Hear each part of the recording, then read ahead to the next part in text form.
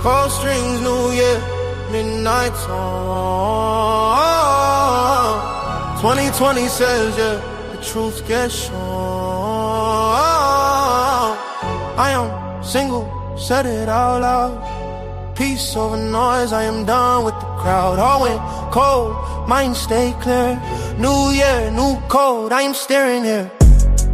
Super panel live, Friday 5. Fatty and Ali bring truth alive.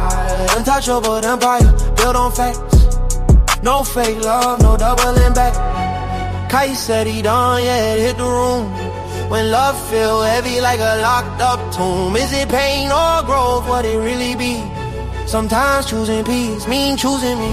I am single, said it out loud. Peace over noise, I am done with the crowd. 2020 saves, yeah, we shifting gears. No fear, no chase, just clarity. Philosophical, inside real. Super panel, say how it feels.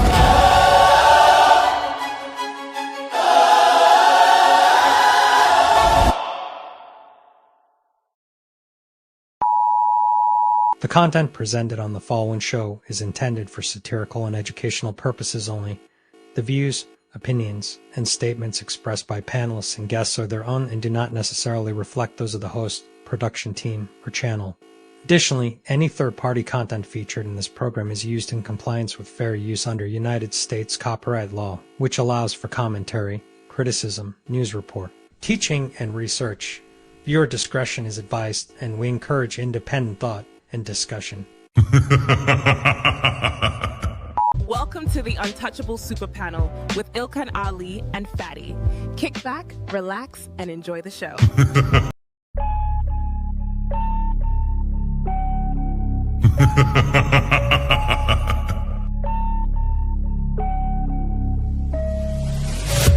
What you're seeing right now with the men is a response to your radicalization. So to try to project that onto us is absolutely ridiculous. And the men are not behaving the way they're behaving right now because they can't keep up. They're behaving the way they're behaving because you broke the social contract. You're having a conversation in bad faith. Did you say women are children? Did you say women are children? No. Look at the construction industry. It's 99%, 98% men. But when you're talking about cooking, right, the reason, and by the way, it wasn't mostly women who did cooking, it was just mostly women who stayed at home who did cooking. That's why it's considered a traditional family role. It's part of the whole child rearing aspect. So you know that you're here because of your father? Because men determine the sex of the baby? Did you know that? Can we just say, if we're doing men versus women, like, women have infinitely more options. If you download a dating app, like, even grandmas get like thousands of matches. Right. And I understand that, like, sexual attention isn't the same as relationship attention, but out of 1,000, one will take her seriously. You wasn't putting it down mentally. You don't know how to touch her without touching her. You wasn't putting it down sexually, and you wasn't putting it down financially. So yes.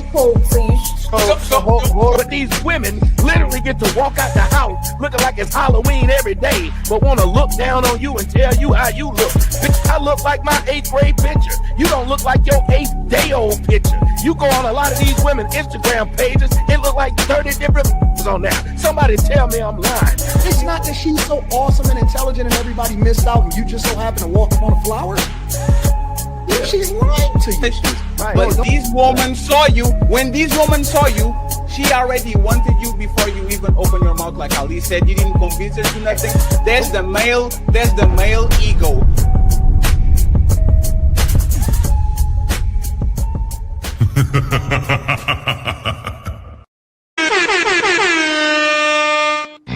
It's time to do.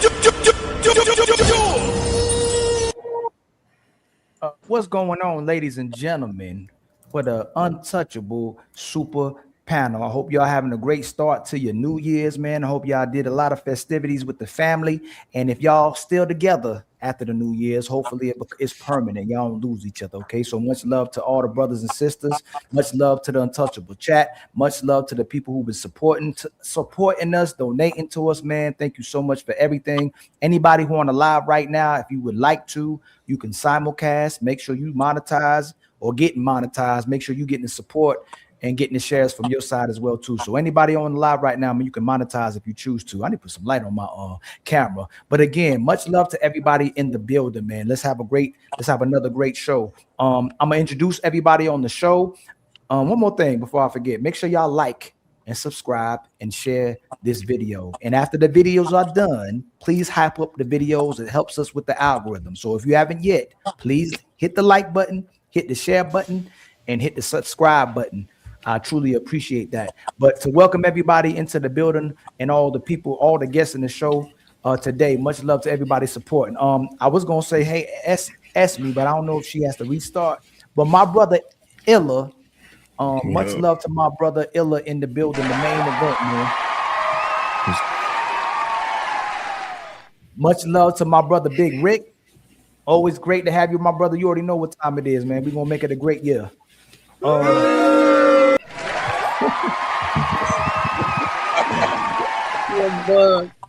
My brother Six, I don't know if he under the weather or just relaxing, man. Been a long day.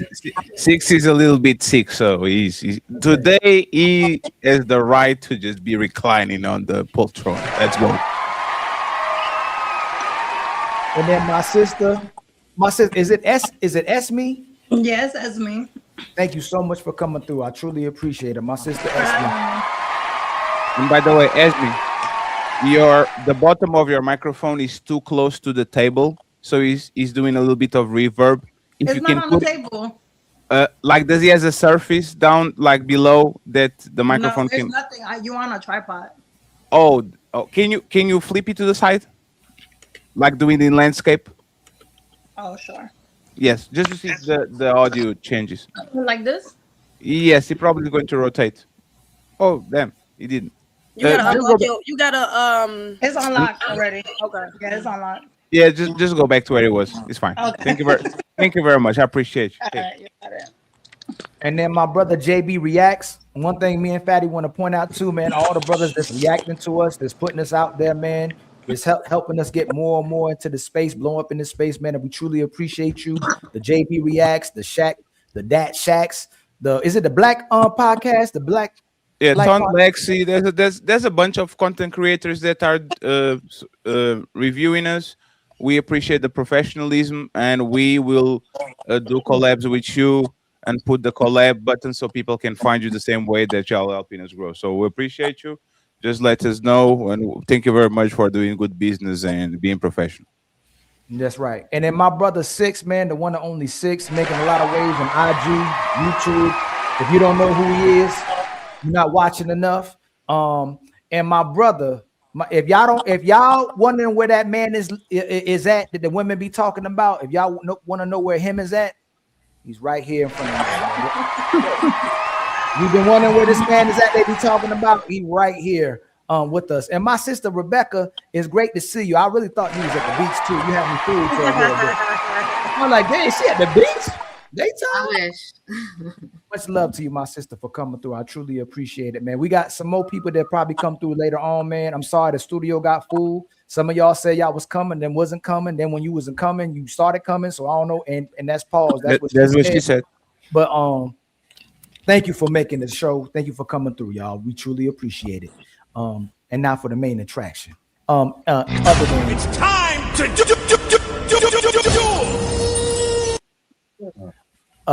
my co-host, Team Fatty, the one and only legendary Team Fatty. Much love to my brother.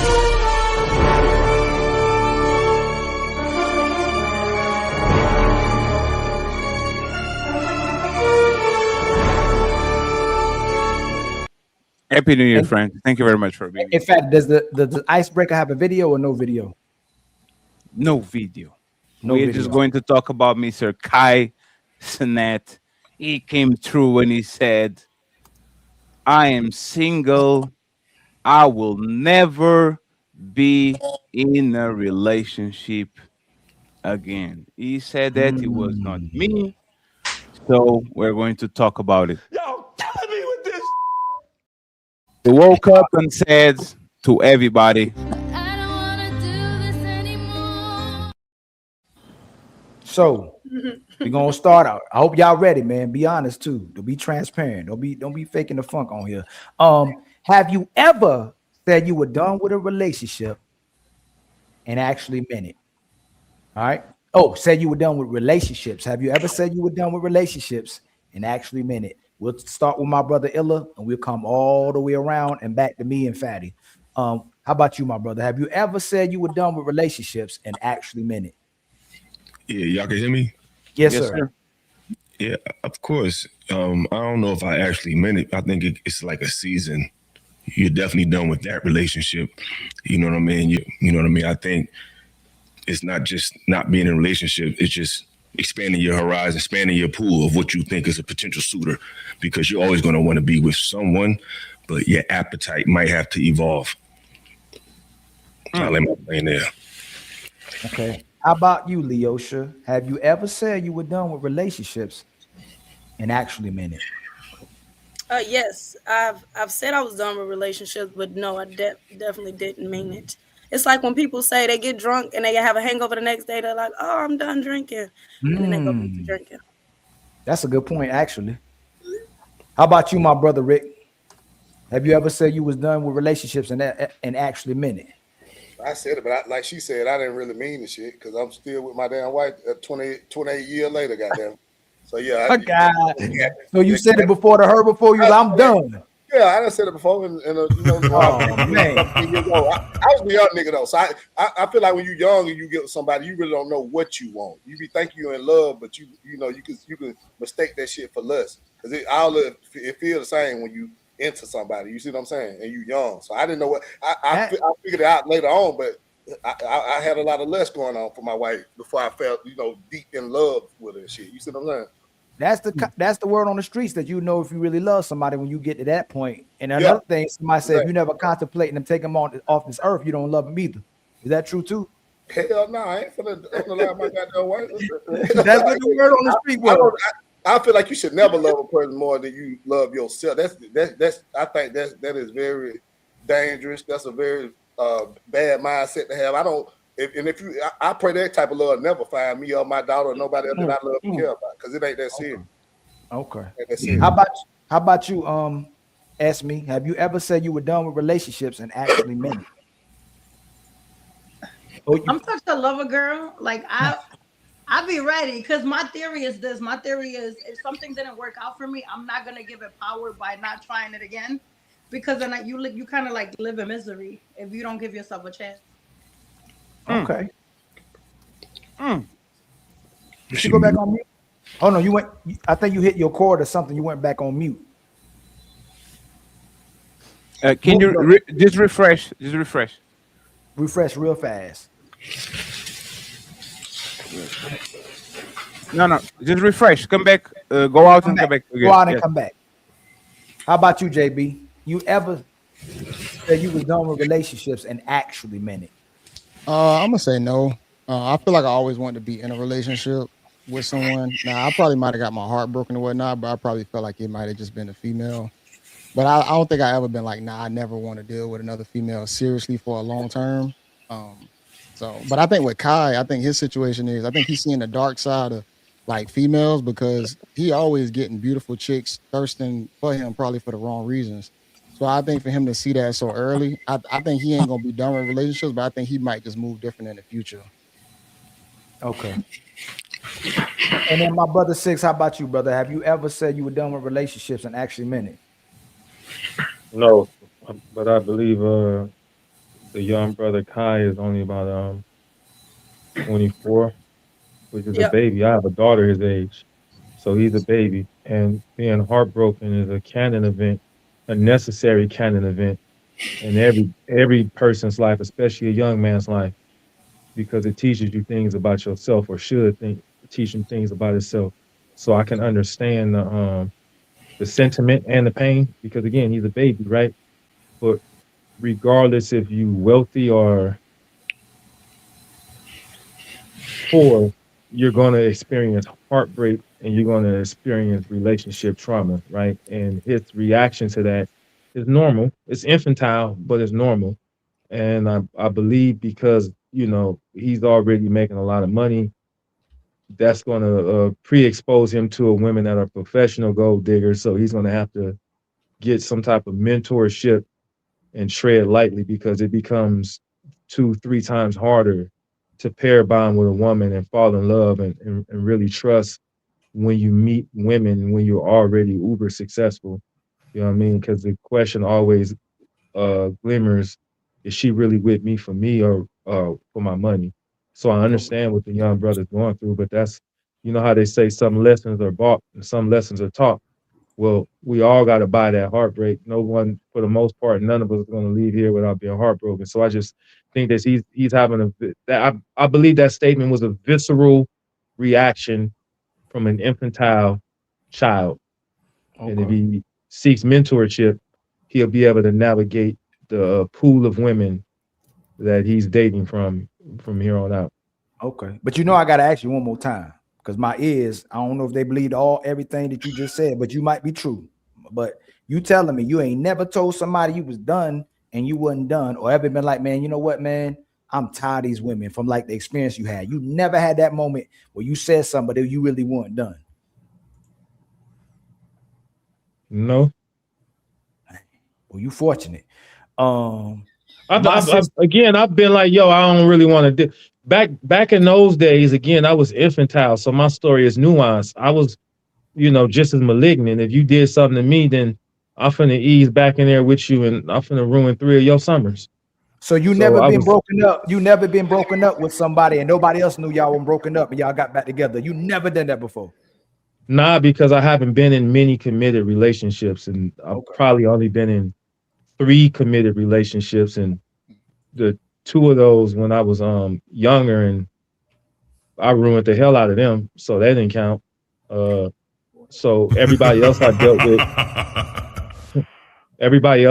with, it was from a surface level. I never was in love. I was just playing the game. I was what they call a fuck boy.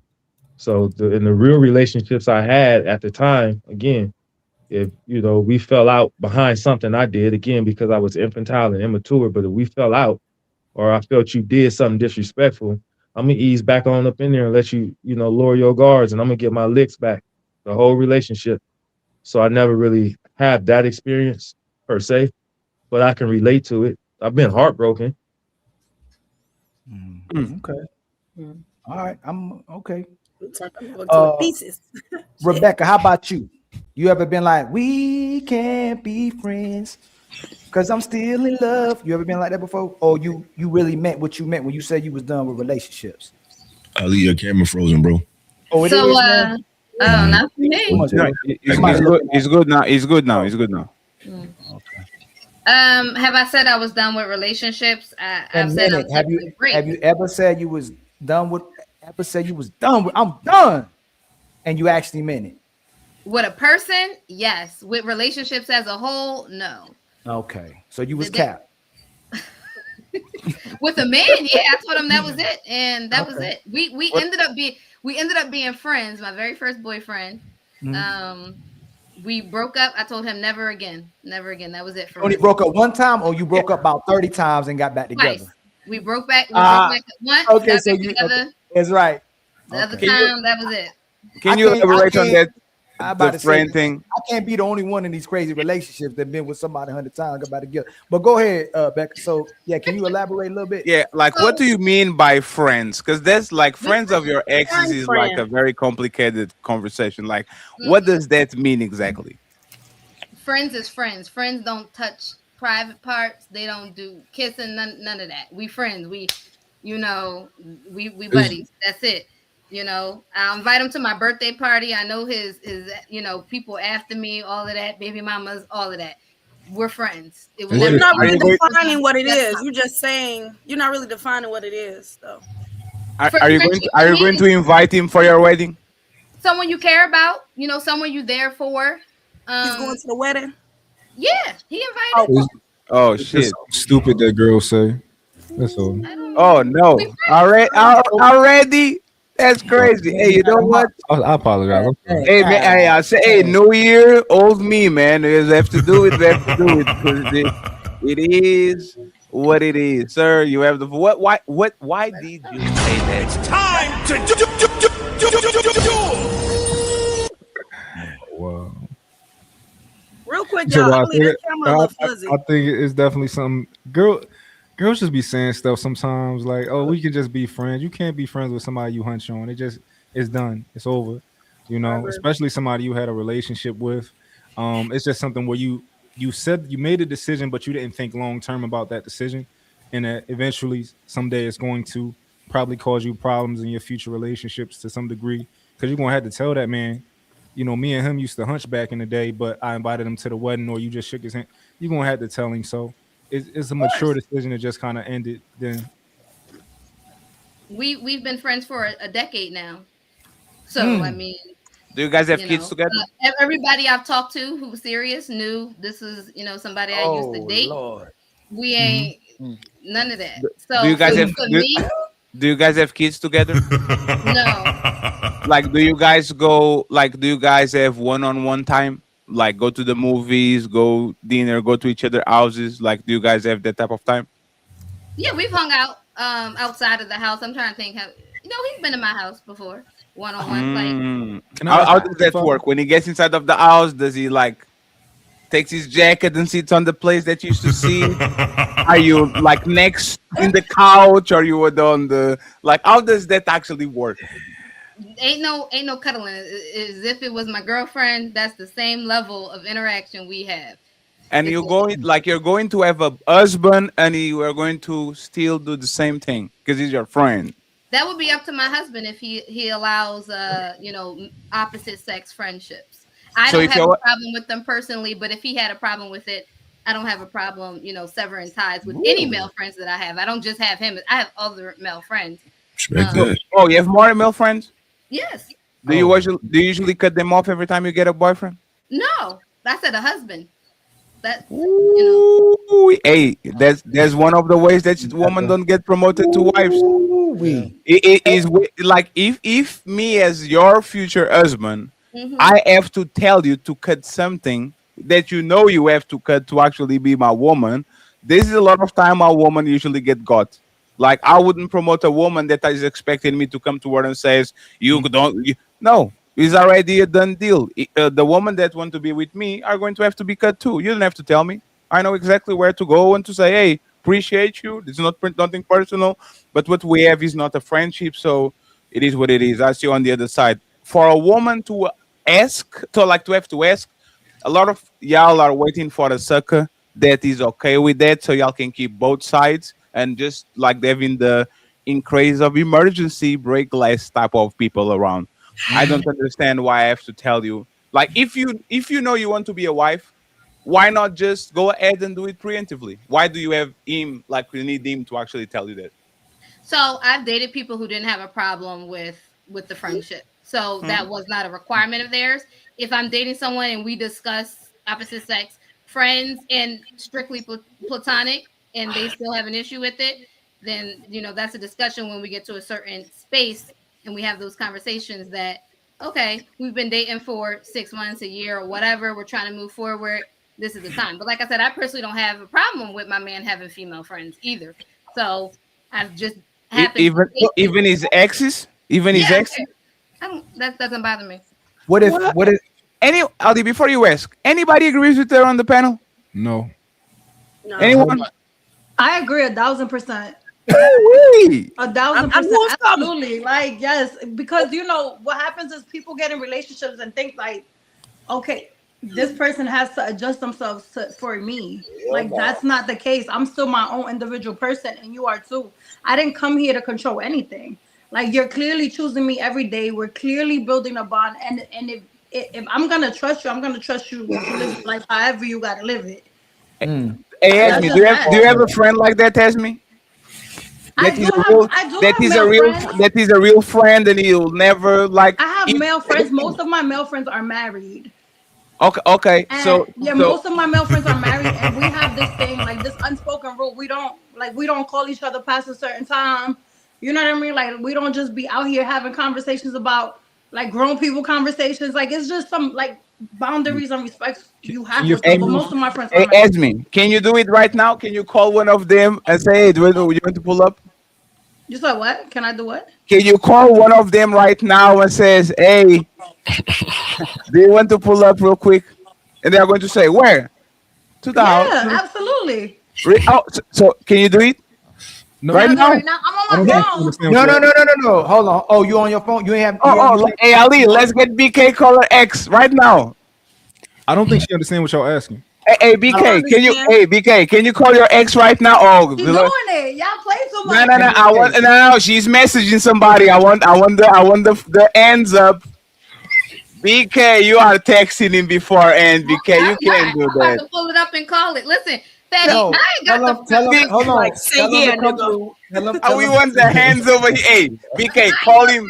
Do it like this. You can't be doing that like. Hey, you don't trust me? I'm a trustworthy person. No, it sounds a little bit tricky. What you doing? You're supposed to call him and say, "Hey, I want you to come over and take care of that." BK, call him right now. Why you like right now? Well, I live in. First of all, we live in different states, so that's not. No, we live in different states. I now live in a different state, closer to where some people live. So BK, so tell him. No. BK, tell him. Hey, I literally came back like I'm around. Do you want to hang out? And be like, just a little bit flirty to see if he actually is going. Go ahead. Oh, now she muted herself. BK, you tripping. She muted herself. She muted herself and she's looking at her phone nervously. On a spotlight. BK, come on. Oh, she's muted. Hello. Yeah, Marsha, I was watching a movie. Oh, what's up? All right. Yeah, I'm on a podcast right now. You want to pull up? Oh, you ruined. You know you. Come on, man. What? Come on, y'all. Let it. No, we don't want to hear. We don't want to hear nothing anymore. No, we don't want to hear it. No, turn it off. Turn it off. All right, I'll holler at you. Turn it up. Do you see? I will say this. You told our business. This is on purpose. They know what it is. Yep. Respectfully. Hey, Esme. Esme. Yeah, I'm here. Can you talk with me with your back straight? Yes. Now can you do this to your hair like this? There you go. Just do it like this. Right?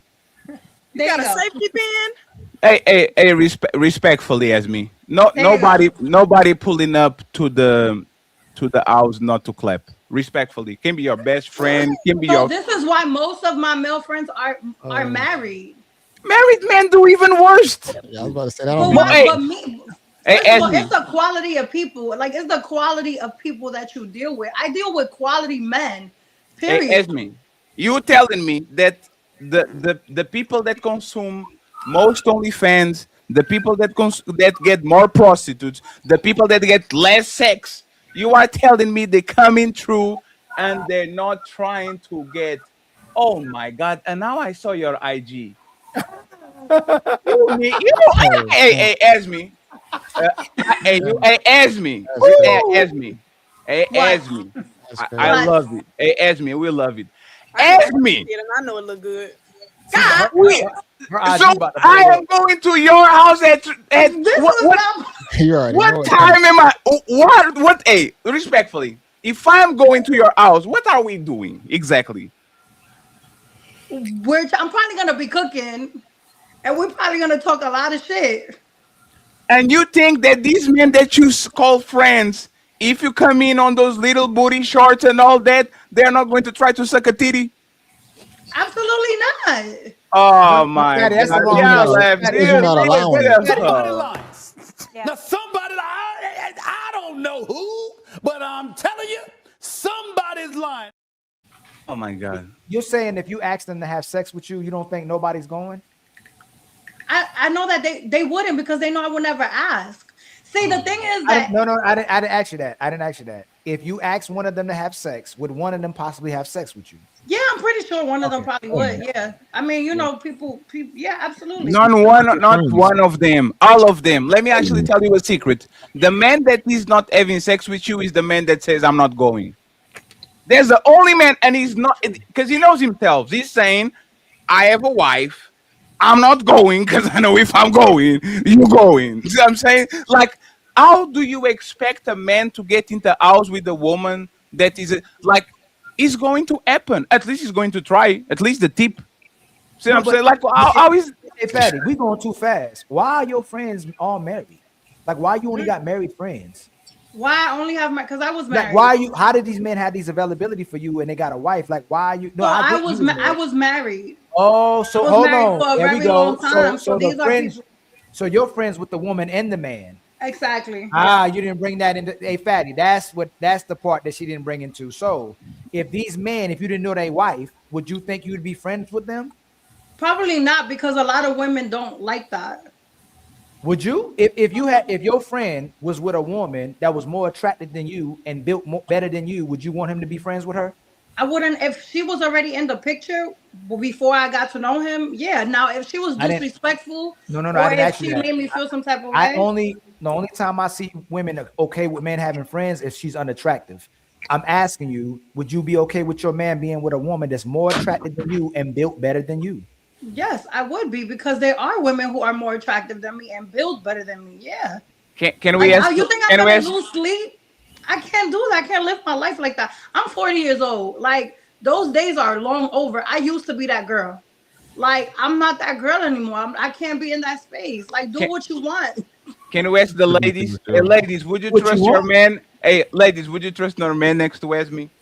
Yes. You should, because I'm a very good human being. She did. Hey, Rebecca, would you trust your man to go over Esme house? Just like you say, y'all friends go over each other's house. Would you be fine with your man going over her house? Listen, it doesn't matter what a woman looks like. If a man gonna cheat, he gonna cheat. Don't do that. We didn't say no. That's not what we asked. Rebecca, so you'd be okay with your man going over her house? Yes, if they was friends.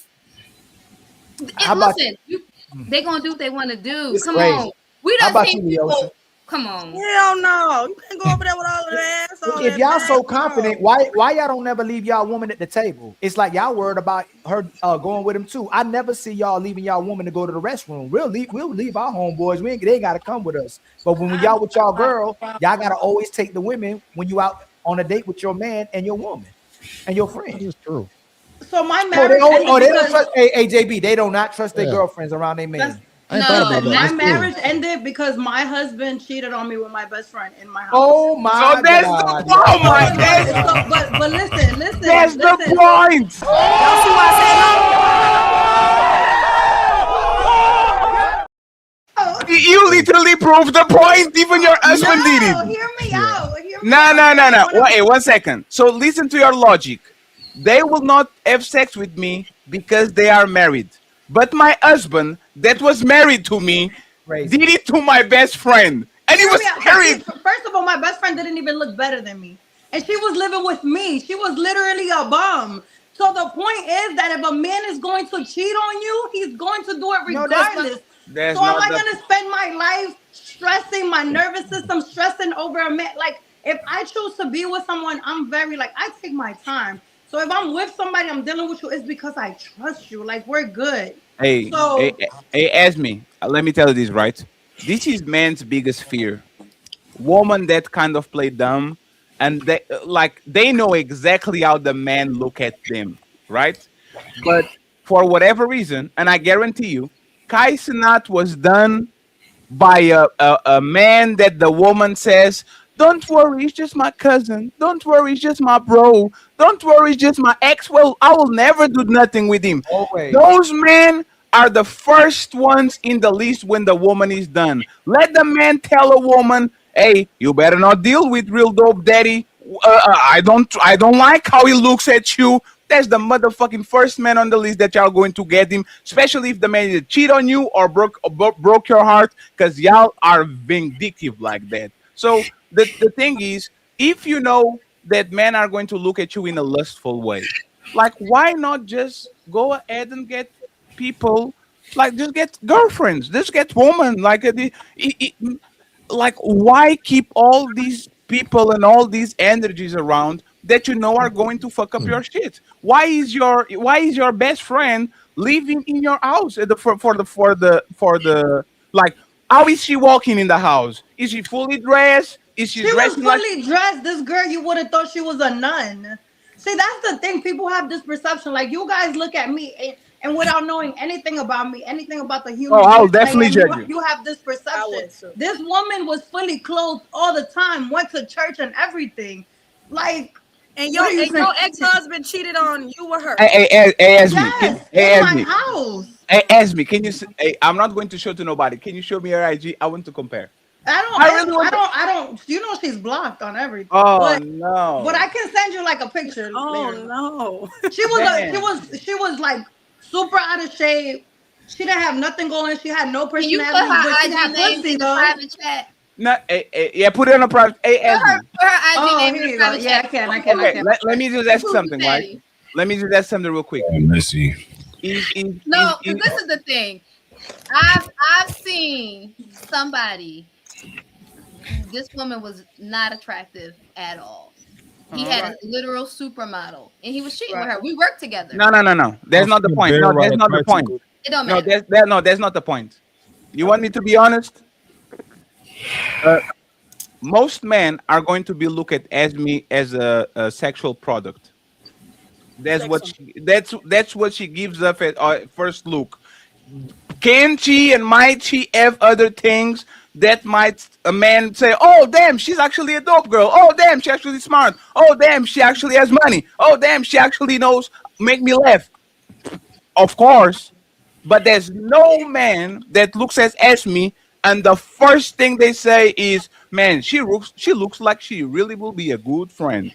Let me talk to her. She looks like she's going to be a great best friend. But no, he's sexual. But that's the thing. That's not the type of men or people in general I'm around. No, there's all men. All men look at you a certain way. They just control themselves. No. Hey, hold on real quick. Hey, Esme, if I dress like a preacher, what kind of people you think I'm around?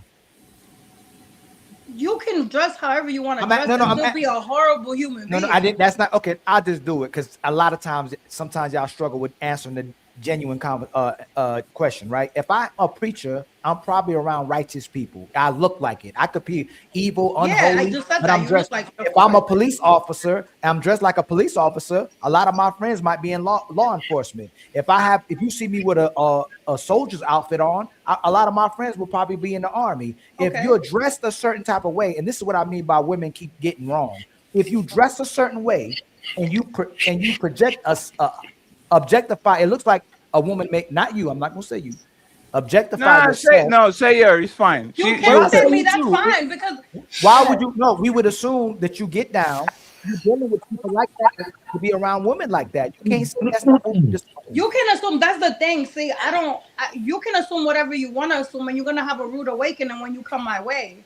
Because I'm not that, but also like I'm not gonna live my life worried about what you think because of my attire. Because first of all, I did corporate America for years.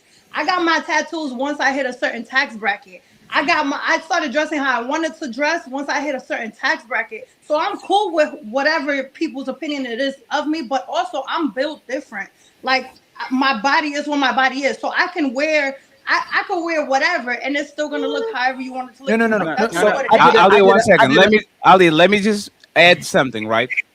Let me give you an example of what I'm talking about. And again, I'm not judging you. I actually love women like you. Love them. You can actually love them, right? You have, for example, a picture of you literally on a bikini G-string in the middle of a snowy mountain. Like those sessions where women have bikinis and they put the jacket on in the middle of like winter, in the middle of. Yes, and I also got paid $10,000 to do that shoot. No, I know, right, Esme, but that's the thing. Like I don't have a problem with the way that you present yourself, but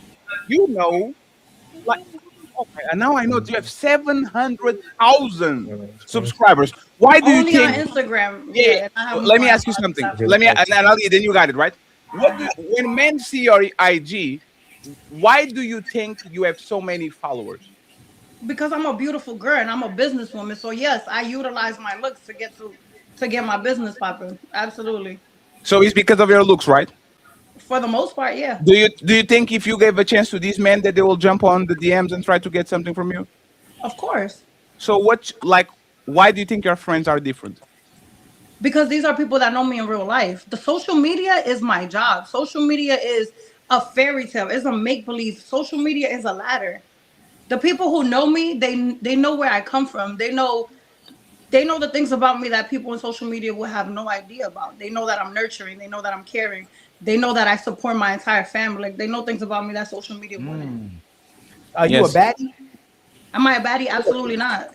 Are you a boss babe? I'm a leader.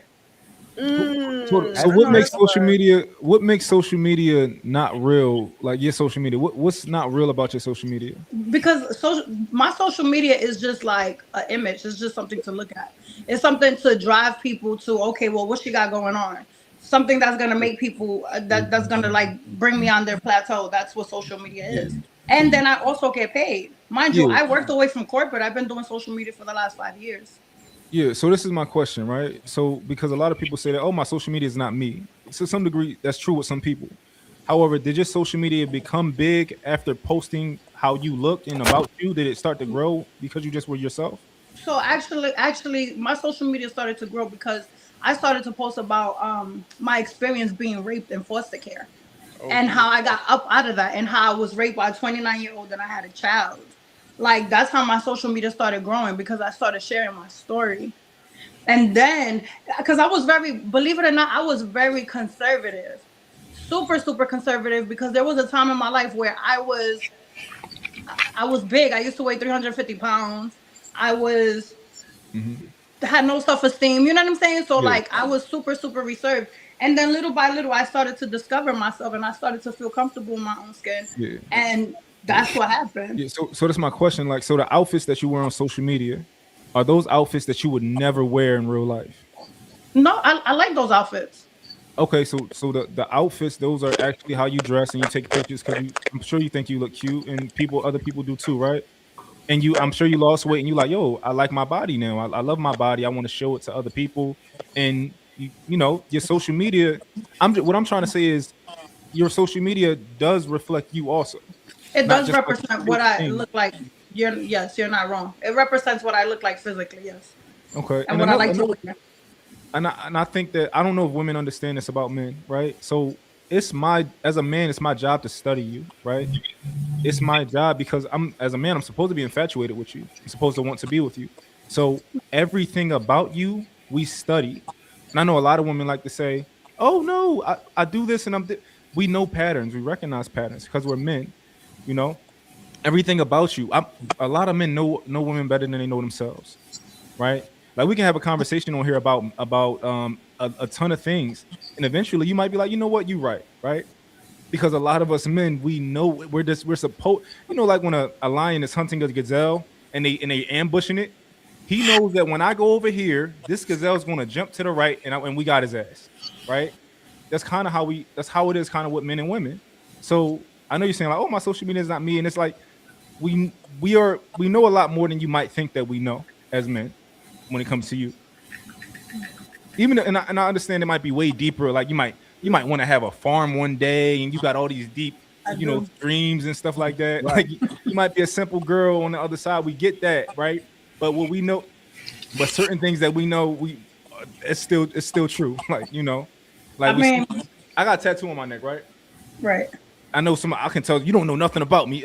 It means something. It means I'm a type of person that's willing to get a tattoo on his neck to some degree. You might not know everything about me, but when I see a woman with tattoos, it tells me a little bit about her. Not everything, but it tells me that, oh, she's not rigid, right? She got a little bit of give to her. She's a little looser than a woman who would never get a tattoo or who's not tatted at all. Like I got a little bit of, I'm a little more looser than a man who would never get a tattoo. So it's telling you something about me. Okay. Yes, but let me ask you this: should men sexually objectify women? I think that it happens. Like this is not a fairy tale world. I'm asking you: should I sexually objectify women? I don't. And just want them for sex. I think that is a real thing. Yes. No, I didn't ask you if it's a real thing. Is that what men should I be looking to have sex with women and not actually value them and not marry them? I'm asking you that question. No. Right, right. So then, why do women sexually objectify themselves? If you So that's the thing. If I like that pink outfit that I had on in that picture, or my bathing suit, and I want to wear that, why does that mean that I'm sexually objectifying myself? I understand that people are gonna like it. Like, yeah, Right. you have eyes. When you meet somebody in the street, you know nothing about them, and you talk to them because they're attractive. Hey, how you doing? That's what makes you want to talk to them. Because Esme, you know what is going to happen? I'm going to see those pictures, and then I'm going to Google you and try to find more, like I just did, and now I'm looking at you in all fours on fishnets, like literally, like on fours. Pull it up, because I wanna. I can't. We are on YouTube. I can't. This is why. Because there's no. No. Hey, I don't one have second. OnlyFans. I don't do nothing. No. Let me ask you something. Do you have like a tattoo on the top of your, like on the bottom of your back that looks like a ribbon or something like that? Do you have it? I do, yeah. So that's you. Yeah. So hold on. That's me. Come on, man. Hold on. You're talking about a show. You're talking about a YouTube thing. I mean, not a YouTube thing that I did. That was me in fishnets, but I wasn't twerking with the outfit. I wasn't doing nothing. Esme, you are literally on fours with the camera from the back. Esme, come on, man. What do we do? One second. By the way, let me just say this, right? And I'm not shaming you, Esme. I wish you were my neighbor, right? One second. No, I know. I'm not shaming you. I wish I was your neighbor, to be honest, right? Because this show is going to end like at 3 a.m. and I need good friends. But what I'm saying is that, like, the same way women are great investigators and they're just going to go around and search, oh, who is liking his pictures and who is this and who is that, men are going to do the same. And once they actually see what I'm seeing right now, you are going to be food. Let's literally what it is. You're going to be food. It's going to be very difficult to upgrade, like to break that first introduction, because once again, if I look at you when you are portraying yourself like this and you have all the right, I don't have no problem with that.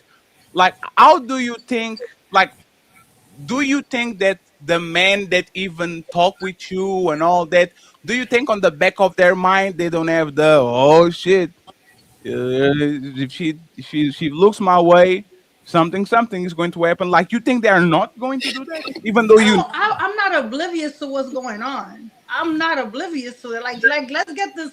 Let's be completely honest. I know that I have I have the social media that I have. I know that people are gonna think what they're gonna think, and that's cool. I know that I'm gonna mesh with who I'm gonna mesh with, and when that happens, I'm gonna be good. Like, I'm not. There's every single man is not gonna put me in that category once they get to know me, and I've experienced that, and I've had full relationships, and I'm cool with that. Sure. I will leave it alone. I don't know what you guys want to say. I see Opulent too, and I think Leosha, and then we go back to the icebreaker, please. Go ahead. Yeah, y'all can hear me? Yes, sir. Okay. Now, I wasn't trying to put Shorty on the grill or nothing like that. I think that her mind is kind of made up. I think she's already come to a conclusion of what, how she's trying to carry herself. But one thing you said that was kind of interesting is you said you was conservative when you and then you said you was bigger. So were you conservative, or were you just more insecure about showing your body? Because if a woman's conservative, she's not going to change that when her body changes. You conservative. That's more of an internal thing than an external. So what made you stop being so conservative? Was it weight loss, or was it something deeper? I think I've always considered myself like a sexy girl, even when I was bigger. I just feel like back then when I was a bigger girl, certain things didn't look right. You know what I'm saying? Like, sexier things didn't look right. So once I worked on myself for them to look right, then I just wore them. That's just that. Okay. What made you say conservative? Because you said conservative. When I think conservative, because I worked corporate. I worked for corporate America. So there's a place and time for everything. I'm a college graduate. Like, so I wore what I needed to wear to the workplace, which was conservative. Oh, no, I get that, but I never would think that you would wear that to work even now. You know what I'm saying? If you was at a corporate event, I think people never dress like that in corporate America, but that don't mean you don't dress. I know women that work in corporate America, they don't dress like that in corporate America, but they work like that. They dress like that when they get off. You know what I'm saying? So it's like, I don't know, just when you said that, it kind of threw me off. But I think it just speaks to just the modern time. I think that dressing sexy is not as it's just not viewed by modern women as it was back in the day. It's just like the men seem kind of shocked, and she's like, "Whatever." Like I'm not shocked either. It's like that's just what it is now. You know what I mean? Dressing like that is kind of like the norm. It's just very like it's just actually women. Men don't have a problem with it because men support that shit. So men, it ain't a bigger problem. Oh no, I support women. I'm a real feminist. Let's go, Esme. Sexual liberation. Yeah, let's go. That shit. They definitely support it. I support Esme, absolutely. But that's the thing. I have a problem with it. Niggas at that motherfucking scrolling, they don't set that motherfucking monthly payment. They don't go and sit in the bathroom. They don't give a fuck about that shit. Niggas ain't have a problem with that shit like that. It's only when they decide to make her woman. When you decide to make her your woman, then you got a problem with it. Now you want to put some clothes on, but you caught her with her ass and titties out. You don't have no problem with it. That's how this shit goes. That's how but isn't that how it's supposed to be? If he has a bunch of O's and he gets with Esme, shouldn't he drop his O's and dress more respectfully and all that? Shouldn't he change a little bit to keep a woman? That's different here. It's different. Nah, that's different. What I'm saying is, we don't have a problem. If we had such a problem with it, we will stop. Goddamn, how they make the money in the strip club? You don't. We got a problem with women shaking their ass, showing their ass. Stop supporting the shit. When I see the shit on TV, niggas in there popping bottles, they're throwing the motherfucking ones, and then get mad when the women want to shake some ass for some money. Stop throwing the money, and then ain't no motherfucker like the prostitute. Ain't no $40. Niggas stop fucking prostitute. Ain't no motherfucking $40. But she's not. No. Respectfully, we were talking about friends, and I just came across her IG. Like I said, I don't think no woman will be secure around like her man around her.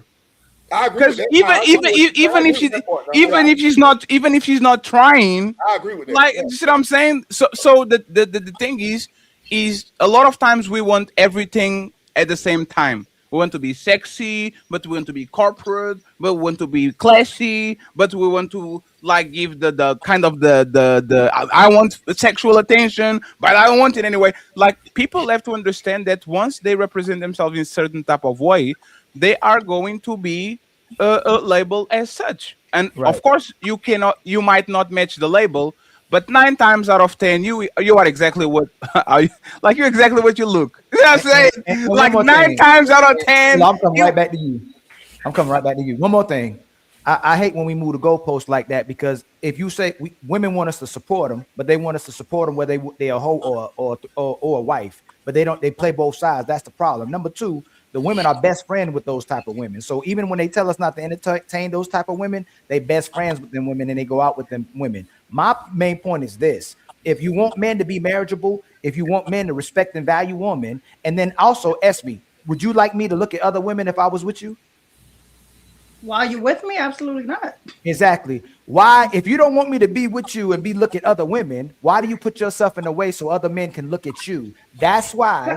That's the thing. I'm not. Hold on, SB. Hold on. Y'all do, and this is what women do. Y'all don't necessarily want us to be friends with these women that's more attractive to you. I'm gonna let that one pass. I'll give you a pass to that. But what you don't want us to do is look at women. But then you'll post the very thing that you don't want men to look at, like, or share. But you'll do those things, and then you get upset if the man cheats. Let me finish. You get upset if the man cheats, or if the man wants to start treating women as sexual objects, when most of y'all are the sexual objects. So when you are modest and you presentable and you look like a marriageable woman, then make sure that you call us out if we don't respect or adore those women. But a lot of men are still asking for women to be marriageable. Nobody's forced you to dress like that. You choosing to dress like that. But you can't be mad if a man just looks at you for sex. That's all I'm saying. But I'm not. But I never came up here saying that I was mad, and I never came up here saying that I never did none of that. You know, the thing is, No. Can you address? Hold on, real quick. Can you address what I just said? You said you don't want. I'm addressing it. If you allow me, you don't want your man to look at other women. I don't want my man to disrespectfully look at another woman while I'm there. Do I know that it's gonna happen? Absolutely. You have eyes. Yes, you're gonna recognize when somebody else is beautiful. That doesn't take away from me at all. Right. I don't have a problem with that. But how you dress is important, right? How I dress is for me. It's important for me. Right. So why I'm not dressing for you? Okay. And so when women say like that, they don't dress at their house like that. When women say let me land real quick. When women say they do it for themselves, they don't dress like that in the house. When women say they dress like them for themselves, they still got men all over their IG, even when they got a man. They don't delete the man off their IG. When women say it's just for themselves, you got 500,000 followers. It's not just for you; it's for everybody. So the thing is, 700. If one day you do want to settle down and you want a man to respect you, I've been married. I've been married and engaged. Like I'm a settle down type of woman. Let me just finish. Let me just finish, ma'am. If you want that man to stay permanently, like you said, and not compromise you typically, then you would have to carry yourself like the wife you said you are. But if you want a man to treat you like he's just yours or you're just his, you can't look like you're for everybody. That's all I'm saying. Hey, Esme, don't listen. Hey, Esme, don't listen to Ali. I'm here for you. I can change you. Don't worry about it. Listen, I'm not. The thing is that I respect everybody's opinion, and that's cool. I know how I live my life, and I know who I am, and I know who I have around me, and that's just that. So, I got a question. Well, let me just do this, right? Because Illa didn't finish. Let's get Opulent, Leosha, and Becca. Becky, please write your questions down. Don't say when is your time. I forgot. Okay. Everybody who haven't spoken yet got to get in. Yes, and shout out to the 700 people watching on all platforms. Happy New Year! I appreciate you. Please like the video on every platform, and if you can donate to the content creator watching right now, please send me some dollars because it's the end of the month, and we know y'all got it. Go ahead, Illa. Yeah, so we're talking about just do we want to be women want their men to be friends with women that dress salacious? That's like where we at right now. Like that's like the topic.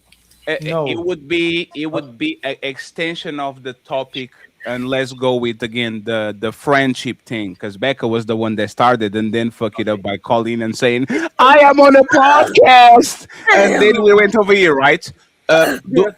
Like our woman playing dumb, Illa, when they say they have male friends and they wouldn't look at them like that and it's okay to be like, do you think they're playing dumb or do you think they truly believe that these men want nothing from them? I think they be playing dumb because that guy is definitely not friends with you because if you wasn't attractive, he probably wouldn't be your friend. A lot of men don't even want to be friends with women that's not attractive, let alone date them. So I think that's like a lie that women accept, like, oh, he just my friend. But based on her situation, I guess it's kind of tricky because they was all married and they all was friends together as couples. So that's kind of different. But for the most part, I think that when guys are friends with attractive women, like I've seen those guys, like it's like they be friends with those women until they meet a certain kind of guy, and all of a sudden they express how much they like them. Like I've been in them situations. I've been with chicks, and the guys were just their friends, and they start liking you, and they see that she like you a little more than she liked the last dude. All of a sudden, they're like, you know what, I really did like you. So a lot of guys, I think, linger in that friend zone because they don't think you're going to meet the right guy, and then when you meet somebody that's kind of threatening, all of a sudden they start talking about how they always liked you and always felt a certain way. But I think women kind of know that men like them. I think they just accept that because women like attention more than anything. You know what I'm saying? So I think that's what it is. Illa, do you mind posing a question for me, Illa? Let me know. So my question was, if it's we can all agree that it's objectively disrespectful and traditionally disrespectful for a man to look at another woman while he's with his woman. That's objectively traditional. We can agree to that. Why is it not? Why is it not traditionally, objectively disrespectful for a woman to dress however she wants to dress when she's with her man or when she's not with her man? I've always known that to be objectively disrespectful. So I'm curious about that. You actually ask her. I wanted you to ask me, but because it was your turn. But you could just ask. You can ask her, bro. She can. But I agree with you though. You know what I'm saying? I think that's a good point. I think the problem that women create is you don't want your man to look at women in a certain way, but at the same time, you're feeding the market with over sexualized energy that does attract those men. So it's like you're feeding your problem. But to Rick's point, if you going to a strip club or you going to OnlyFans, you paying for these type of women, you're feeding it too. But on the surface, I think women are pushing more than men are, but we're both paying for these services. But I think that the women are just at a point where attention means more than connection at any cost right now. Like this attention economy that just created women who they don't really care if you frown upon it because there's so many opportunities for just showing off your body. Like, and it's not hard. It's not a skill. All you got to do is have a body and have a camera and you're lit. So it's never going to really stop. You know what I'm saying? Like, so it just is what it is. I don't agree with it, because it's like we on we going through like a revolving doors, like we biting our tail. But as long as people paying for that, we're going to see like it's going to keep happening. You know what I'm saying? Like women are using their beauty as a bargaining chip instead of the responsibility of beauty. I think beauty is responsibility. I don't think it's a bargaining chip. Can we also admit that all marriages are not the same? Like they don't count the same? Because it's a lot of times it's a lot of women who be like, yo, I've been proposed to, I've been engaged, and I've been married before, right? So they think that like that means that they good. Like I'm good, I'm a marriageable woman, but they're not the same. If that makes sense. Like that doesn't no relationships are the same because like I said the other day when I was on the show, I don't know what your man or woman tolerated for you to say, oh, this is a good man or a good woman. See, people always say I was with somebody for this. I have a good woman. I don't know if she was a good woman. I didn't see your relationships. I don't know if you're a good man. You might be a sucker. She might be running that shit. You know what I'm saying? So it's like a lot of men be saying, I've been married for 30 years, 40 years. Women say I got a good man. And it really just be they in the situation when they woman just running that shit. So it's like until I see the situations that you're tolerating, I don't know the quality of relationship. I could just evaluate you by the quality of your analysis of relationship. Yeah, like, and we don't know, and we don't know like what is the gap between the marriage and started posting like this, or because she said she was a little big and all that. Like we don't know if there's like a decade in between or something like that. So we can change a lot. One last thing, but I think I think that all women, like a lot of men be with certain women, they be like, oh, my girl wouldn't do that. She probably would if she had the opportunity. You know what I mean? Some women, and no offense, sweetheart, because I dealt with some, ain't nothing wrong being a little big, but a lot of times, a lot of big women act conservative, but it's really because they want to do the other stuff. And when they get the opportunity, they're going to dress just like the other women. But, you know, to each his own, you know what I'm saying? Like, as long as people paying, people going to be playing, you feel me? We gotta keep that shit gangster, but in the real world, married men that's in a healthy relationship with their women, your wife ain't walking out her ass cheeks out showing no thongs. So we gotta keep it gangster. My wife ain't. I've been with my wife 28 years. My wife ain't never did no shit like that. So we got it ain't because I control her. I tell her what to wear. She got respect for herself just as much as the motherfucking marriage. So you like that. Just walk around with the ass out, booty shaking. How can you? How can you acknowledge that most? You said there's men that will entertain the 304s or the strippers, but you don't acknowledge the fact that a lot of these women go out there and disrespect their husband and dress crazy. She ain't necessarily got to wear a G-string, but a lot of women today, if not most women, dress revealing. That's not cap. That's cap, because most of the time when my wife gets some motherfucking clothes or she orders some shit, she asks my opinion about the shit. Do you like this? But that's your wife. You talking about your wife. So your wife value you as a man and value that relationship. You know, she's not walking out here with her titties out and her ass showing. But there's a problem with one thing, Rick, is y'all underestimate the fact that most women know they can get away with it. I guarantee you, SB probably has 10 men that will marry her tomorrow on their DMs right now. Like the market shifted so much that I think it was what Ila Ormond said, that at this point, women are not afraid of actually coming on social media to sexualize themselves because they know the guy that they like is still looking at their DMs, and they just have to bamboozle a little bit, sell him a dream, to become I'm conservative, and then all of a sudden look at her with the ring. So my entire life is not social media. Like I have no. Hey, Fatty, we have a patriarchy conversation where women will say blame it on the patriarchy because what men are going through, but y'all don't address the fact that if y'all saying that women are becoming hoes because men want it, why when the man wants you to be a wife, you don't immediately be a wife? It's a disingenuous conversation. If I get you as a hoe and you say I made you a hoe and I'm entertaining hoes and you became a hoe because I want you to be a hoe, why instantly when a man say, hey, I want you to be a hoe? Hold on, let me land real quick because Big Rick could do it too. If I want you to be a wife now, you need to dress reserved. You need to be modest. You need to close your mouth and be respectful. Be polite. Don't be cussing like a seller. I don't mean like that. I see how it went. You should put yourself in a position where I don't have to control you or tell you what to do. You should already know how to be a wife. Y'all. But that's not what happened, Big Rick. She should be able to go back and forth just like she picks and chooses when she want a wife or a hoe. So if I could choose and make her to be a 304, why don't she turn around and be a wife if that's what men want? But what I'm saying, hold on, let him. Hold on, I'm asking Big. Yes, but okay. Let Big Rick answer. Big Rick, if women say, and you said it too, that we rewarding hoes and we can make these women be hoes when we want to, why can't we make them be a wife when we want to? Hey, y'all gonna turn? What I'm saying is right. as a man. You sat there for yourself. You picked that shit. We picked. I didn't we say find that's them. not what I asked you. You That's not can't what I get asked married. If you go to the strip club, you go marry a hoe. That's not what I asked, Rick. You know, we brothers. Hey, we brothers from Big Rick. That's not we brothers from another mother. Hey, Big Rick. That's not what I asked you. That's not what I asked you. What you get. Don't listen to them, Esme. I got you. That's not what I asked you. I'm gonna ask you again. If we can make them be hoes, if we can get them to submit in the bedroom, why can't we get them to be wives and submit as women, as wives? Why can't we do that? Most niggas don't even have what it take to be no motherfucking husband nowadays anyway. Niggas don't understand what niggas don't understand what it take to have a healthy relationship. They think it's you giving orders and direction and telling how. Women don't need us trying to tell them how to be no motherfucking woman. They need us to be men and standing on business to handle our part. I ain't never had to tell my wife to cook, clean, none of that shit. But ask me, do she do it? But that's not the point, because we literally heard Becca. One second, brother. I meant what I said. And I said, Rick, think about it. You inhale, exhale. I said what I said. But then you I know. One second, Ali. You checkmate me, Rick. I ain't the one. But then Big Rick, I'm a real woman. You gonna checkmate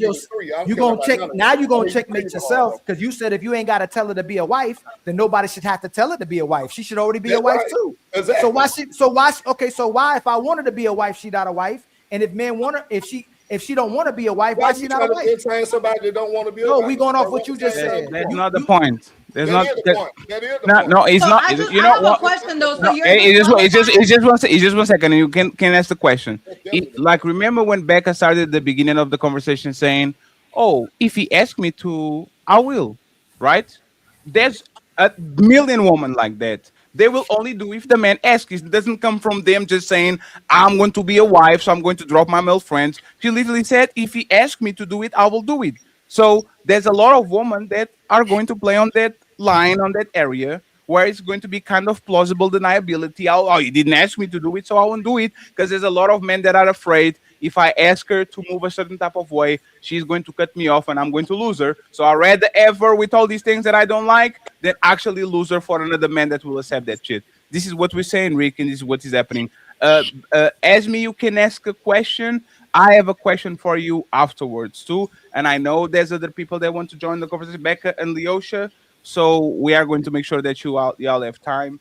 And I think 6 kind of is. I just wanted to say the whole conversation is what disqualifies me from being a wife, my attire. Like, so a female's a hoe because of her attire. You don't know. No.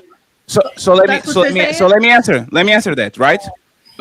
If you are going to meet a husband that you like, would you be willing to change your whole social media, delete all these kind of sexual pictures that you have going on? Would you be willing to do that?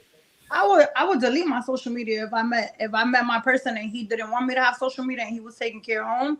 Absolutely. No. Let's not go with the taking care of home, because that sounds like a sponsor, right? Because I sponsor myself. I'm talking about what the gentleman said with his wife, when a lot of men don't know how to be men, but you don't even have to tell them. So I'm talking about in general. I'm not just talking about money. Because no, it's fine. Hey, Esme, didn't you literally say that you are a boss, babe? I said I'm a leader. You said she a leader. So yes, you are a leader, right? Same difference. Do you want a leader? I want a leader. Are you going to still be a leader when you get a leader? I am. So how is it going to be a leader if you are a leader too? Because there's things that I need to do as his lady. That doesn't take away from as example. Give me an example. My lane. No. Give me an example, right? So this is what I'm reading. You want a very high earner that can be able to take care of you. I never said that either. Oh, you know what? So ask me. Okay, what's the bare minimum for a man to be your husband? You talking about financially? Yes, financial. Yes, because I will be with a 9 to 5 man. No. A 9 to 5 man can be a CEO. No. 1 second. You can't ask me a question and not let me answer. No. It's because you know you are right. No. Just because you don't like what I'm saying, that doesn't mean I don't get to speak. No. Esme, you are right. I apologize. Okay. Thank you. Go ahead. Okay. So I don't have a cap because I don't think that a dollar amount makes a person. I'm okay with a person who's getting up every day and is working. I'm okay with that because we can make that work. I don't need a man who's making a whole bunch of money and doesn't have time to take care of his family or doesn't have time to do what he has to do for us as people. So no, Sure. I don't have a requirement. No. So you are okay with the man going 50-50 with you, right? I'm okay with that. Okay, so can he be a average man getting $50,000 a month, a year? He know how to manage his money. He don't got no crazy habits. He not having me stressed out like this. There's the last question, Hila. So if he earned $50,000, would he be close to your earning right now? So what I'm earning? Huh? No. What about 100? No. What about 150? No. What about 200? It doesn't matter. So you are telling me that you make way more than $200,000, and you respect a man that make 50? Yes, I would respect a man that makes it, because what makes a man is not his money.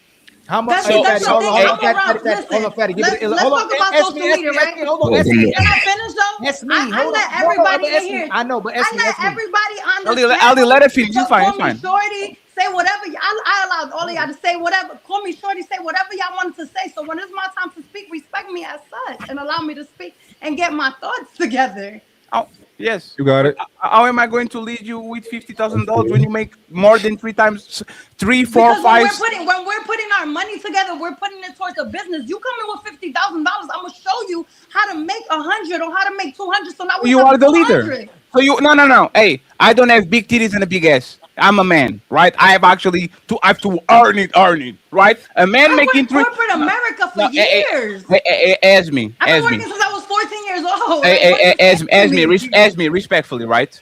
You are not going to. You literally told that you use your body to kind of channel, kind of get people to come to your shit, and then they look at your business, and then they participate in your business. So your looks have a lot to do with the way that you make money, because it's kind of take away from the fact that I'm a businesswoman. No, but that's the thing. But you are a businesswoman that is extremely successful because you have a giant ass and some giant titties. How are you going to teach that man to do that work for me? No, I know, but ask me. I'm a businesswoman. You asked me to let you finish, so let me finish too. How are you going to teach Fatty how to make $200,000 and $300,000 at least? Because it sounds like you actually earn more per year. If I don't have the big titties and the big ass and the assets to pull people just all of a sudden. I retired my daughter. I retired my 24-year-old daughter and myself. She has titties and ass too. You said you retired at 24 years old? I went to school. I do stocks. That's what retired me. That's what allowed me to do the No. I have a nonprofit. Like, 1 second. I have several real estate companies.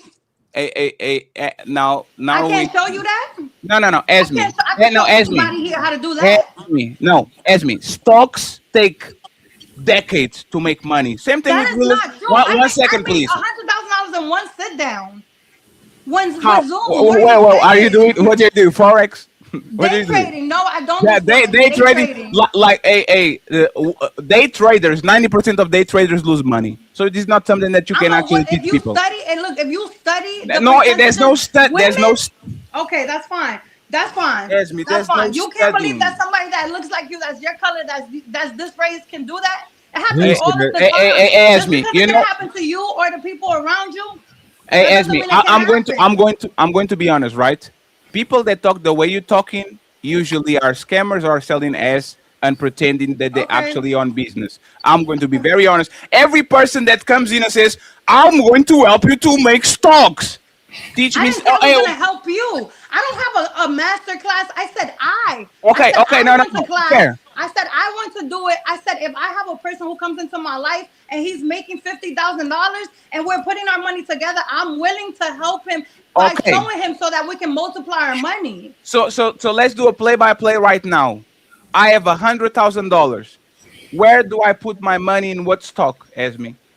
I'm not saying that that's the only way to do it. I'm giving you an example. Hey, that's Esme, what I'm saying. What is an index fund?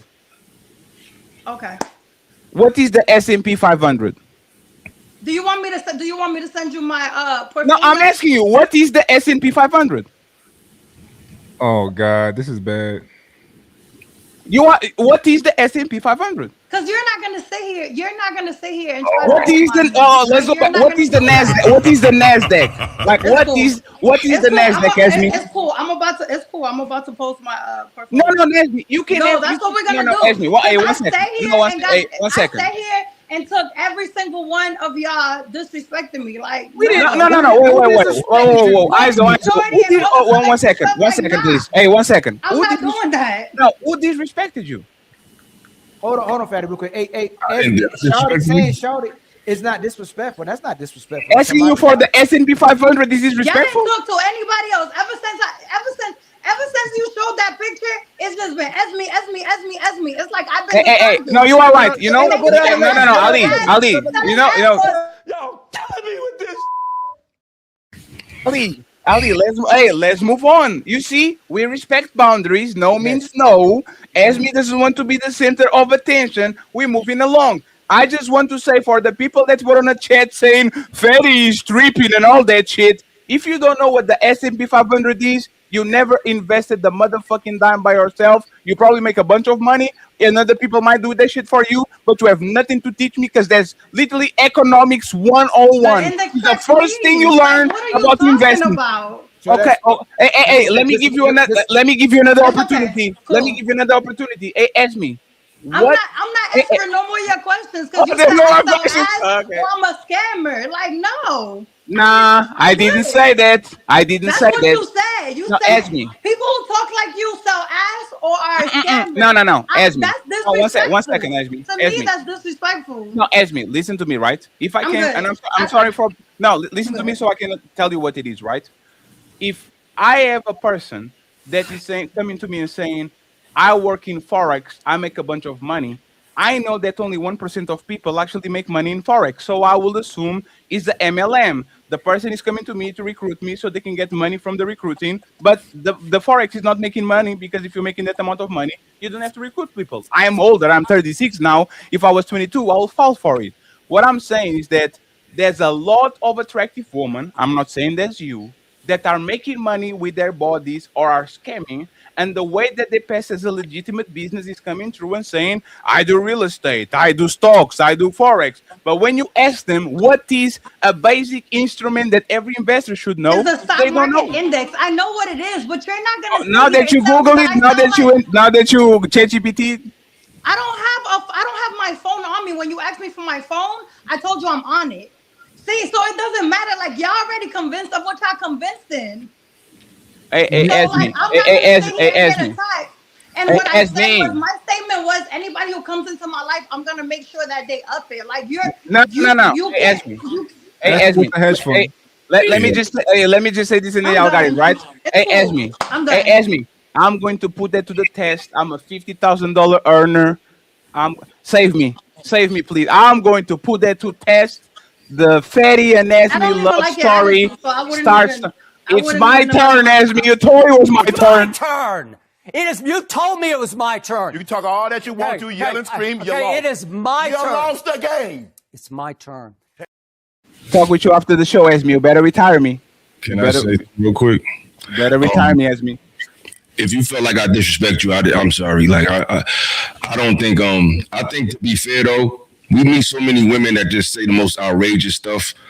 I think if you meet somebody who's saying, "Hey, I will take a man at 50,000," if that's what they say in that face value, it's like you got to respect that. To me, you know what I'm saying? It's like if that's what she's saying, then that's what I can't tell her that she's lying, because it's mad women who don't have no problem telling you they need 200,000. They need, like, women don't have no problem saying that. So I feel like if that's how she feel, and I ain't trying to be on some funny shit, I'm just keeping it 1,000. If that's how she feel, then that's how she feel. Like, it's too, like I said, too many women will easily say, no, I need more than that. If she's saying she would deal with a man that's make 50,000, she also said that she would delete her social media. Like, what else do you want her to say? Like, you know what I'm saying? Like, I feel like if she like, at this point, I'm just saying, because there's so many women that will just come up there and just say, I need a baller. If that's what she's saying, then all we can do is take that at face value right now. Like, at face value, but can I I'll just ask the last question. Hey, what's the before you were married, how many relationships were you in prior to the marriage, Esme?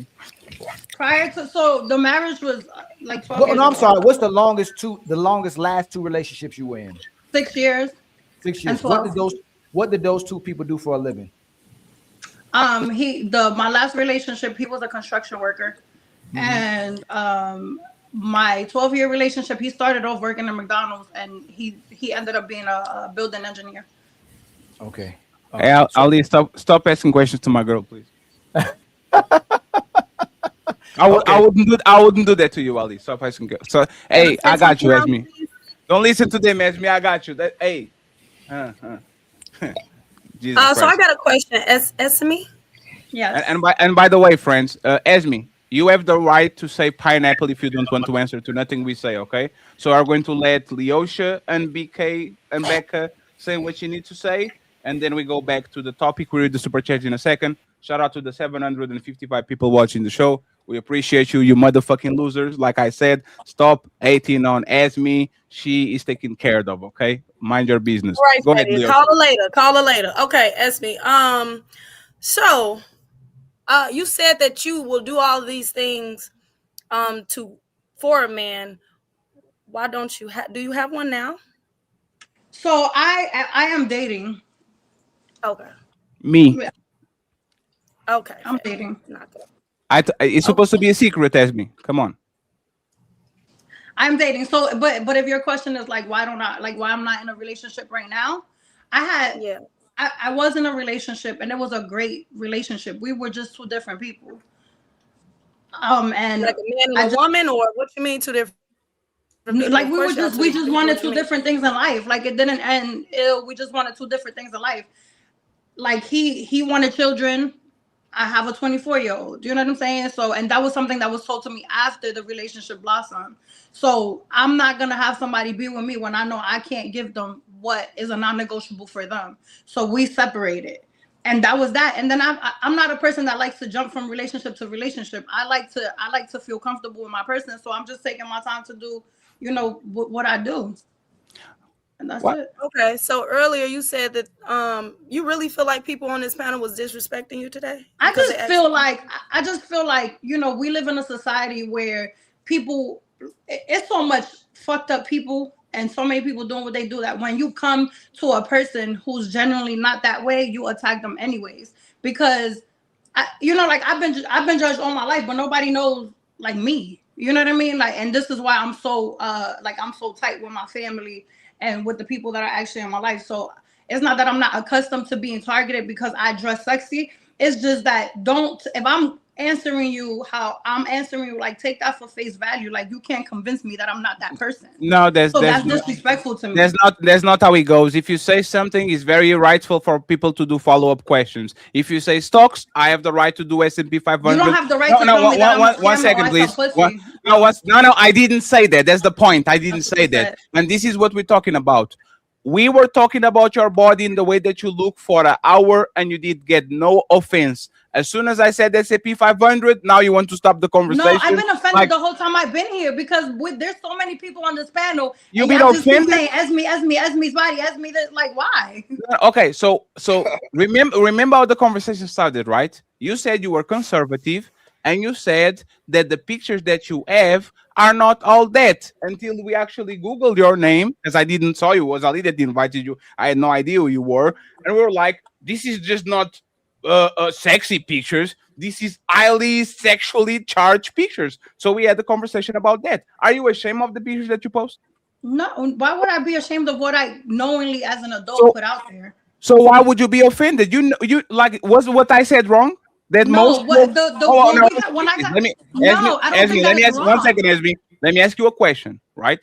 You probably know a lot of women that are sexy, got their body done, all of that. Is it? Are you in? What is the city that you are, by the way? Like, where is the city? I'm in Jersey. You are in Jersey, right? Is it fair to say there's a lot of people in these big cities that have these nice bodies and they have a very sexually charged Instagram, making money of all their body looks, selling coochie, scamming and all that, and passively their stocks, real estate and all that? Is it fair to say there's a bunch of them that you probably know of? That's fair. So that's what I said. I didn't say you because I have no clue. But that's not what you said. What did I say? You asked me. We were in the discussion of would I accept like the cap of a man, the cash flow or whatever? And I told you what I Yes. said. And I said, when women speak like you, it's because they're selling pussy or they're scammers. And then you wanted to make a bigger point by asking me a question about the stock market. That's where I got Okay. upset, because at the end of the day, you could have asked me that question without saying. So let me I sound like take a accountability. scammer. Let me take accountability. That's not what I meant. I have no proof of anything. So it was, if actually that sounded like it sounded bad. I said that when we talk with women, and women usually are in that type of time, this is what they usually said. I will make it clear for everybody. I have no proof of what I'm saying. I didn't saw nothing, no corn, no nothing adult content. I was just talking about what I saw, and I apologize for that. I think accountability for that, right? Is totally fine. The question that kind of derailed the conversation in certain kind of way is the conservative thing. Can you explain to me before we go to the rest of the people and go to the main event, what is the conservative part of Esme? Like, what is conservative about you? Since the way you portray yourself as nothing conservative, like, what is actually what you do that is conservative about you? So when I stated that back then I was conservative because I had I worked for the hospital, so I was coming into work dressed a certain way. That's when I said I was conservative. But if you want to know like what my morals and values are, like that's a whole different conversation. But like I stated, I am a woman who is here to be led. So if I have a man, there are things like my male friends don't call me after a certain time, and to the point of like us, like we'll hang out, but do I hang out in the household with walking around with what I have on now with a man here? I wouldn't do that, because there's just boundaries. Sure, but even looking at what you said, how are you conservative when you said you are a leader? You are going to make your man, you're going to teach your man to do A, B, C. How is that a conservative mindset for a woman when she's literally saying, I'm a leader? Like, how is a woman and a man, they're both leaders because they both have different set of skills that they teach each other. Exactly. Yeah. You know what I'm saying? Like I'm here to be, I'm here. Like my man is a protector, but I'm a protector too, because when he comes from outside in the world and he leans into me, that's my protection. That doesn't take away from him. Exactly. When he comes in the household and I'm doing things that he doesn't know how to do, that's me teaching him. Or even like when I birth a child and he hasn't experienced nurturing or love and I'm teaching him, that's what I'm giving to him. Let me ask you something. Are you religious?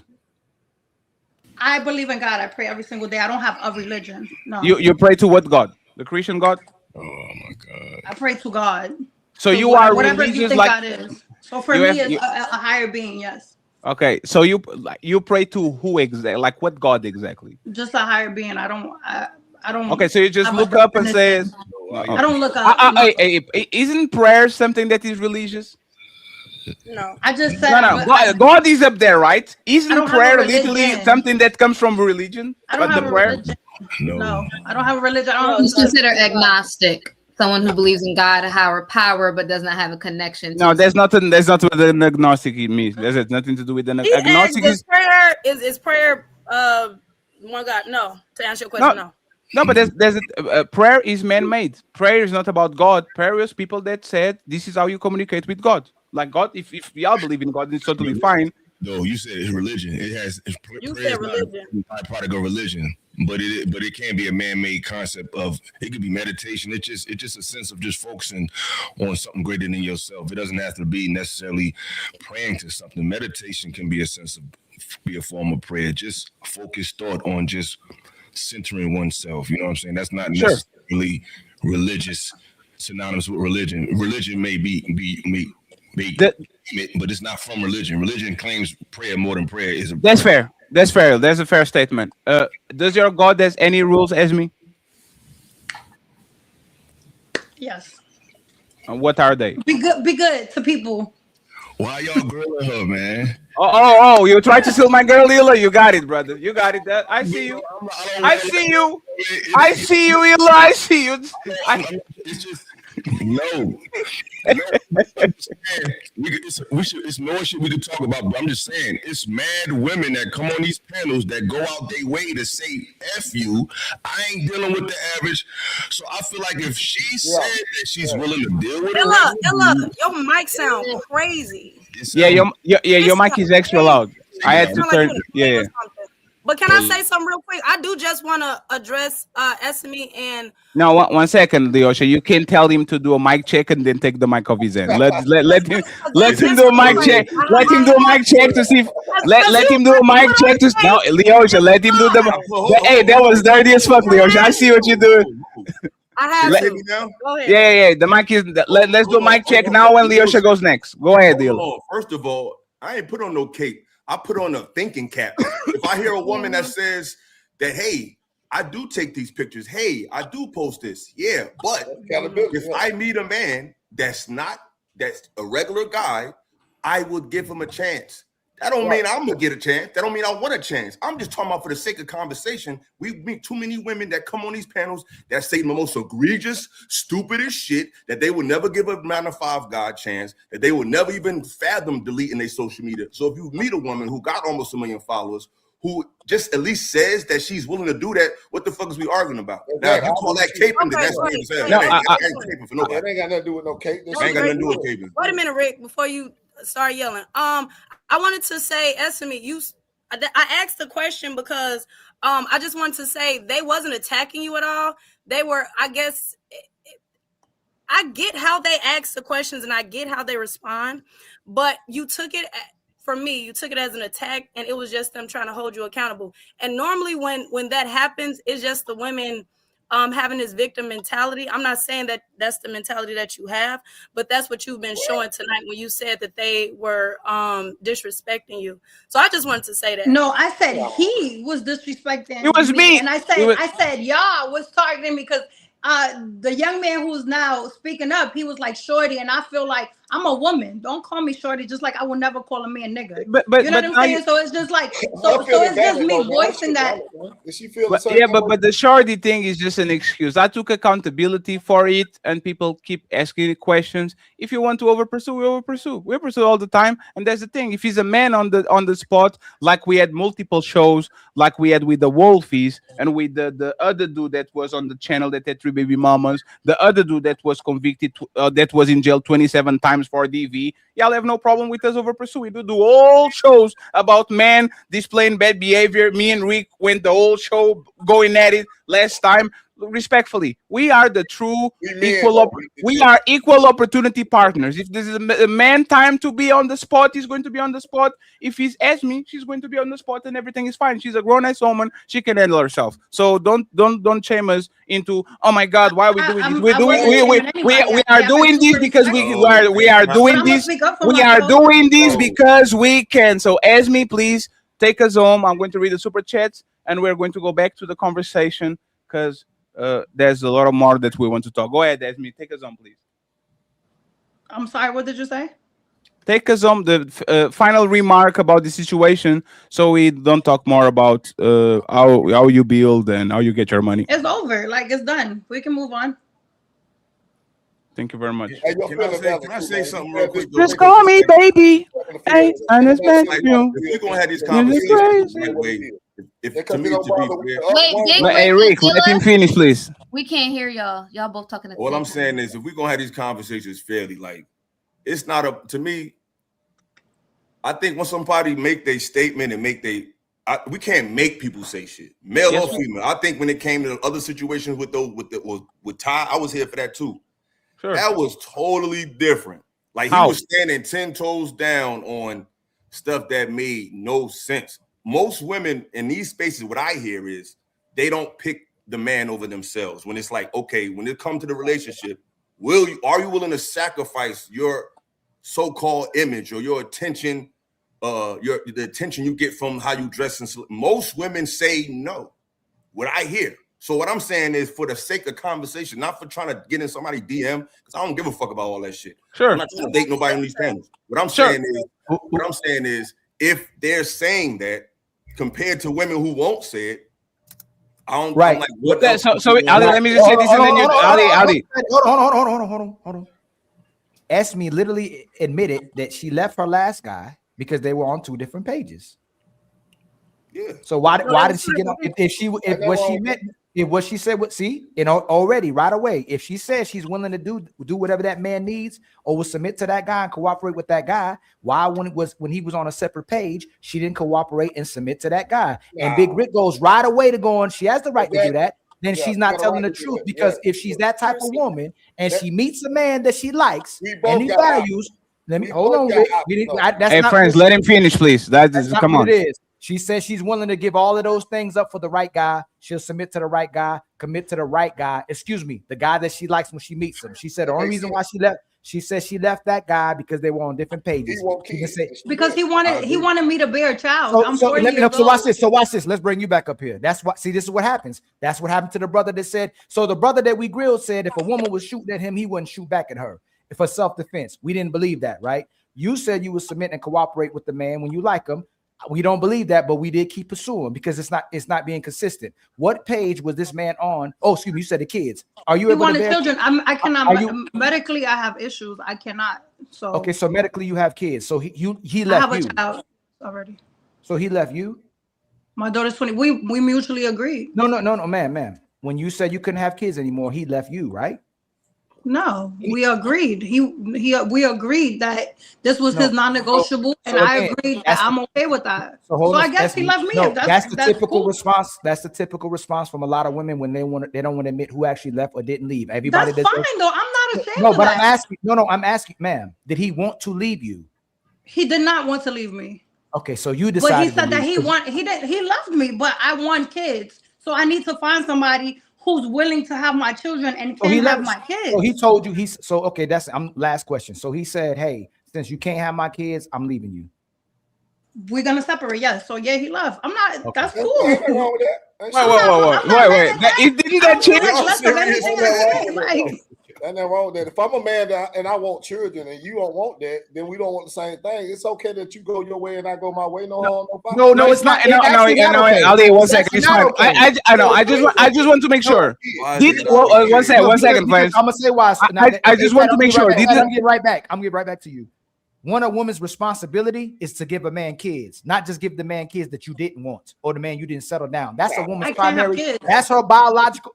I'm gonna say it again. If you're with a man, whether you get in a relationship with him or you marry him, that is a biological responsibility to give a man children. That is a responsibility.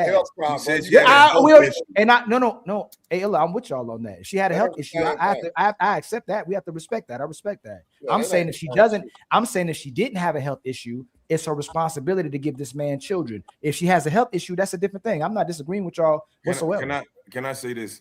I think that a lot of times we pick and choose when we want to be idealistic and when we want to be modern, then we want to be ideal. Like, ain't nothing idealistic no more. Everything is kind of like a post-traumatic relationship era we in. It's like a relationship recession. So everybody's coming with a little something. So the issue is not I'm supposed or you're supposed. The issue today in relationships is respect. The problem is people don't have a respectful dialogue and respectful communication with each other, whether they're together or not. There's a way to be together, and there's a way to be separate. Just because every man is not meant to be in every woman's bed and vice versa. The problem with the Black community relationships is we don't know how to relate outside of intimacy, which is childish. We need to figure out how to respect each other, whether we're intimate or not. So if you're with somebody and they say, hey, I want this and you want this, and we can agree as adults, like, hey, I care about you, but it doesn't work. That doesn't mean we're adding to no big deficit. The deficit that we have out here is a lack of respect and love for one another. That's not necessarily predicated on sex and intimacy and children. Sure. You can't have children and have wives and intimacy with people if you can't even have a friendship with them. That's the problem with Black men and women. We're not even friendly with each other. So how the hell are we gonna have functional relationships? Yeah, no, one second. Let me finish, please.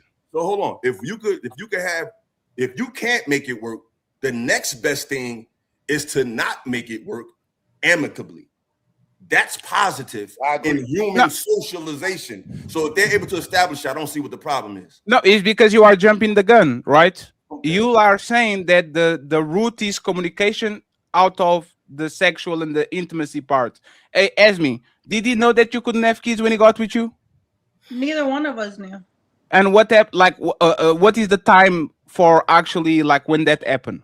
Like he was at the beginning, middle, of end? No, it was towards the end. It was towards the end, and this is like you communicated with each other. You still wanted kids. You wanted out, or like no, you wanted kids and he left, right? No, I didn't want kids. He wanted. No. You can no. You wanted kids. You can't have kids, so he left. Right? Yeah. We separated. Yes. So he left. That makes you feel better. Like no, but that's but you but no, it's not. It's not. He wanted kids. No, I can't do it's no. It's to put emphasis of what Illa said. Is the communication part. Y'all speak in tongues. It's easy to say, "Hey, this woman wants 7 kids. I just wanted 4. She told me that's not no go. I left. He left." Right? But it's always it was mutual. Oh, we agree. But it was, and it's okay to have a healthy relationship where people communicate and they choose different paths. There's nothing wrong with that. That can actually happen. Hey, ask me if you wanted him back right now, could you get him? He wants children. Why would I ever want him back? I could never give him what he wants. That was literally not the question. Answer the question, please. If you wanted him right now and you pressed him, even though that he knows your physical condition, would he come back? Could you get him right now? Possibly.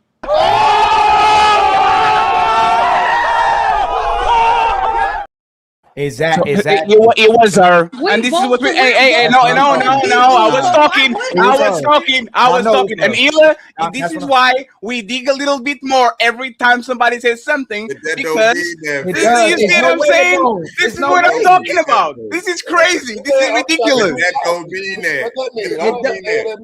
Listen, Let me 1 second. Let me put subtitles of what happened. Right? She said it was mutual. He left me because I couldn't give him kids. But she's admitting too that if she put that pussy on him back again, motherfucker will right back on her lap probably. Because there was nothing wrong with our relationship. Which denies the kids part, because if the man is willing to be with you, even if you can give him kids, it means that he never left you because of that. That's you. That's not true. No, this is something that he wants. That's crazy. Patty, you're conflating a good time with a relationship. Just because he'll come back, he's attractive. He might say, I'll come through and why don't we ask her? That don't mean, but you say when he come back. Right. No. Why don't you ask her? Look, I mean, no, why don't you ask her? Ask me. Listen, when someone so let me ask you this. Will he come back knowing that y'all can't have a relationship because he wants? But will he come back and have a good time with you? Will he come back? We're grown as hell. Most men will do that. That's not rare. Okay. Y'all just help me. No. It's fine. Hey, Illa, thank you for rescuing her out of the hole that you. I don't think that he's rescuing me. I think he put on like Illa. I'm not saving nobody, bro. No. Don't save her because don't save her because that's my job. I am going to be the one to save her. Okay, ask me. I'll let you. Buckle up, everyone. It's time for some super chats.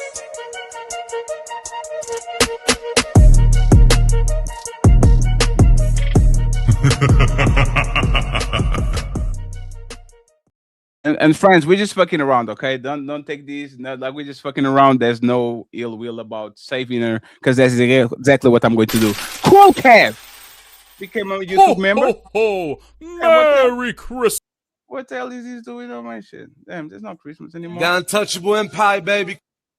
Thank you very much. I appreciate you, Cool Cav. We have the lovely Zyrex with one membership. The Untouchable Empire, baby. Am I still or am I here? Probably not. I could boost sale and I put that. We can see you, Fatty.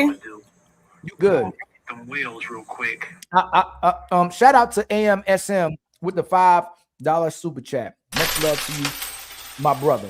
And then the legend OJ Speed with the $10 super chat to rethink something to get a better. No, Fatty, you good? You were good. To rethink something. To rethink something to get a better outcome, not putting it on a man. I'm just saying that we have to rethink this. Much love to you, my brother. OJ Speed. Let me see. Okay, my brother Ray Midnight gifted us with 5 memberships. Oh, much love to you, my brother. Shout out to you. Untouchable Empire, baby. And then Zyrax gifted us with another membership as well too. A 2 day ones. Much love to you, my sister, for coming through, and my brother for coming through as well too. Much love to you.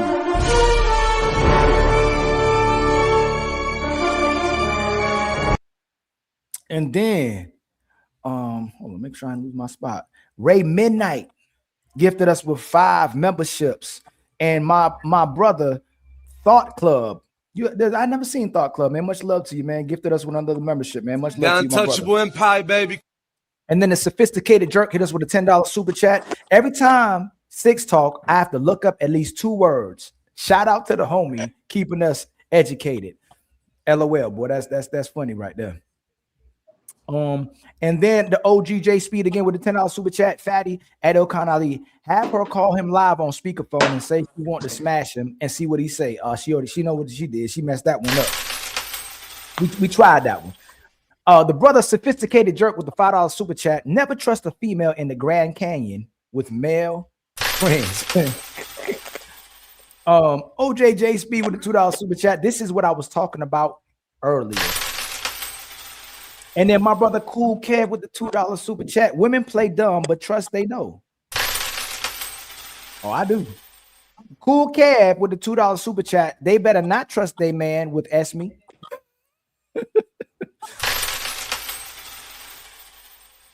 And then OGJ Speed again with the $2 super chat. Girls on Fiora has the same problem. And then my brother SQ with the $5 super chat. This is a prototype. Pay for weight loss, post explicit pics, and live single. It's over. All right, dang. Tell G with the $5 super chat. 6 dreaming about a spelling bee contest with T.I. Damn. God dang. And then my brother Shadow Dragon with the gifted membership. Much love to you, my brother. Untouchable Empire, baby. And then Mills with the $5 super chat. Majority of dudes game goofy out here. These females love the stroke game. Y'all know a lot of these lame dudes with somebody got sound in the background. And then somebody got the sound in the background. Somebody went off mute, man. Please fix that, please. Love the stroke game. Y'all know a lot of these lame dudes with so-called. Somebody did it again. Hey, August, is that you? No, that ain't August. Who that? No, I think he's asking me. It's fine. I'll pay attention. Or Leosha, probably. Let's see. And then SQ with the $5 super chat. To be fair, she's not really posting her body because those arms don't look like the photos on the gram. It's all AI. And then SQ with the $5 super chat. A hit dog will holler. And then Kelvin Cook with the $2 super chat. From sophisticated to ratchet in 5 seconds. And then Mills with the $2 super chat. S me kind of thick. Pull the camera down some. And then Carl Anderson with the $2 super chat. TikTok toxicity is taking over the super panel. And then my brother, the algorithm unfiltered. Esme V is a deist. Yes, she's a deist. I thought it was a theist. No. I thought the deist believed in I thought the deist believes in a creator who made the universe but does not intervene in it. But she believes, like, if she listened to that God, do you believe that God does things for you, Esme? Yeah. Esme? Yeah, so she'd have to be a theist, I think. How many guys do you believe in? One or two? Just one. Like, so she had to be a theist. The theist is the one who believes in at least one God or creator. And then the OG Speed with a $2 super chat. S me. I make $50,000 a year. Wink, wink. You got to come up though. You can't just stay at have $50,000 now. They became engineers, and the other one was, I think, had a construction business. I don't think that's just 50,000. Mills with a $2 super chat. She left him because his pipe weak. Simple. And then Fatty, you got any cash apps? Yes. Bep Works, $5. Thank you very much, sir. It says Untouchable Empire. Another 5 from OG Top Cat saying salute, Fatty. And via PayPal, I have 35 from Mr. Carl Anderson, the sponsor of the show, saying support. So thank you very much. We appreciate it. Thank you very much for The love. Do you have anything on your side?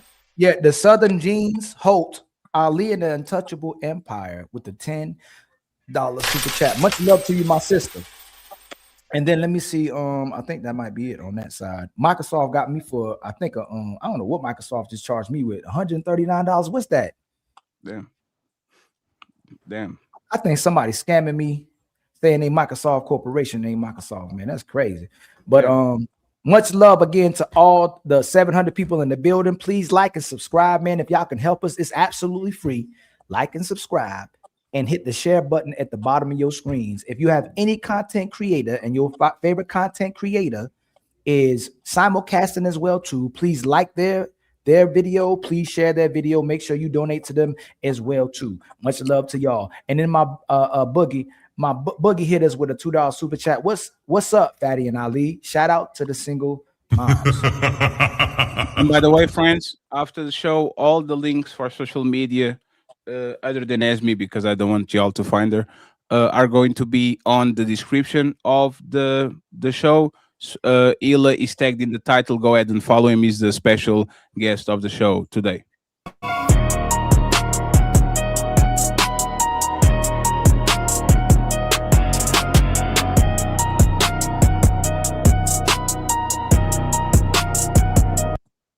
Thank you very much. It's time to do. And let's go back to the main topics, because we're talking about Cenat and never loving again. Okay, Ali, you didn't answer the question. I didn't answer the question, and then we go to the main events. Have you ever been on that state? Like you said, never loved anyone? Absolutely. I don't claim to be him. I don't claim to not have to be. I can be without a woman. I've absolutely said I was done with relationships 50 billion times, and I actually never meant it. Or I thought I meant it, but I never meant it, because I love women. We can't stay away from women. It's our nature to be with women and keep trying with women, and hopefully one of them things work out. But I believe men more than ever. If we ask all the women on the panel who loves more, men or women, we're going to say men. And if it wasn't for the love and the support that men give the women, we wouldn't have a lot of relationships, because we don't typically quit. It's the sisters who quit. So men don't mean it. A lot of sisters can mean it typically, but we don't mean it. And I don't mean it. I definitely can't stay away from women. I actually am one of those that is living it right now. And it never came from heartbreak, because actually those were the parts where I actually wanted women more. Is after the pandemic, when you get alone and you actually understand what peace is, it's very difficult for you to actually handle a woman and insert a woman in your life, because usually women come with a bunch of problems. That's the most peaceful that I ever been in my life. And I think I'm damaged beyond repair when it comes to women, because I no longer need validation from women. During my teens and my 20s, I needed validation from women. I need to have women around and to feel myself. I don't need it anymore. Finally free from, if I get woman, I get it. If not, I'm not. This is the first time in my life where I actually look at women for who they are. I'm listening to them. I'm not seeing if they're big booty, big ass. I'm actually listening to them, and I'm recognizing patterns of the get-go. So that becomes difficult to actually do with women when you know exactly that my ex did this. I know this thing. Like, it's very difficult to turn back to the place where your energy become unprotected.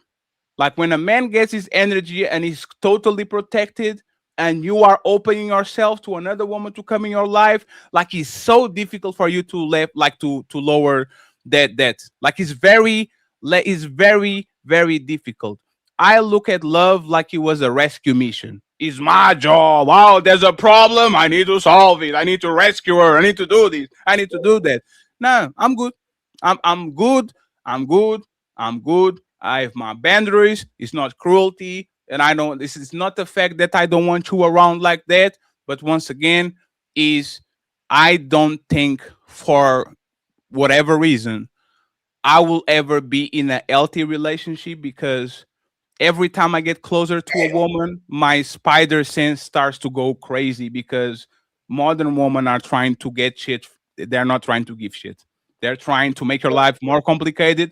They're not trying to make your life easier. They're not trying to make your life more peaceful. They're trying to big problems. And I already have enough problems. I don't want the biggest problems in my life to be other people problems. I've been through that. Firefighter, have to go and save everybody. For the first time in my life, I'm in a place of peace where I really don't need it. I might need a little bit of a test drive here and there, but I'll get the car back to the car shop and I go about my business. So yes, my point of I won't be in a relationship anymore is now. May I change my mind like everybody does? Probably. I'm not going to be the same person in 3 years, 5 years, 10 years.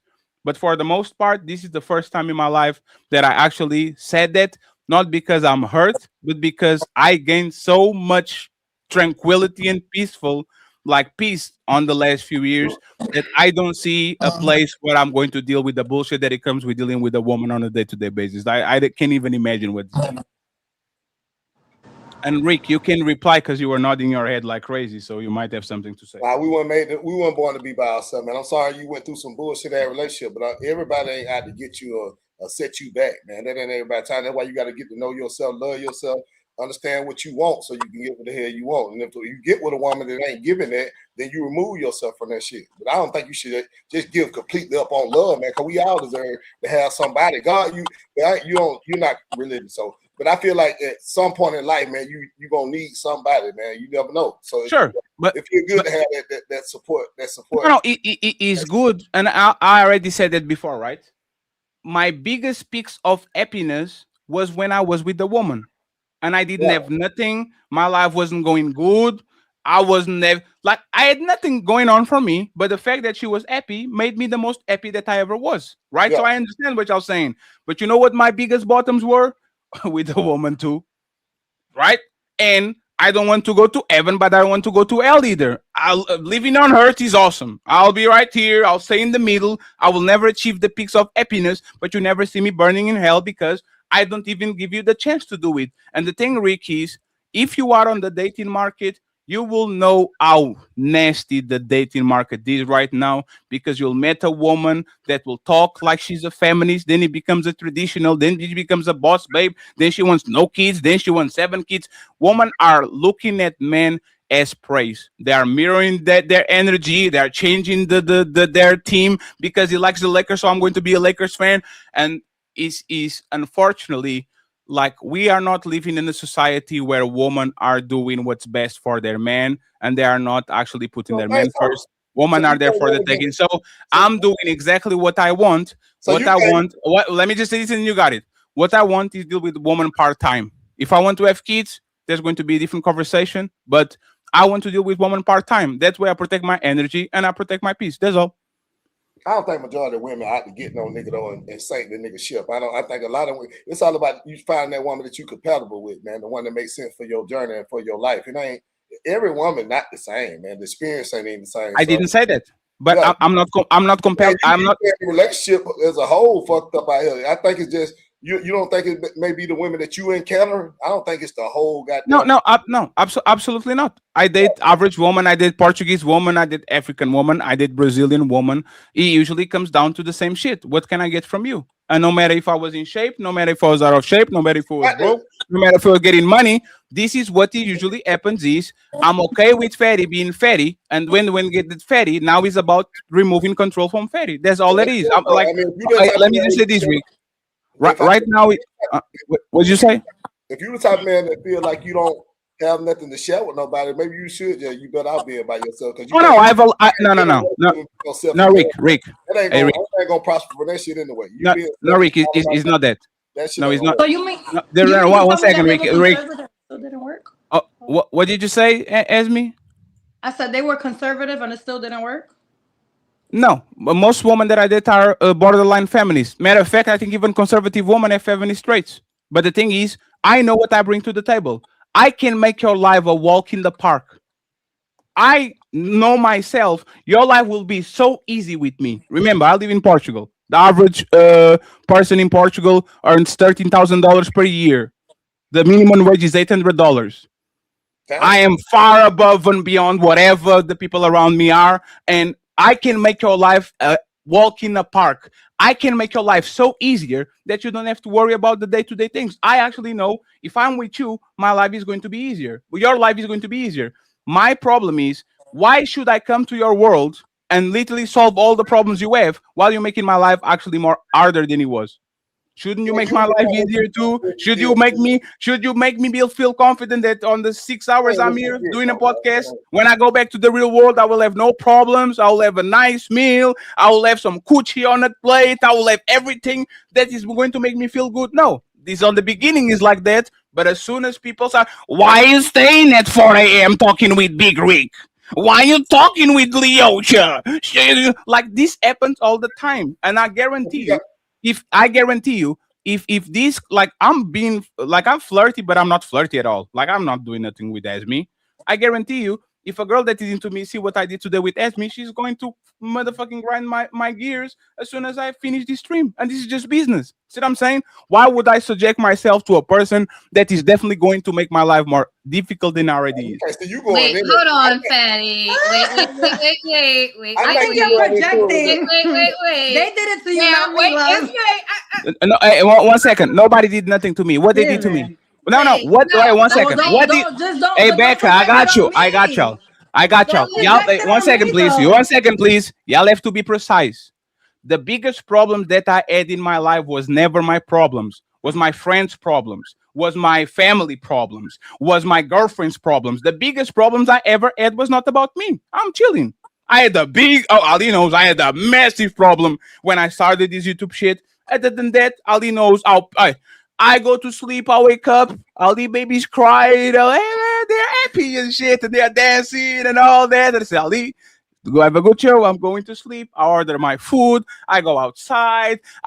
Like, my life is amazing, right? And I say it's amazing, not because I have $1 billion, not because I live in the mansion. It's the first time in my life where I actually feel free because I'm not dealing with other people's problems. So what did they do to me exactly, as me and Becca and all the women that were talking? Like, what's wrong with the man actually be free for y'all crazy asses? Like, what's the problem with that?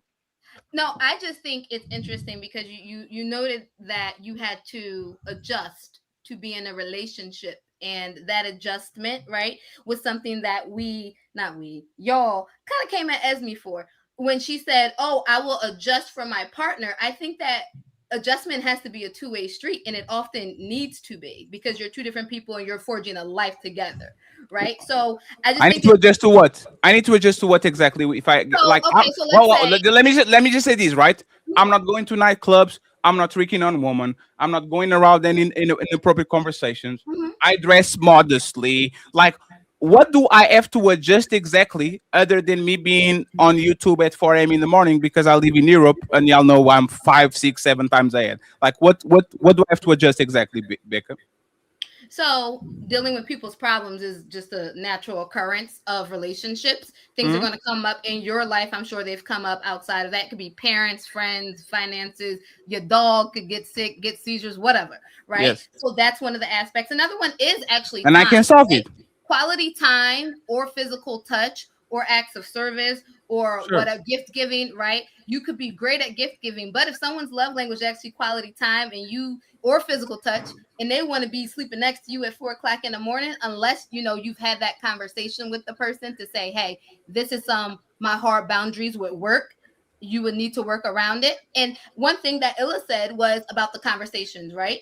Ismay, I don't know how long you were dating the man before y'all had the children thing, or if he told you at first he didn't care about kids and then later changed his mind, because I've heard that about women and men. I've heard it from women and men. But I just think when it's like some adjustments, right, are hard set. You're not gonna make I can talk with you single. What stops me from talking with you single after the show? Calling you and talking to you. What stops me? What stops me if I'm your neighbor to say, hey, pull up at 3 a.m. in the morning and have the physical touch? What's stopping you from me going to lunch with you and having a conversation? Hey, fellas, when was the last time you talked with the woman and says, oh, damn, that's deep. I learned something today. Never. Y'all are like respectfully. No, it's very rare. It's like say something now. One of y'all say something now that's deep. Y'all underestimate yourself so much. If you wasn't that fat ass, I wouldn't look at you twice. I'm sorry. Y'all are uninteresting. Y'all are unfunny. Y'all don't have a personality. But yeah, you still need. No, respectful. Hey, you know what's funny? Let me actually say something. Me and Ali was talking on the back and we was like, God damn it, Leosha actually is funny. She has a personality. This is how rare women with personalities are. When y'all have personalities, usually y'all are silly or nasty. It's no, oh, I'm interested and all that. Like, y'all talk about nothing for hours. Like, if I'm on the phone with you for 2 hours, Becca, it's not ever going to be about me. You're going to ask about me just to make sure that Fatty can talk a little bit. And after that, it's going to be how August is mean at you at work, how Leosha was looking at you funny, how Esme was offended, and now we had the conversation. There's no in-depth conversation with women whatsoever, because most of the women that actually are capable of that are taken. They are out of the market. So respectfully, what am I missing? Like Becca, think about it, right? One second. No, Becca, 1 second. Hey, Becca, 1 second. 1 second. Think about it, right? After I said exactly what I said, tell me, what am I missing, Becca? If I got with you today, what am I getting that I can get right now? As soon as the companionship, that companionship. I have a dog and I have three in rotation. Your dog can't give you what my wife can give me. I'm sorry. If you get sick, let me ask the question. If you get sick, you still got to make everything happen. I have parents. I can go to their house immediately. They live 5 minutes from me. Can I talk? I've been chilling the whole. I have a brother too. He can do that to me. You can't just sit here. Can I talk? Can I talk? No. I'm just saying. I got sick the other day, and my mom bought me some shit. He's so angry. I'm gonna put you down and tell you what you can get. I'm not angry. But I can. I can become angry. Tell you what you get. You need a hug. You need me to hug you. That's what you need. I'm gonna tell you what you I need a hug and you need the better BBL. Go ahead, Rick. You need the BBL that doesn't look like a diaper. Go ahead, Rick. You said, what can you get from a woman? See what your dog can get you. My wife can give me something your dog can't get. When you get sick as a man, and I get it, you don't need no whole lot of money. I get out of there. You should be able to take care of yourself and provide for you. I get out of there. I respect that. If you choose to be alone, that's on you. But I just don't see that for my life. I damn sure pray my kids got them find a great wife and a woman that support their dreams and support their goals. He gonna support her. But anyway, you get sick. If you got to go to the doctor.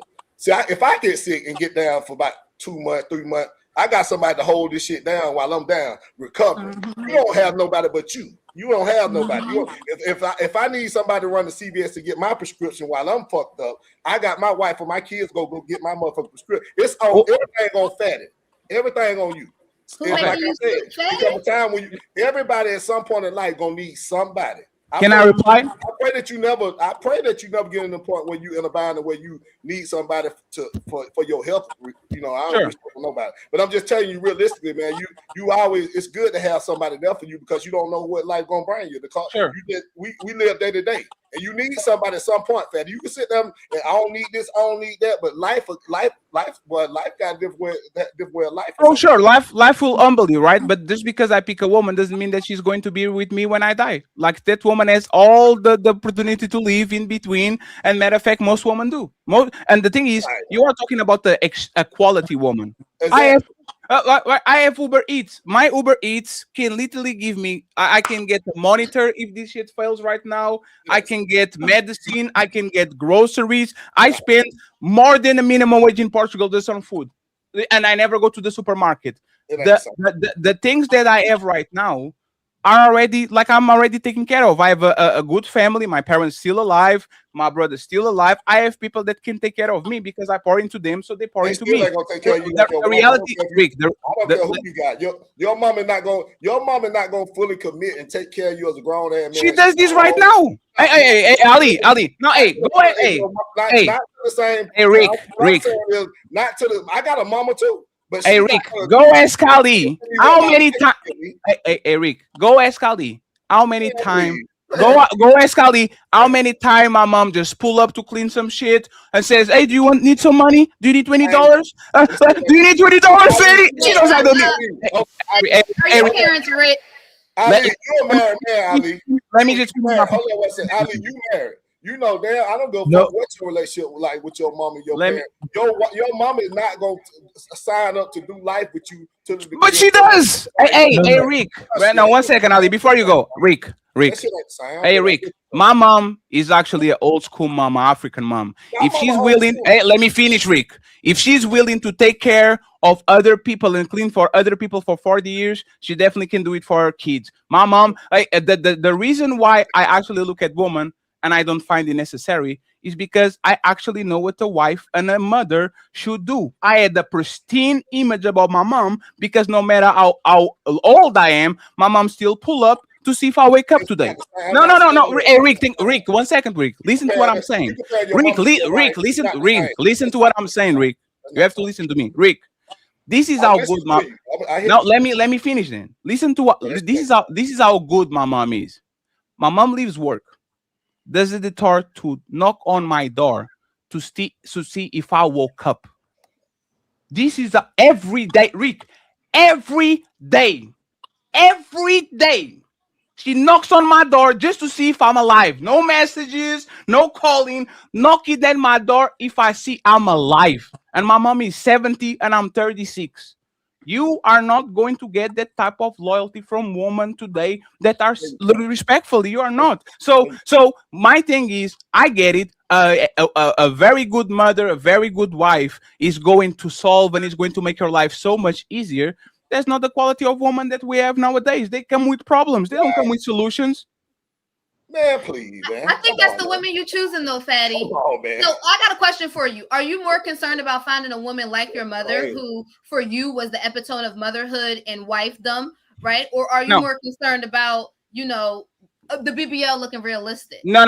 I'm not. So there's two things, right? I'm not concerned with finding a woman with the characteristics of my mama at all, because I'm not delusional, right? My mom was made in a time, and she came from a continent where she will go to the supermarket with bags in her head while I was wrapped around her back after she did 8 hours of cleaning for other people. My mom and my dad are built very different than the people, including me, that are on the market. So if I went ahead and to get a woman, it will be a good mother, not a good wife, because I know our shit probably is temporary, just like everybody else. I would rather she be a good mother to the kids, so I can know for sure these kids are taken care of for 20 years, than actually try to see my soulmate and my twin, and then in 7 years we don't see each other eye to eye, and now she's using my kids against me. When it comes to the BBL, I only said that because Esme, since we got the back and forth, she's trying to push my buttons. Oh, you need the hug. Oh, we need the push. I was being sincere. I was being sincere. And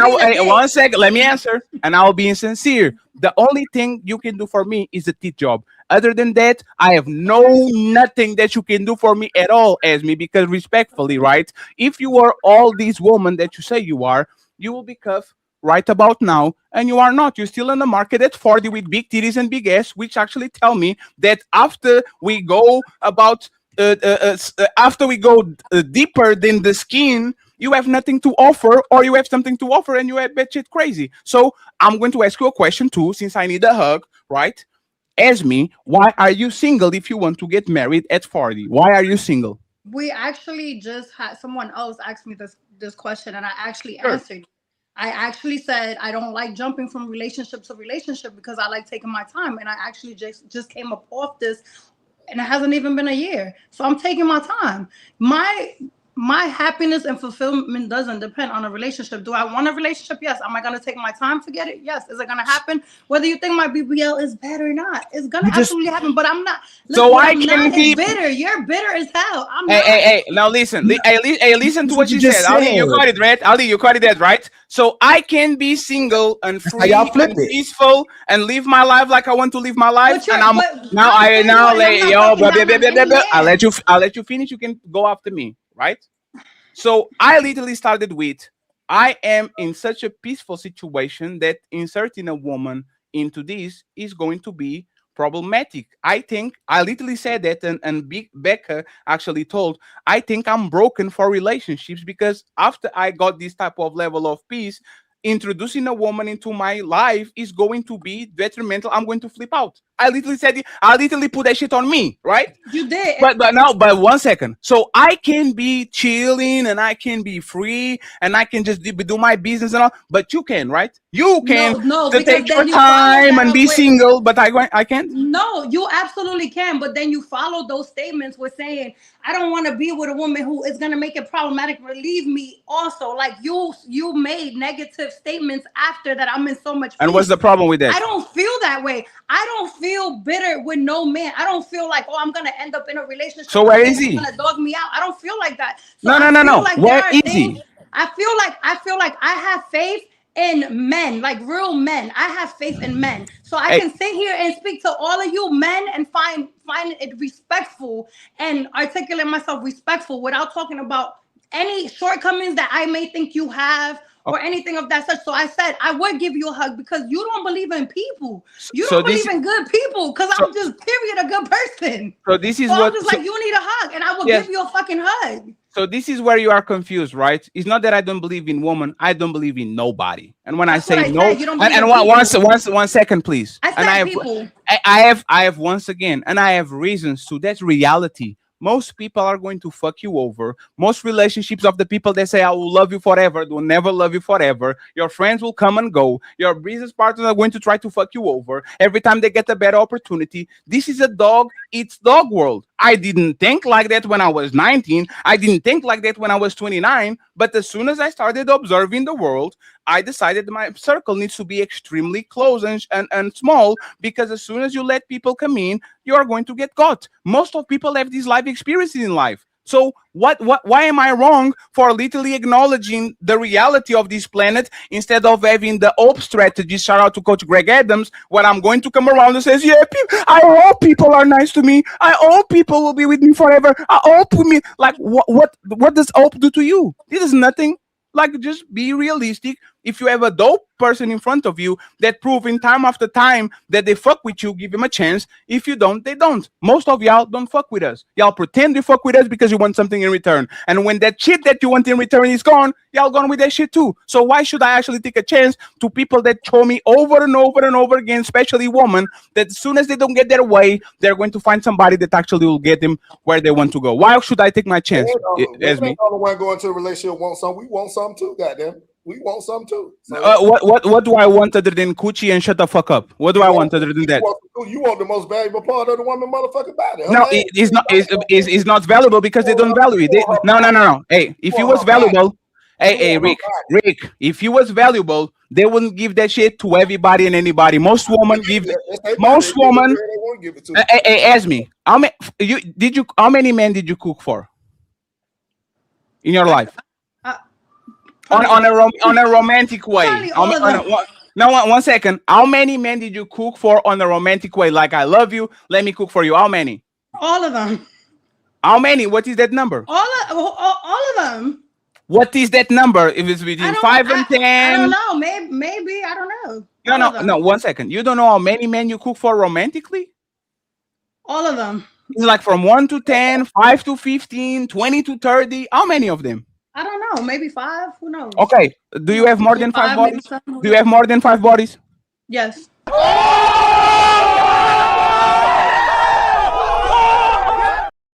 We live in a world where I will get coochie way before I will get a meal.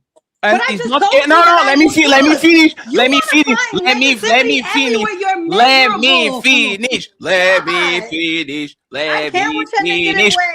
finish. And I got you, my baby. I love you too. You know I love you, right? Yeah, this is why their coochie is not valuable. Because if I have 40 bodies and probably 5 women cook for me, I guarantee you they value more cooking for a man than actually giving their coochie away. That's the reality. So what are we talking about? I just said I cooked though, and you found something wrong with that. No, like, I was just want to be mad. No, I was replying. I was replying. No, some trauma that you need to cope with, because you can't possibly have somebody that tells you, "Yes, I'm willing to cook." First of all, let's get this straight. I love men. I love what men represent. I feel like I'm a better person because of a man. Of course. They probably pay your bills. I understand that I praise men because men are really the reason why we are strong, the reason why we have families. I couldn't have a baby if I didn't have a man. So let's get that out the way. All you've done the whole time, and you making faces, all y'all done is talk down on women and talk. I can't be in a woman hating platform. That's crazy to me. No. Hey, Ali, I have to. Hey, like what? No, hey, Esme. Man ain't shit. Too. That's not I'm true. not. Not Hey, no, let me finish, please. Let Let me finish. If men were worth something, right, and they were righteous, and they were looking for a good woman and all that, you wouldn't have 700,000 subscribers. Think about it, right? Let's talk, right? If men were righteous and were good men and were respectful, they wouldn't get a bitch with the BBL. They know the problems that if men actually respected themselves, they wouldn't get a woman that has tattoos from the back of her neck to the bottom of her toe. If men actually had some respect for themselves, they will look at you, they will do, God, Father, please bless me, and they let these demons, and they will go out and they go about their business. The fact that you exist and you have so much popularity and you have so many men going after you with that botch BBL and that crazy way that you move, right, is actually shows that men don't respect themselves, because if they did, you wouldn't have nobody. So you are the one that has trauma, like you said before, and I'm not going to mock that because that's very dangerous, but you can put trauma on people, and then I look at your IG, and this is like the trauma Disneyland. Okay, so now you can have the floor. You got it. You know what? You got it. I'm gonna have I want to say something. You got it. No. No. It's my. Hold on. Ali, I know. I gotta point out. No, Ali, I just have a question. Hey, ask me, do BBL stink like they usually say, or there's a lie? No, they don't sing. I just wanted to know that. You know what I did point out. I want to point out that Fatty ain't playing the victim when he been getting pressure from everybody, right? And we shouldn't play the victim. That's what we do. We men. If someone criticizes, they want to critique us, we need to respond. We have to prove we men. But I want to point out, it seemed like what the sisters about to turn right back and do, and brothers will do too. Soon as the sister get the pushback that they giving back, we got to try to possibly save them. But I'm gonna point this out as well too. Y'all don't cook. You don't clean, you don't have sex, you don't work when you don't want to, you don't be mothers when you don't want to, you don't marry when you don't want to. Hey, Rick, you did not interrupt her not one time on the show, fam. You didn't interrupt her one time when she was on the phone. Come on, I ain't got no interrupt. Oh, but y'all pressure, y'all did what y'all did. Let me say what I'm saying. No, exactly, and that's the problem. They never say nothing wrong. So let me finish what I'm saying, and you can point out, and you can here. I'll let you respond to me if I'm lying. They have the option to not cook. They have the option to not clean. They have the option to not have sex. They have the option to not work. They have the option not to be mothers. They have the option not to marry. They have the option not to love you. And now you don't even have to have kids because the brothers support that as well too if they don't want to. Then y'all say go find someone who will. And when you find someone who will, they do it till they don't. So none of us, or most of us, excuse me, that's the problem. Most of us ain't gonna get loyalty or commitment or responsibility from sisters, and the men will co-sign it. The sisters most of these sisters not loyal when everything is all good. We're loyal when everything's all bad. We let the women say they don't need a man for peace and happiness, but as soon as Fatty said the same thing, men are hurt. When it's actually projection. Y'all, the women is messing themselves up. We still looking. Let me finish. We stay loyal when everything is wrong. They don't stay loyal when everything is right. So stop. If Fatty can, if y'all say it's okay for Becca, let me finish. My name is Esme. That's my name, Esme. If it's okay for Esme to say that she don't need a man for happiness and love, I never said that. Why would you put that in my mouth? I never said that. She said she didn't need a man for happiness. Yes, you did. Yes, you did. What I said, I did say, I did make a statement. You asked the people not to interrupt you, and you interrupted me, right? And you could come right here if you want to come back here, right? Fatty, you literally said, I don't need a man for happiness and love. And if you want to take the love part about it, you could say happiness. If you don't even want to put love into it, but when he said he don't need it, y'all say he hurt. But women actually project him because a lot of women don't want to actually be with men. And every decision you make in your life without a man is hurting you. We not coming up here talking about we traumatized. We not coming up here saying we got PTSD. We not coming up here saying we got to go to therapy. We not up here having to go to God to change our lives. We not the ones coming up here saying we healing. Y'all are. So obviously, men and Rick, can I let Rick? I'm talking to her again. Because we ain't women. That's why you comparing the. What does that mean? What does that mean? What does that mean? Because men or women are made up different. We not the same. What does that got to do with what I just said? Do you complain? So no, hold on. So Rick, let me start from the beginning. Let me start from the beginning. No. Let me. So let's start from the beginning. Let's walk this down. Nigga better not be acting like that. You better not be acting like that as a motherfucking man. Because I see another problem for. Let's start this from the beginning. Let's start this from the beginning. If you had sex with 20 women, that's gonna traumatize you. No, because I'm not women. So you already answered. Women having sex with 20 men traumatizes them. Because they different. Can I finish, the man? Emotional connection. The emotional connection. You gonna do that? You gonna do that, Rick? Hold on, let me prove my point. Let me tell you why. Because when you mad, you can go fuck your wife and still goddamn do what you got to do. When your wife is mad, she don't even want you to motherfucking touch her. It's a difference. Your wife typically mad. Your wife typically mad for no damn reason. She just mad. I don't know. And she wants you to, let me land. She typically wants you to be a mind reader because there's no justification for why she mad. But a lot of these women mad whether they in relationships or out of relationships. They just be mad. It ain't about no mind reader. She wants you to come to her with the problem instead of us going to her with the problem. We go to our mama. We can find our homeboy. We talk to everybody else about what's going on with that woman in that house. Okay, why? That woman that's in that motherfucking house. So why? Since you going live and do it like niggas come on TikTok Rick, all the time. Rick, you know what? I can't talk to my wife. She don't listen to me. That's what the fuck do you niggas say on TikTok? Every day I talk to these niggas every day.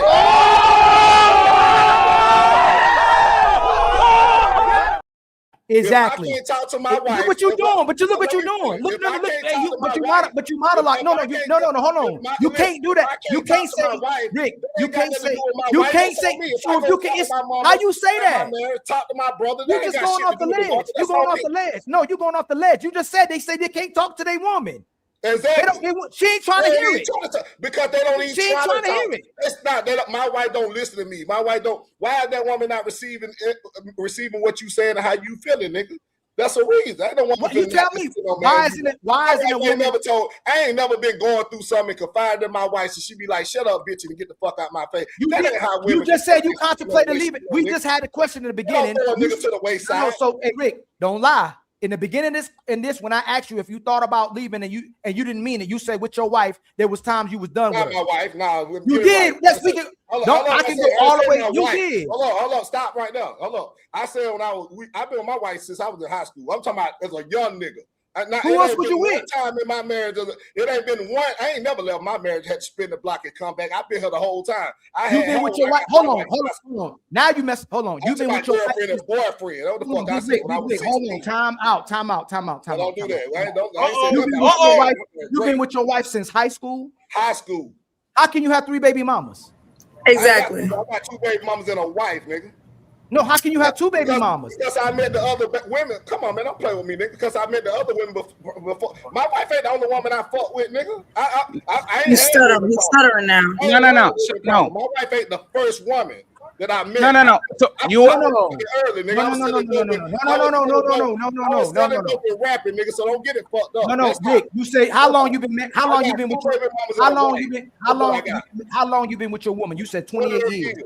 Right, you said you got 3. You colluding your wife. You got 3 baby mamas. Mamas and a wife. That's what I got. That's the fuck I got. I ain't got no. You said you got 2 baby mamas and a wife, but you said you've been since high school. Goddamn right. You had 2 baby mamas before high school. What? Yeah, I was fucking early. Did I just say I was fucking early? No. Rick, answer the question. Answer the Rick. I'm sorry. Wait. No. One second, Rick. 1 second. You don't tell me how to talk. You don't tell me how to answer no motherfucking question. I'm telling you what it is, nigga. I was fucking early, nigga. So before Victoria, I had one baby. My first baby mama, she tricked me. I didn't even know. She said she was pregnant and lied, and I got them laid. How old were you? My girlfriend. How old are you? I was like 14, some shit. 15. I was young. Oh, your first kid was at 14. I was fucking. So yeah. When was your second kid? When was your? Hold on. When was your? I'm open with my shit. When was your second kid? I don't want to get into it. I don't even worry about that. Oh, wait. Like I said, I told you what. Watch this front flip.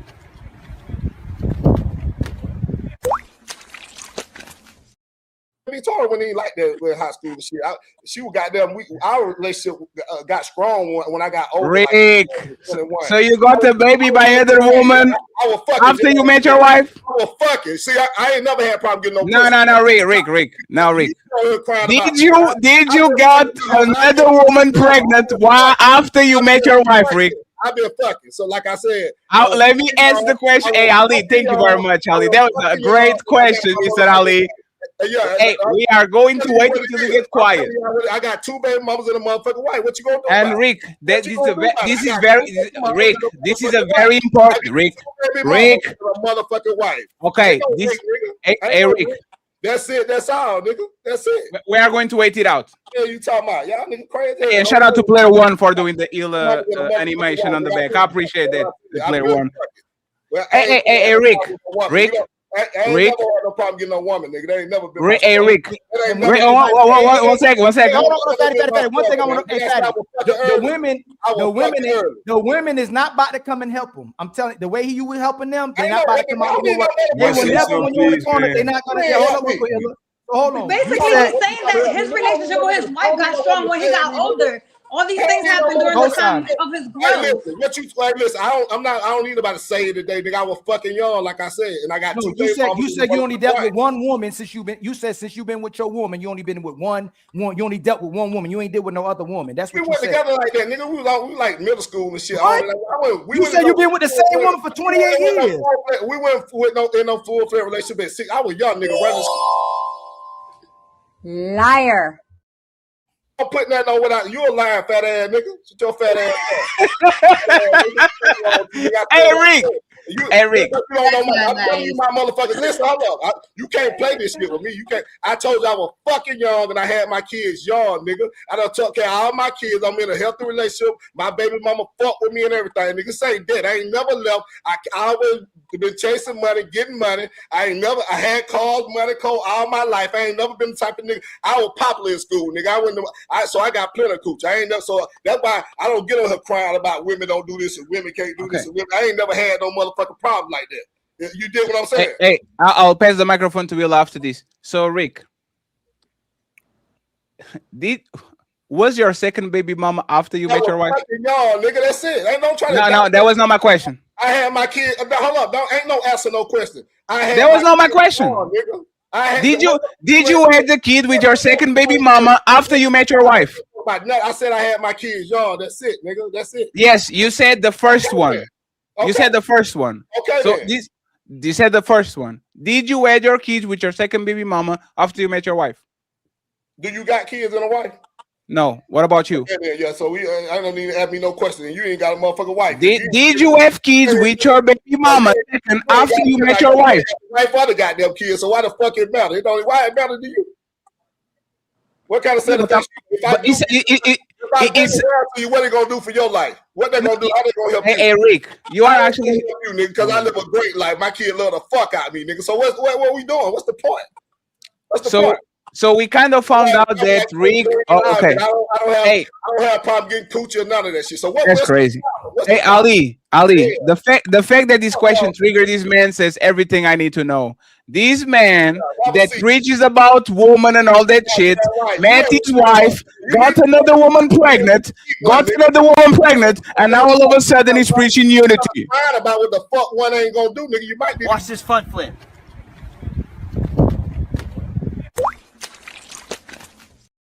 Shout out to my boy Lil Rick. Shout out to Lil Rick in the building. Every era of life, every era. My kid, I make good money, got my own business and shit. I'm doing good. Hey Rick, why does that boiler look like a gallon of 7 gallons of water? why does water so big, man? You ain't gonna play with me. I came into the relationship with money. I bought her first car. I ain't never been no scrub ass nigga. You better do your research on me, nigga. I've been that nigga on my mama, on my soul. So I don't need my wife for a car to drive or a place to stay, food. I can cook my own motherfucking food, nigga. We not the same. If my wife left today, I'm still gonna have what the fuck I got. Hey, no, checkmate again. He don't need his wife. He just did it again. If y'all let y'all talk long enough, you just did it. Shit, got your ass. Because I'm You that just type said of you nigga. don't need her, Rick. I You don't just need said her. you I don't don't need her need for her. the lifestyle that I live, nigga. A lot of men can't do that shit. That's why they stay with the woman in a bad So it's relationship. just, They you can't saying make it what's on their own convenient. You 2 saying feet. what's If a convenient. woman leave you, nigga, a lot of niggas You circumstances saying change. what's If your convenient. wife left, you had to go to your mama house. You got to go sleep in the travel lodge. We not the same type of nigga, though. I can leave, go get me somewhere else to stay right now, today. That's what I'm telling you, nigga. That's a man. What's that to brag about? That's being a man. What's that brag about? What is that to brag I about? don't need my wife to be a good man in society, nigga, to elevate and be successful. I don't need her for that, nigga. I'm already that before I got here. That's not what you told Fatty. That's what I just said, nigga. That's what I just said. You say he need a wife. You say he need a wife. Now you don't need one. You Ain't just no went at him motherfucking for needing a woman. Now you don't need one. I don't need my wife, nigga, to have this life that I got, nigga. And the same with me. Oh, why did he need and the one? same with me. That's the point. Hey, Ali, thank you very much. So, hey, you know what? Hey, what? No, hey, Big. No, no. Nigga, I want a wife. I love my wife. No. Hey, Rick, 1 second. Rick, 1 second. Answer. God damn it, that one second. Rick, please. Let's listen to it. No, Rick, listen. Rick. Wow. Get out of here talking about the same thing. You don't even want a fucking wife. You don't even want a fucking wife. You ain't Why even you screaming at me? How the fuck is the same thing? You scared to go in a relationship and commit to the goddamn one because you think No.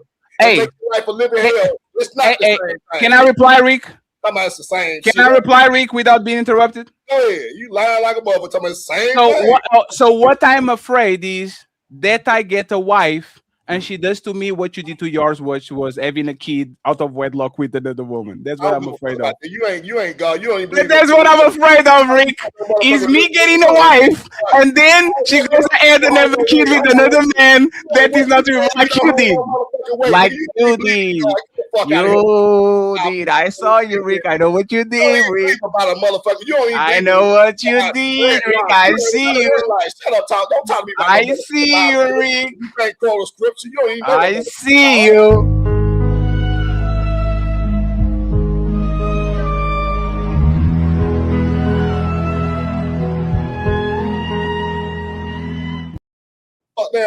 Of course I'm afraid of woman. I don't want it to cheat on me like you cheated on your woman. You don't even believe in the fucking Bible. You can't use that. No. Are you a cheater? You talking about out of wedlock. What the fuck you know about No, Rick, are you a cheater?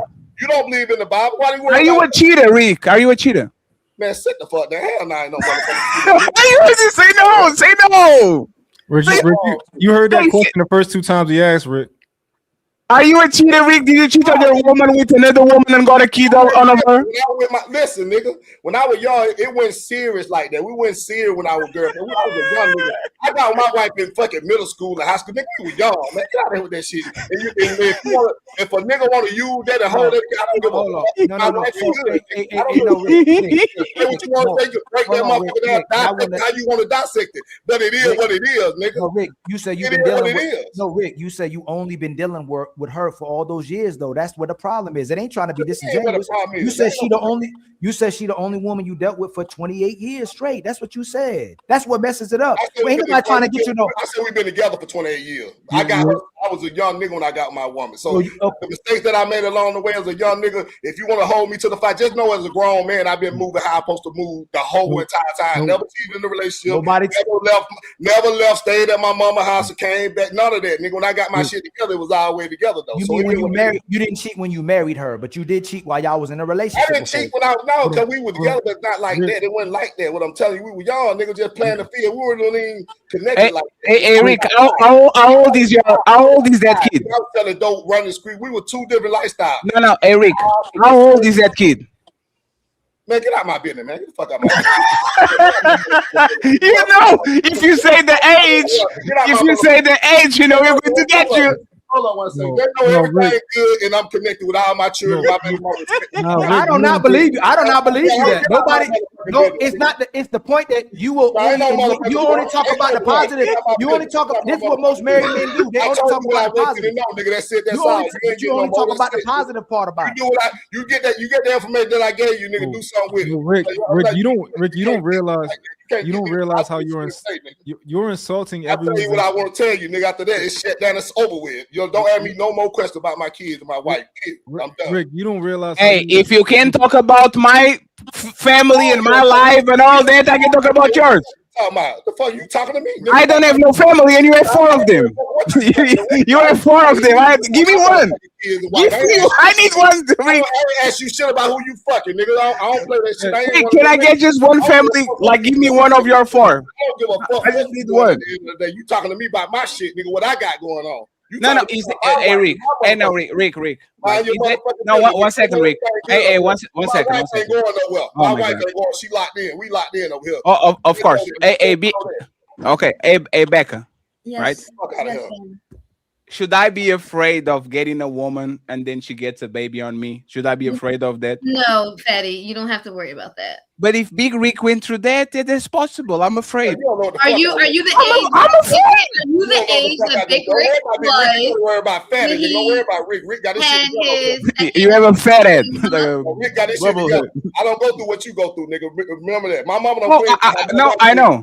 My mama clean my house. My wife clean my shit. So we're in 2 different stages of life, bro. I understand that. Fatty. Are you the same age as Rick when he had his second child? The answer is no. No, because I don't know. Rick doesn't want to disclose how old is his No, old he kid. wasn't. He was saying he was young. He was No. For his frontal lobe fully developed.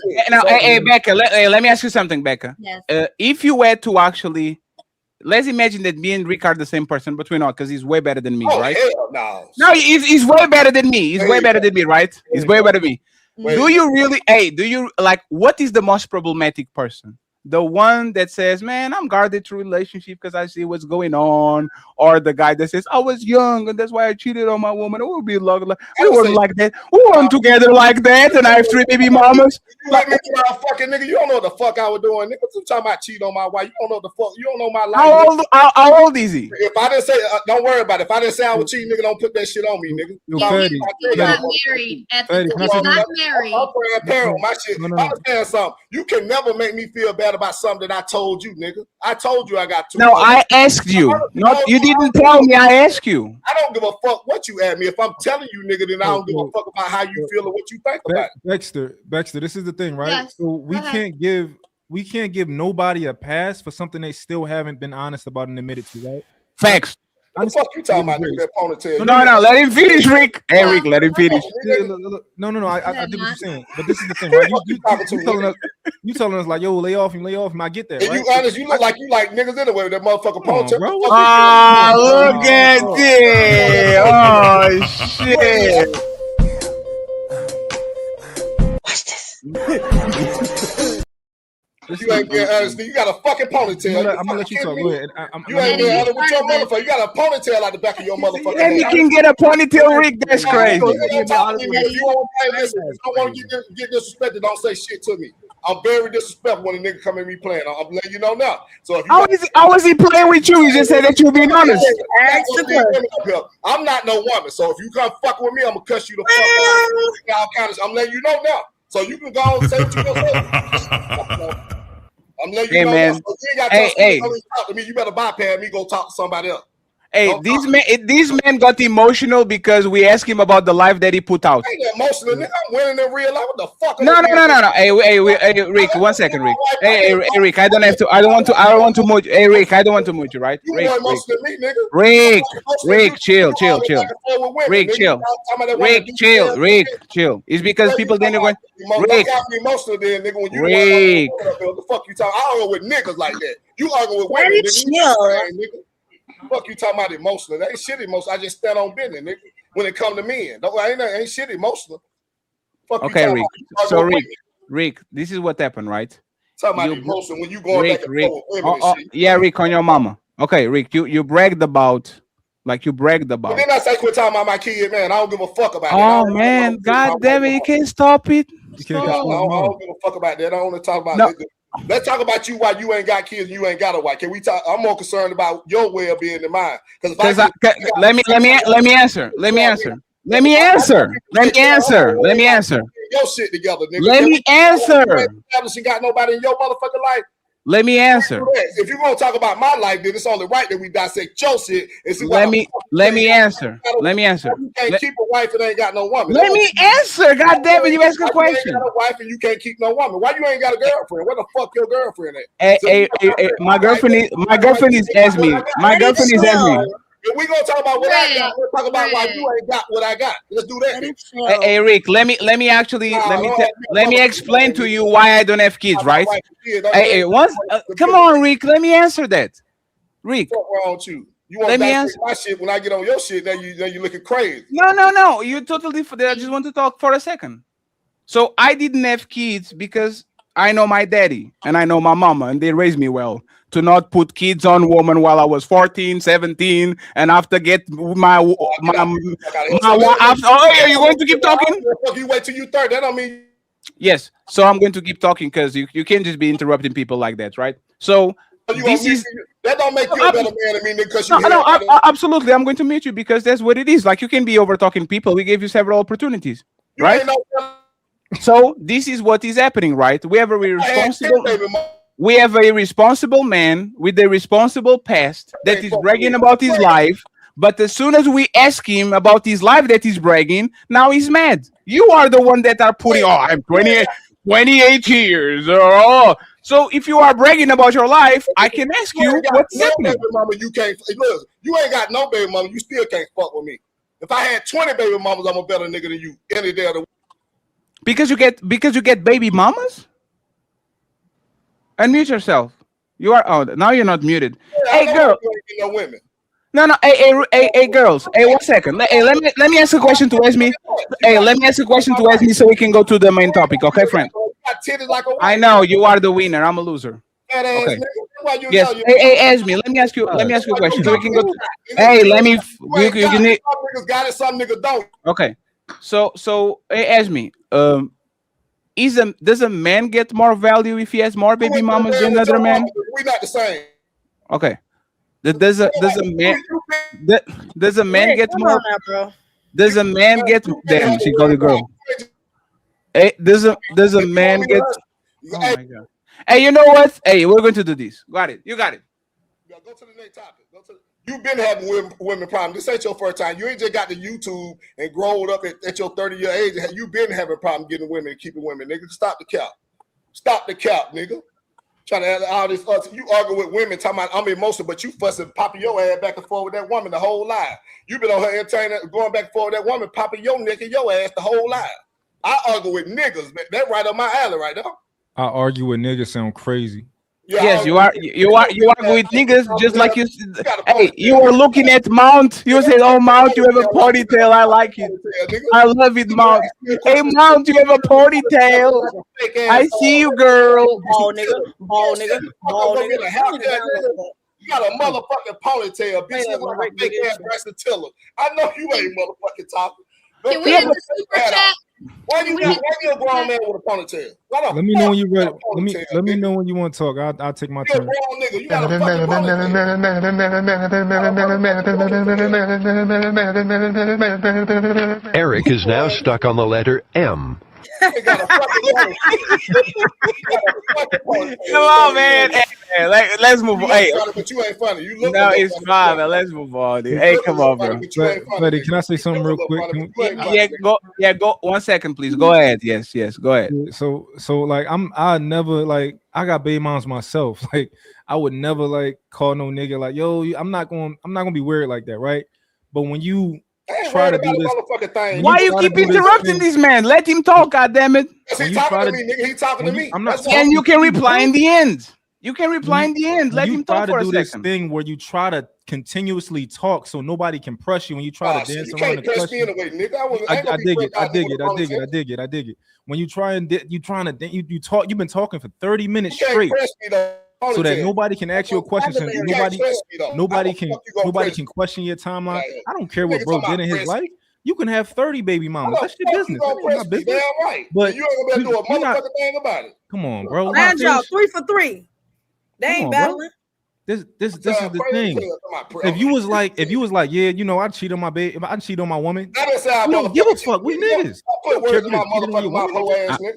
I ain't saying shit about I You don't cheat care on if my you baby. cheat. Shut No, your no, no, bitch no, ass no, up. no, no. Because you trying to act like I you're a didn't real say I nigga. motherfucking cheated whole ass nigga. I said I was fucking at a young age. You tried to I act like said you I was a was real fucking nigga. at a young. I don't put nothing in my motherfucking You mouth. tried to act like you was a real nigga. You I not. am a real nigga. You not can't fuck about. with me. No, no, no. Where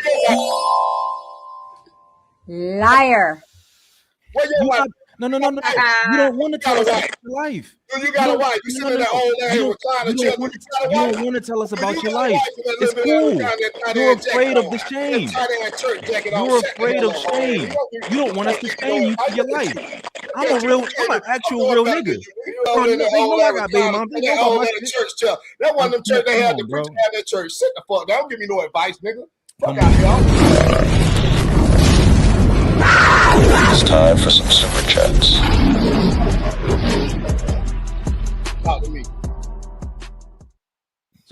I know. 1 second, friends. got We no have. basic Oh, voice. hey, 1 second. 1 second. We have to regain control of the show. I know people like messiness, but the guests are kind of looking crazy at us, and we need to go back to the conversation. Okay. Shout out to the 881 people watching. We appreciate y'all, friends. And once again, leave Big Rick alone. He's better than us. Okay. Leave him alone. Don't react to this, please. Never. Don't do it. Don't do it, please. Don't react to these. Oh my God, no. Please, no. Right. Ali, can you read the super chat real quick so we can pass the ball to Will and go back to the show, please? You're muted. Or my bad. Shout out to the brother Thomas Legacy with the $2 super chat. The love you and Ali show guest is unmatched. Much love to you, my brother. And then my brother Twisted with 5 gifted memberships, and my brother Cat Daddy Maine with 1 gifted membership. Much love to you, Got my untouchable brother. empire, baby. Shout out to you. And then my brother 30K with the $5 super chat. This is crazy work. So a man needs a woman, but what about the conversation about a woman needed a man? I told y'all that happens all the time. The women don't need men, but then we'll fight for the fact that men need women every single time. And then shout out to my brother Zion with the New Year, New Year with the $2 super chat. New Year, new me, bullish 98 Civic with 200K miles. Damn. And then the my sister, hold on real quick, my mic. No, you're good. You're good now. You're good. Okay. And then my sister, or that brother or sister? No, wrong one. My bad. My sister, Niche. How you pronounce that? Niche Press. I don't know. That's a hard one for me to pronounce. Niche but Press. That's Niche. She's our guest. She's a bit well. She's that's Niche. Yeah, okay. that's Niche. Yes. Much love to you, my sister Niche, man, for becoming an untouchable. Got untouchable empire, baby. And then my brother Fulio with the $10 super chat, supporting the team, no goofy ish. And then Salisbury Premium Control with the $5 super chat. This heifer had a cooked mindset, high mileage behavior, ran through like a commercial jet, no discipline, no value left, just noise like most birds. And then the brother Green Man with a $12 super chat. Fatty, I had a workmate who was married with 1 kid. He got a heart attack and his wife left him when he was on his low point. Man. And then Salisbury Premium comes back with a $5 super chat. How you a Pookie and still simping? That's elite confusion. Super simp Rick from the 80s. Damn. Hey, shout out to my brother Rick, man.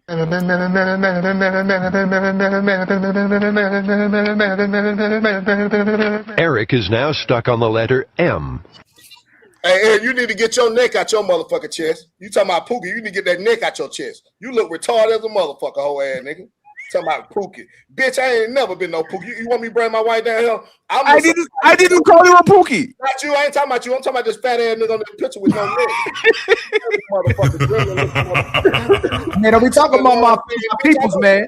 Right, watch out. Talking about Cool Cad with a $2 super chat. Rick, a retired Pookie, living his best life now. Bitch, nigga, please. I been had cars and money all my life, bitch. I didn't come to my wife for a plate to stay, nigga. We not the same. We not the same, nigga. That's a Pookie. I had my own motion, nigga, the whole time I've been with my woman. Period. Fuck, vocabulary? Better be lies me with the $5 super chat. Every time Rick gets caught in lies, he goes on rants about his accomplishments. You can't no fuck one with asks me. him anything. Come on, Rick. Come on, man. Chill. Money law. You can't fuck with me. Rick, chill. Rick, come on, man. And then my brother, I can't hear you. Hey, you look sweet about me. Hey, Rick, we have to respect the money, man. Chill. Come on. And then my brother Frederick with a gifted membership. Much The love to you, my untouchable brother. empire, baby. And then my brother, the algorithm unfiltered, been a member for 26 months. What are we going to call him now? Low life Rick. And then my brother Green Man with the $6 super chat. Rick, you so rich and have no money to buy condoms. Oh, wow. Wanda with the $2 super chat. How many years are you married, Rick? 15 years. Rick been married for 15 years, y'all. Y'all gotta respect that. He been married for 15 years. Then Cape and Caveman with the $2 super chat. If this what marriage sounds like, you could keep that. Yeah, for sure. I keep it. I'm definitely gonna keep it. And then Creative Flower with the $5 super chat. Panel new subject. If your husband or wife cheats, do you work through it or leave? Explain. Oh wow. My brother Carl Anderson with the $20 super chat. Here's wishing the panel a happy 2026 New Year filled with prosperity and riches. Let's make sure we're living life through its ups and downs, from baby mamas to deadbeat papas, striving toward a life of accomplishments. The untouchable empire, baby. And then Cape and Caveman come back with a $2 super chat. The women looking like they want a Rick. Oh, and then Wanda with a $2 super chat. I love how him didn't scream once, stayed monotone. $5 super chat from SQ. Lil Ricky got Napoleon complex. And I'll beat the brake shoes off your pussy ass. Yo, shit. Watch this front flip. Say what you want to. Hey, friends. No, I don't have no cash apps. And friends, there's almost 900 people watching. There's no way we don't get to the goals today. End of the month, the first of the month. Support our brother Ilkan Ali, help him reach the membership goals, and send the cash app for Team Fatty or Mr. Ilkan Ali. Like the video, hit subscribe, and show love to Ali at $Ilkan. So I appreciate y'all once again for being here. Thank you very much. Go ahead, Ali. Well, don't forget to like, share, and subscribe. Definitely share, please, and subscribe and like. But sharing helps drastically, man. It helps the algorithm. Please like as well too. When the videos are over, please hype the videos. Make sure you go follow Big Rick. Make sure you go follow Philosophical. Make sure you follow him. Make sure you follow Leosha. I'm not sure on everybody else's content creators. I think Quinn, you might be working towards content creation, so make sure you follow Quinn. No matter what, man, please show appreciation to the show. If you're on Big Rick's side, Philosophical side, whoever side, Leosha side, please make sure you hit their Cash App too. Please like and subscribe to them as well too, and please share. Thank you so much. And once again, thank you very much for our guests of honor that been quiet for a while, and I would be mad too. Philosophical for being here. Let's go back to the show, man.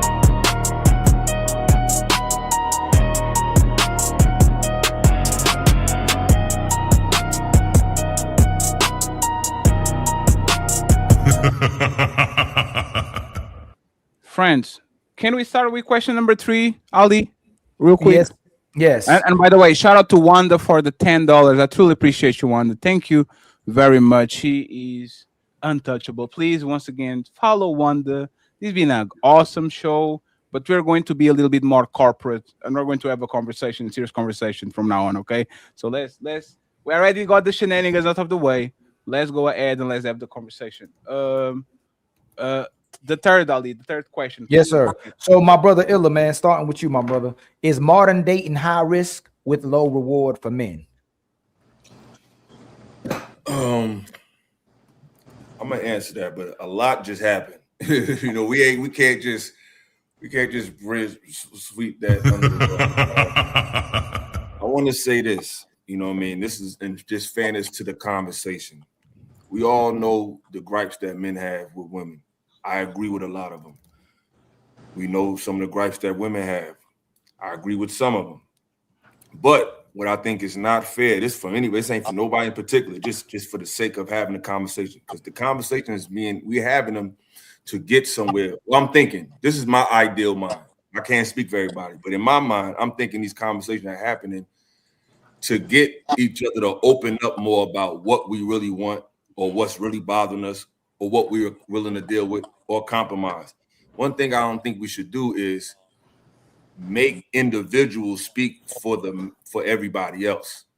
I don't think that's fair. I think if somebody, male or female, is telling you what they stand for, then we need to just take their perspective for the sake of the conversation, because we can't fix the world in the conversation. We're all we can do is articulate the views that's being put here and judge people according to what they're presenting from their perspective. You can't hold the world's perspective to individuals. Now, if they say something, you could say, hey, that's contradictory, that's different, but I think we can't make it be that way. But I'll just say that to that. As far as the relationship, is it over?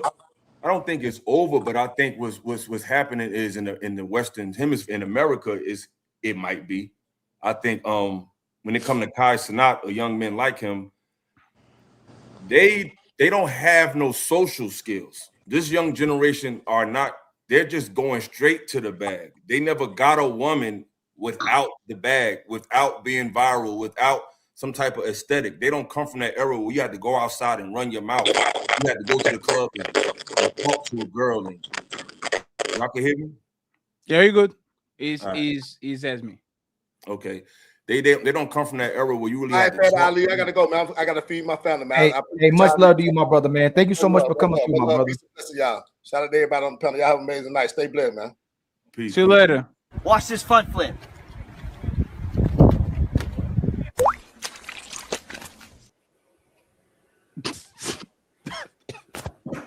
Go ahead. Yeah, so I think Kai Cenat and a lot of these cats, even when you look at the young basketball players, they come from an era where they're not social. Everything is digital. Everything is emojis and memes and cash apps and DMs. They don't really have the ability to talk to women. So it's not good to start talking to women when you finally touch some money. That's not when you need to do it. So they don't really know how to be social with them. So they don't know how to pick the right women. So to make that conclusion, like, oh, I give up. It's like, I don't think you should give up, but you should have been started talking to women. You can't wait till the success comes to start talking to women, because now you're bait for them. Now they're going to eat you up. You got to know how to, if you can't get a woman with no money, you definitely not going to be able to get a woman with money, in my opinion. You know what I'm saying? So I think these young cats are just game green. And the first time they got a woman is when they was up a couple M's. And it's like, that's not really the way to go. But another thing they need to do is just start dealing with, the world is your oyster. I don't understand how millionaire men be dealing with women that another rapper dated or another athlete had. It's like, bro, the world is your oyster. You know what I'm saying? You don't have to deal with a chick from around the corner. You don't have to deal with a chick that Future used to date. You can really deal with a woman anywhere in the world. So to me, your choice of woman, when you have that level of access, is a state. It speaks more to your limited mindset of what you think you can get. Like, you can really have anyone that you want. So if you keep dealing with women that just dealing with you because they see you sitting next to Gucci Man or see you singing next to Lil Baby, that's your problem. You know what I'm saying? You can really talk to anybody. So I think these cats really don't know women. They really socially inadequate, and the money is not going to change that. And then my sister Quinn, what do you think? Is modern dating a high risk with low reward for men?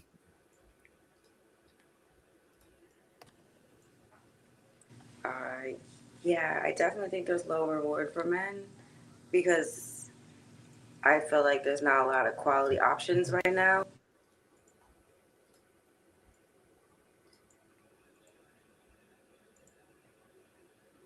I think you muted. I think you're good now. Go ahead. Oh, could you hear what I said or no? Yes, you said we lost you at there's few options or good options right now. Go from there, please.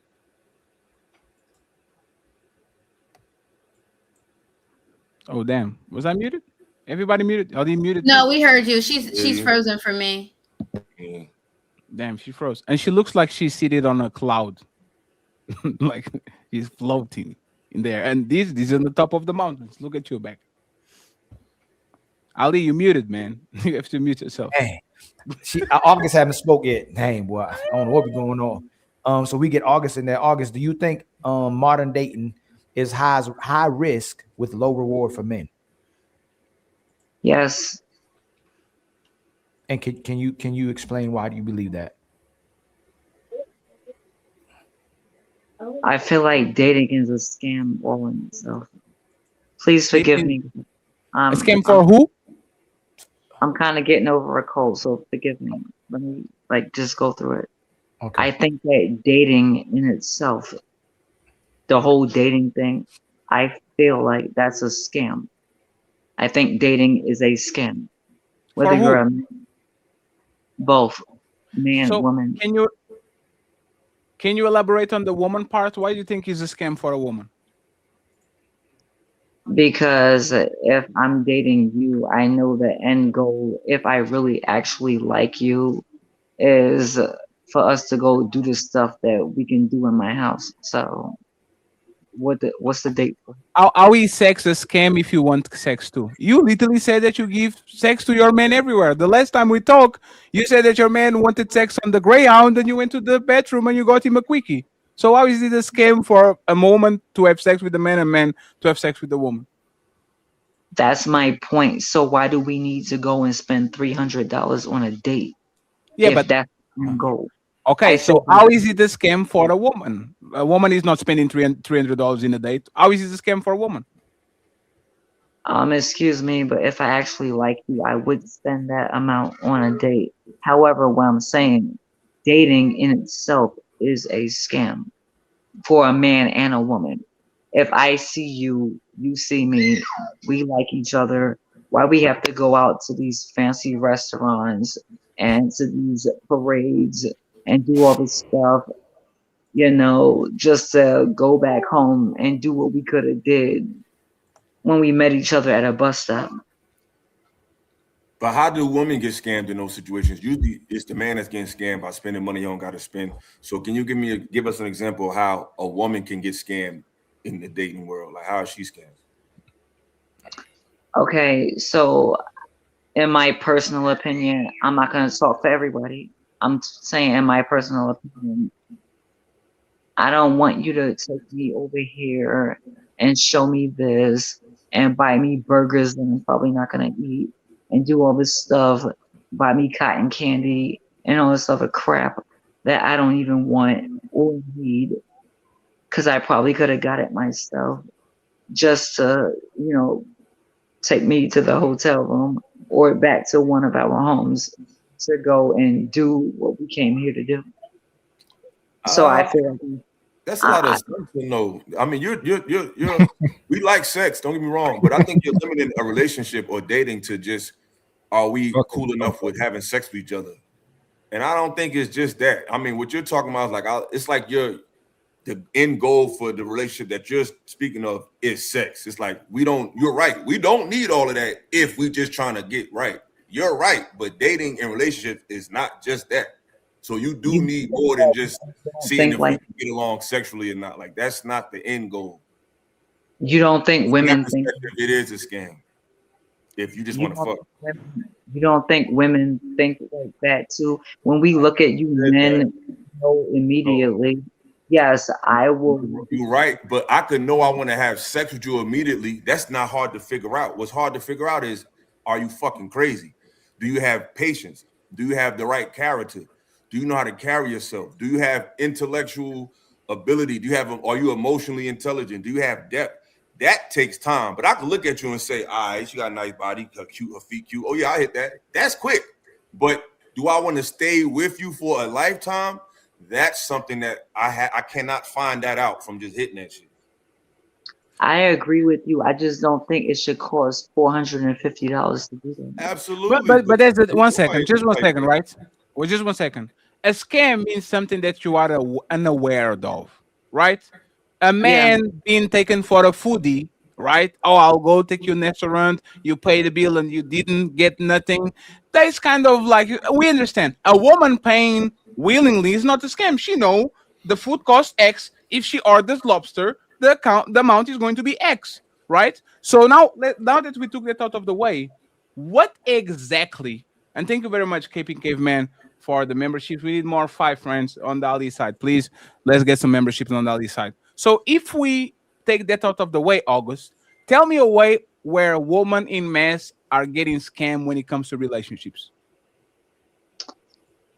Okay, so when it comes to first time like meeting up and dating, the same questions that you can ask me over this beautiful candlelight dinner and $400 steaks between us, you can ask me the same questions over the phone or in my house or in So, your house. so how are you being scammed? Because the company that like charge us the money, they are scamming us to make this beautiful dinner. But you didn't So pay, so how are you getting scammed? You The made him man pay. Yeah, how you getting scammed? You ate the food. I didn't say that. I said that dates in itself are a scam. We already took that out of the way because most women don't pay for dates. Let's be honest about it. They don't pay for movies. They don't pay for trips. Most women, somebody's paying that, right? So let's take that out of the way. What is the scam when it comes to woman dating on 2026? If you can't do it, we move on to Leosha. Like, what is the scam like that how woman men has get to be scammed for careful? spending money. How do y'all get scammed? Yes. Okay, so I'm saying that the man and the woman get scammed by the company that sets up the table. No, we're talking Because about. Oh my God. How We're did talking the about man get? How relationship. did the woman get scammed when she didn't pay for nothing? I understand what you're saying, but whether I pay or whether you pay, we're still being scammed because we could have did that at home. Nigga, you beat my ass 10 times, nigga. I'ma get back up. But I promise you, nigga, when the opportunity present itself again, nigga, I'm gonna shine, nigga. In a real way, nigga. Maybe Hey, you we- just used the wrong word. Can I just ask her one question though? Absolutely.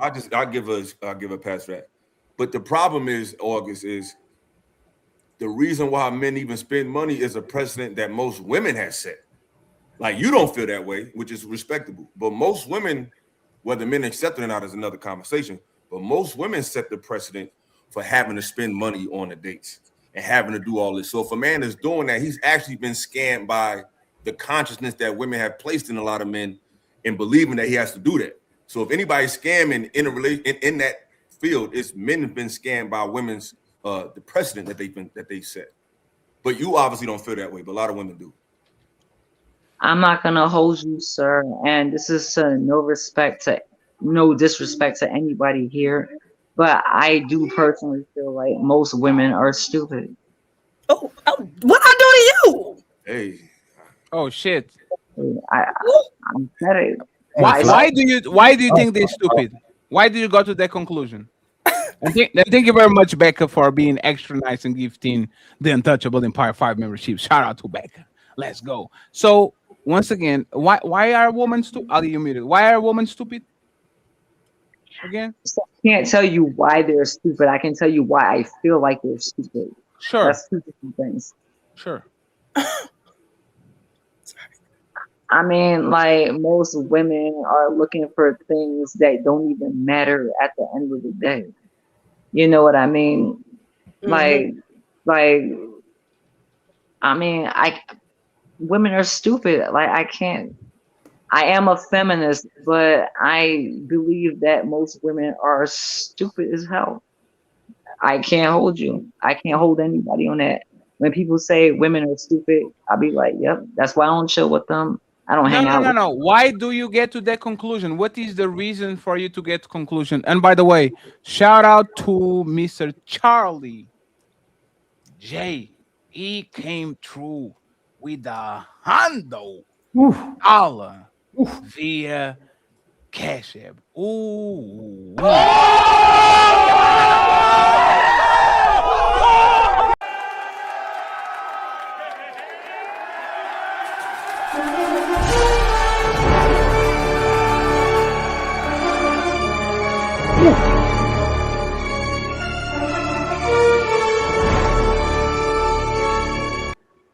Thank you very much. Thank you, Mr. Charlie. But let's that little meme that y'all do. That little meme. Y'all wake up so let's go to you, August. Why are Leosha and Becca stupid? I didn't call them stupid. You did. Yeah, that's what you said. Well, you said most women. You said most. How are they stupid? Now what I do? I did. She said most. Why is it that when I say that women are stupid, you assume that I'm talking about all, but we can't say No, not all. Why do you think most of them are stupid? those two women on the panel do not consume like I'm that's not not asking the woman. I'll try for the last time before I move the August. conversation. You just joking. August, listen to my words. Why are most, not the woman on the panel, not all, why do you think most women are stupid? Why do you have that opinion? Give me examples of why you got to that conclusion. I've just talked to women that were older than me and I didn't know what the hell they were talking about because, I'm more articulate than they are. I'm more well versed than they are. And I was just like, okay, they're dumb. Yeah, but there's the thing, right? Let's be honest. You are not coherent at all, August. Like Who's nothing. I'll take the bait for a second, right?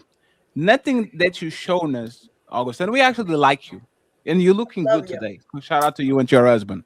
Like nothing that you say actually show that you are this elevated woman that is on a state of mind that can look down on other woman being stupid, right? So do you think is them being stupid, or do you think that is a mirror in front of your face and you are actually talking about yourself?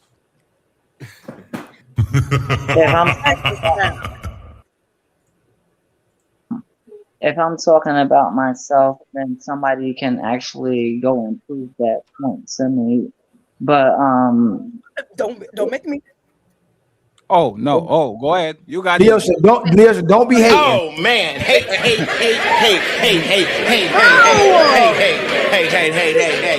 said if somebody can show her, I can show her. What you about to show? No, I don't want no biased opinions to where, we're on the girl's side or we're on the guy's side. I'm talking about an actual intelligence level matching up with that. Like, He said she about to show you something. I don't know what it is. Has August been on here before?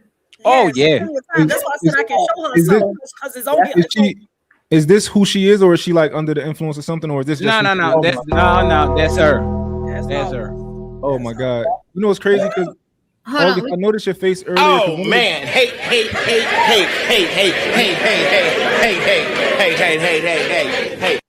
Hey, Samant, on the beginning, I was like you. I was like, we need to do something. But now it's her. Like, it's actually her. She's not under the influence. So it's her. You know, because I know the guys. I think Fatty said earlier. Fatty said something about women. He said that we don't learn anything, profound from women typically in these friendships, right? And I saw August kind of twisted her face up. She was like, "No, y'all tripping, right?" But you are validating exactly what he was saying earlier, because it's even hard. I'm sorry, I don't even want to sound mean. It is frustrating listening to you talk. It's a little bit frustrating. Oh man, hey.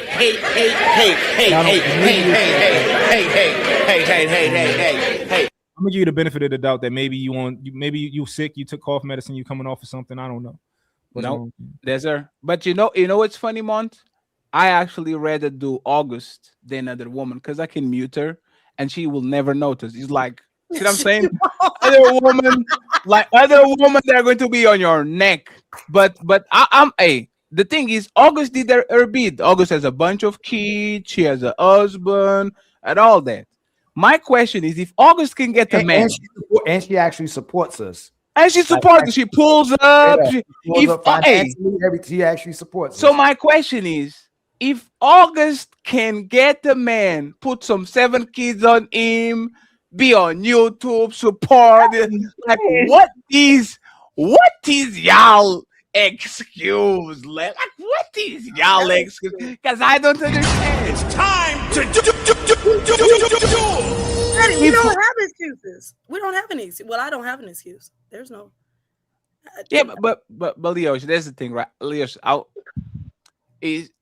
do you think if you get with a man, his life is going to become easier with you around? Yes. Why? Why do you say that? Because of who I am. I'm soft with my person. I'm kind. I cook. I clean. I do all of that stuff. So yeah, I can make his life And let me protest real quick. Cree been away so long that she doesn't even remember the hamburger fund. Cree, thank you very much for the support, but our goals are via Cash App or PayPal. I appreciate you, Cree. Happy New Year. Get Mr. Fantastic some babies. So you said that because you are soft, and what does that entail, right? If a man chose Leosha to be our wife today, right? Why wouldn't he regret it? Because I'm feminine and I do what I have to do as a woman. And yeah, that's pretty much it. Cree, not Cree, Leosha, I apologize. Like, do you know that meme from the Wolf of Wall Street when they say "sell me a pen"?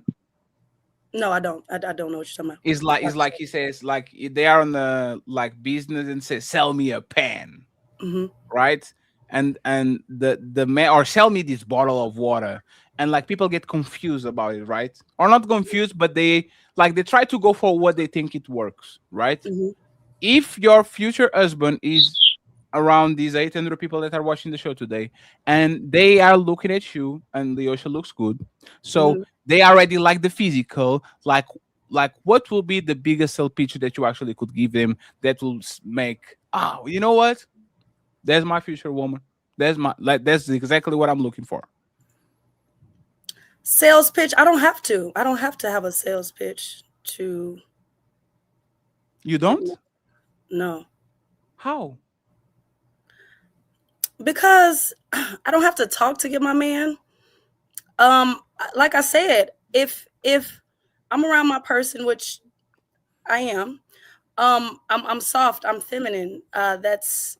That's what I can. I mean, yeah, I have a job. I have other business ventures, but that's what I can bring being myself, being my feminine self, being submissive, listening to him. That's what he gonna get. You're not a fighter, Leosha? Am I not a fighter? You're not a fighter. You're not a rah rah rah type of person. Her first fight was with a boy. That was her first fight with a boy. I'm sorry. Oh, wait. I'm sorry, Wolf Sykes. Hello. Is your name Leosha? Hey, what's up? No, I'm asking it's you know what? It's not my bad. Right. You got it. Yeah, I used to be a fighter. So you I'm changed. asking, do you Wait, do August, that? August, wait, Fetty's talking. Yes. No, I just want to make sure. So you were a fighter and you were a talker, but you changed, right? When was this? When did I stop fighting or when did I change? When did you stop fighting and decided to change? Like, when did you decide to not become a talker? 3 years ago. Halloween 2023. So if a man, so if you get a wolf pull up with his 27 DV. No, I'm kidding. Right. Leosha, but that's the thing, right? Jump at Wolf and he gonna shut up. Wait a minute. Yeah. So Leosha, I will say this, Leosha. Like, it's very difficult for people to change exactly what they are at their core. One thing that I noticed, and most men are going to actually agree with me on the bottom, y'all suffer from PTSD when it comes to getting triggered in relationships. Because even the calmest woman on the day-to-day basis, when they get on their feelings, is over. It's like a demon possessed them. They are not hearing nothing. They are just like, there's nothing comes true. Do you think you left that in the past? Do you think that you are different from most women, that when you are on your feelings and you're feeling some type of way, you can control yourself, refrain yourself, and move along like most women can? Do you think you can do that right now, or do you think it's still a work in progress? I definitely can do that right now. Yes. That's interesting. What about you, Becca? What would be your sale pitch if you were the future husband was looking at you right now? Like, what will be his sale pitch? Well, I can say from previous experience, most men want, a few things from a woman in general. And the type of men I tend to date, like, of course, how I look and how I move and things like that. I have a lot of nieces and nephews, so they tend to like the mothering aspect of my personality. They value intelligence and the way I think. And, also talking about emotional things. Fatty, when you mentioned that, you'll talk to a woman and the conversation is shallow, I found that really surprising. But because why is it surprising? Because women typically have intimate relationships with other women, and I found that they try to extend that to men, right? They try to find out, how did you grow up? What was your relationship like, when you were in elementary school? How did you change in middle That's school? not deep. Like, That's not deep. There's woman trying to be nosy and trying to understand why you are the way you are. It's nothing to do with curiosity. It's nothing to do with let's talk about the space and now we are here and the Atlas comet is coming on a weird trajectory and oh my God, what is the future of humanity? Is we replacing by robots? Like let's put this to the test, right?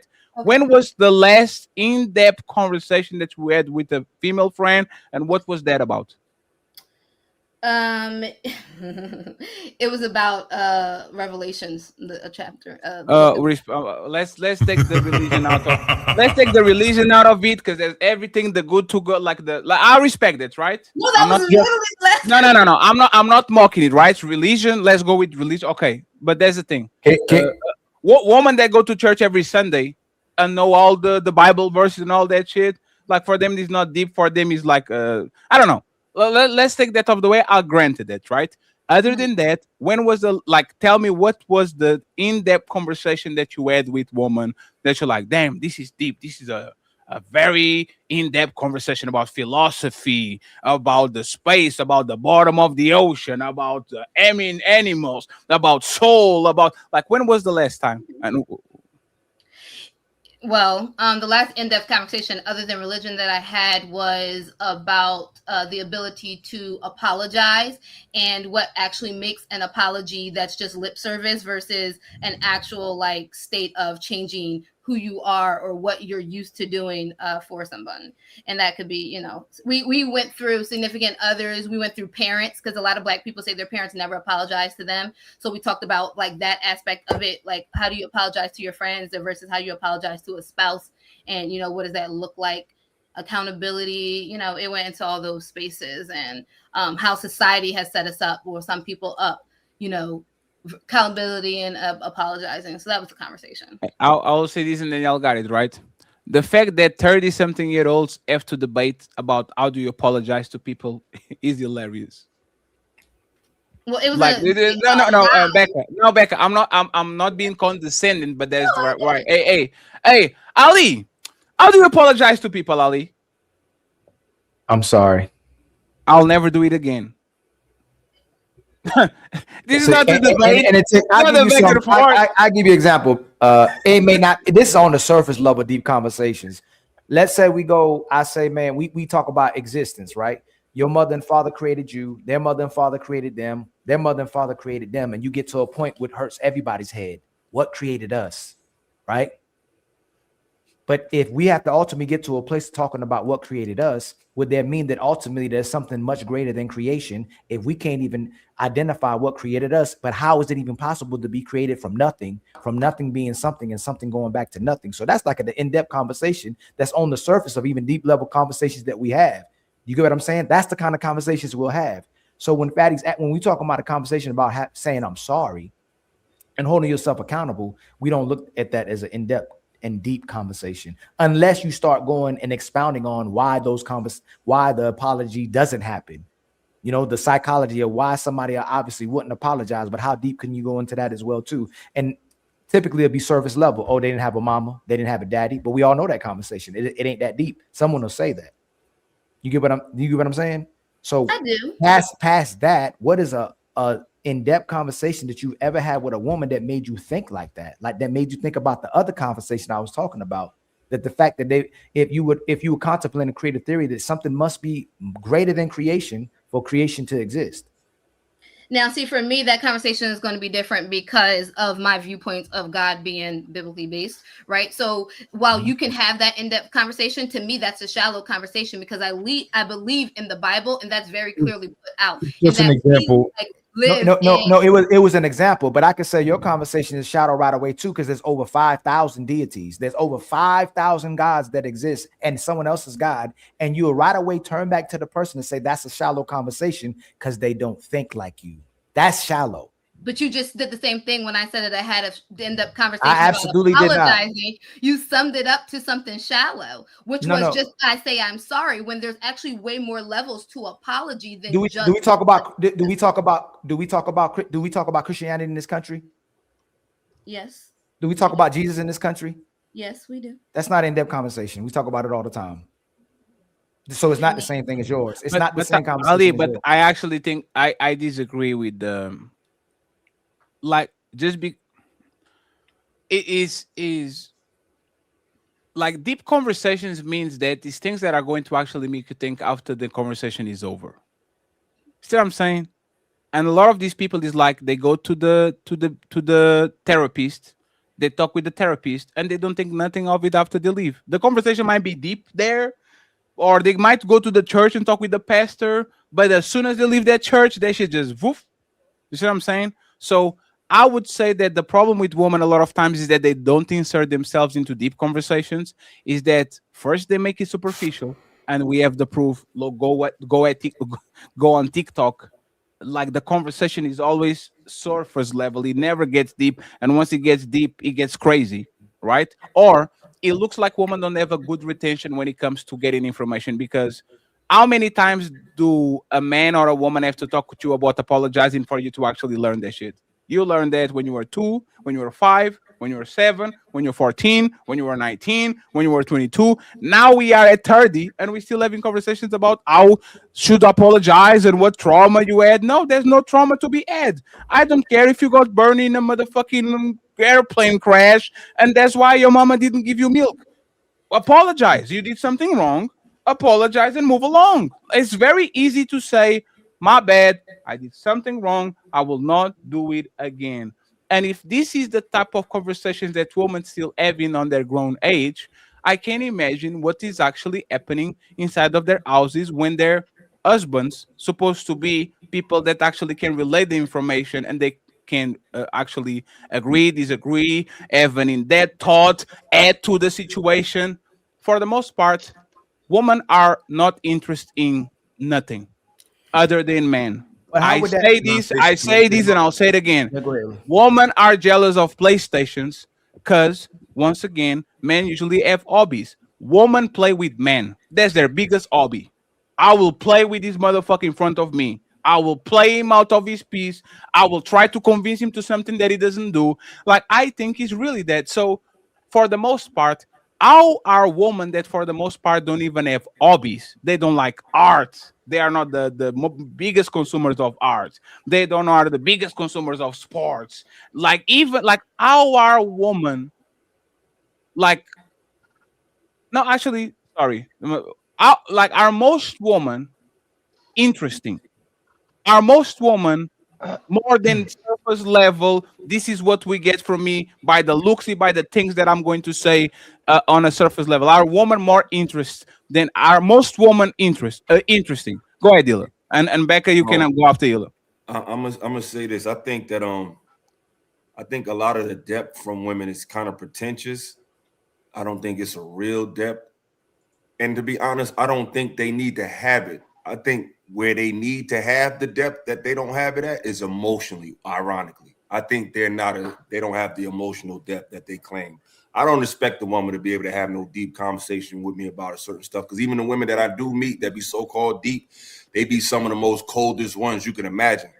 I don't know if a lot of cats know, but sometimes it be that chick with that hair wrapped in them cobble shells and that sage, she'll fuck your shit up. Sometimes it ain't about a woman who got knowledge. Sometimes that's pretentious. I need you to have knowledge of how to deal with me on an emotional level. And I think that's where you would expect women. I don't expect you to be this brainiac. Women are not like that. Let's be real. They not.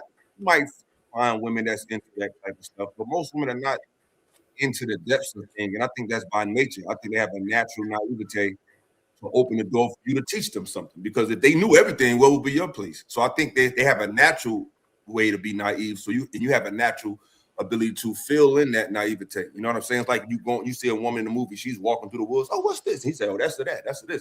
Like it's a play on each other. But where they are lacking a lot of depth at is where where we've been taught they have it, and that's emotionally. They're not as they don't really have the and a lot of times I don't see the capacity for them to understand when you need them to understand. It's like a woman will give you their body before they give you their heart. They give you their mouth, they give you their breast, they give you their behind. But when you need her to be a little more patient, you need her to understand that you feeling away, you may be out of it. You may just need a time to yourself. They don't understand that shit. And I think that's where the depth that I require, where I find women fall short, is ironically emotionally. No, I was about to say, I guess that's what Fatty kind of tackling too. How often do women have to even think about that? That's great. That's a great perspective. So when a woman come back and say she's supposed to be the leader, she's not even prepared to deal with that logical aspect of the conversation or deal with the reality of it, the environment in that capacity. She's supposed to love in abundance. I always say women are supposed to be loved. So when she's trying to be the man, she's replacing what she's ultimately supposed to be doing, which is supposed to be the driving force for our logic and our purpose. But real talk, real quick. I agree. I think the problem is, especially our generation, I'm born in 85. I think they raised us the way they raised the women the way they should have raised the men and vice versa. They raised the women to be go-getters. They raised the women to be these go-getters, aggressive, I don't need a man, independent people, which made them very successful, or they have nice portfolios, but they're not really compatible with men. And on the flip side, they just taught men how to behave. They emphasize behavior on men and accomplishment on women. That's why it's so confusing. So now you got all these accomplishment who don't know how to behave. They made men be soft too, bro. And then listen, a lot of men that know how to behave and treat women, but they not as aggressive economically because they wasn't raised that way. So that's why we got the mess we got now. And I think, and it's like they ultimately made them want to be men. And then they tell the men to care about what they feel and care about what they think, while we're saying let them be men. And now we have to be the women. Intelligent. Yes. Now we're supposed to be emotionally intelligent, emotionally available, when that's what they're supposed to be doing for us. You're supposed to be emotionally intelligent and emotionally available and care about the man that you ultimately want in your life. It's not supposed to be the other way around, because as soon as you care about me, and I keep telling that to women over and over again, you have to be the driving force of my purpose and convince me, and then make me care because you care about me. I'm not supposed to just care about you because you exist, because you say you don't want me to objectify you anyway. So why should I just care about you? Because you got a face, you got a body, and you got looks. You're supposed to care about me because I'm an intuitive man, I'm a righteous man, I'm an orderly man, and I'm somebody you want to be with. You ultimately you want to follow me, not just all the things that I have. You want to follow me. Go ahead, Fatty. Oh, Fatty, that's a deep. Yes, Ali. I'm sorry, Fatty, real quick. It's like we said the other day, Ali, when we was talking on the phone. We love women. We don't like them. They like us, but they don't love us. Mm-hmm. Hey, ladies, I'm going to play this video. Tell me what happened here, please. Okay, it's a very important video. I'm going to play it. Pay attention to the video and to the words, and tell me what happened exactly here, so we can, so y'all can understand what we're saying. I'm going to play it. I want to see. This is going to be for the ladies. Please pay attention. Okay. Oh, damn, that's my friend. Hey, man, hey, brothers, please do not respond to anything. Let the women don't say nothing, okay? Damn, turn around. That's crazy. She didn't turn around. Let's listen to this, right? Hey, what are you doing? I came out to check on you. Huh? What are you doing? Thought you were working. I'm looking at this. What is it? It's wire. It's a spool of wire. And I'm almost out of it. Can you see the spool of wire? Mm-hmm. I'm almost out of it.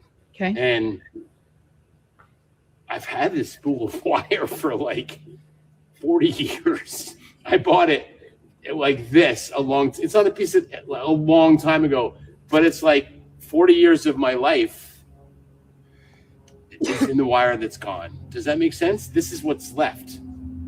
I'm sorry to hear that, and I'm sad for you, but you're wearing your Jets hat, and I'm a little concerned right now that you're wearing your Jets hat. I thought that's why you were crying. Okay, I'm done. So we are going to start with the woman. Oh, is that a probability?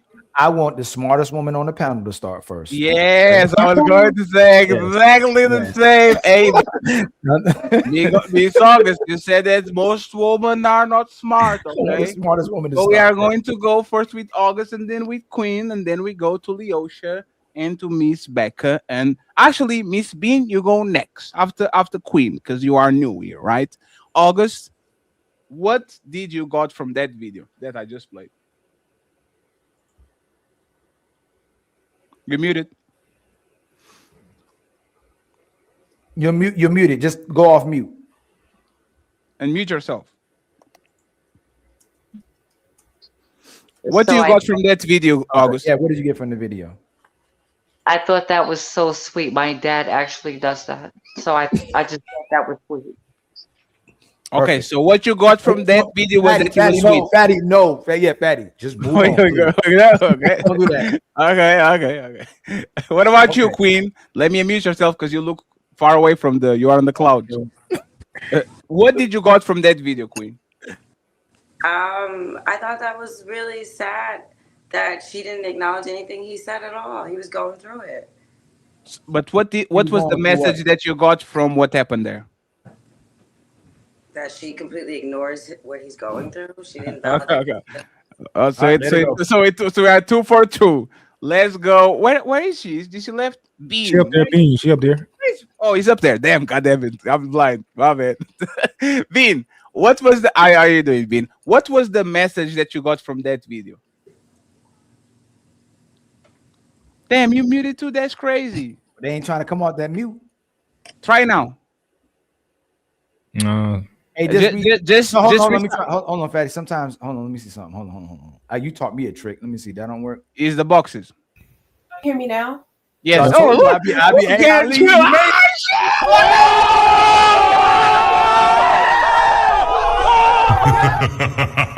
shit! Look at Ali. Oh my God! This man came a long way. Bean, that's the light skin powers, man. Bean, what did you got from that video?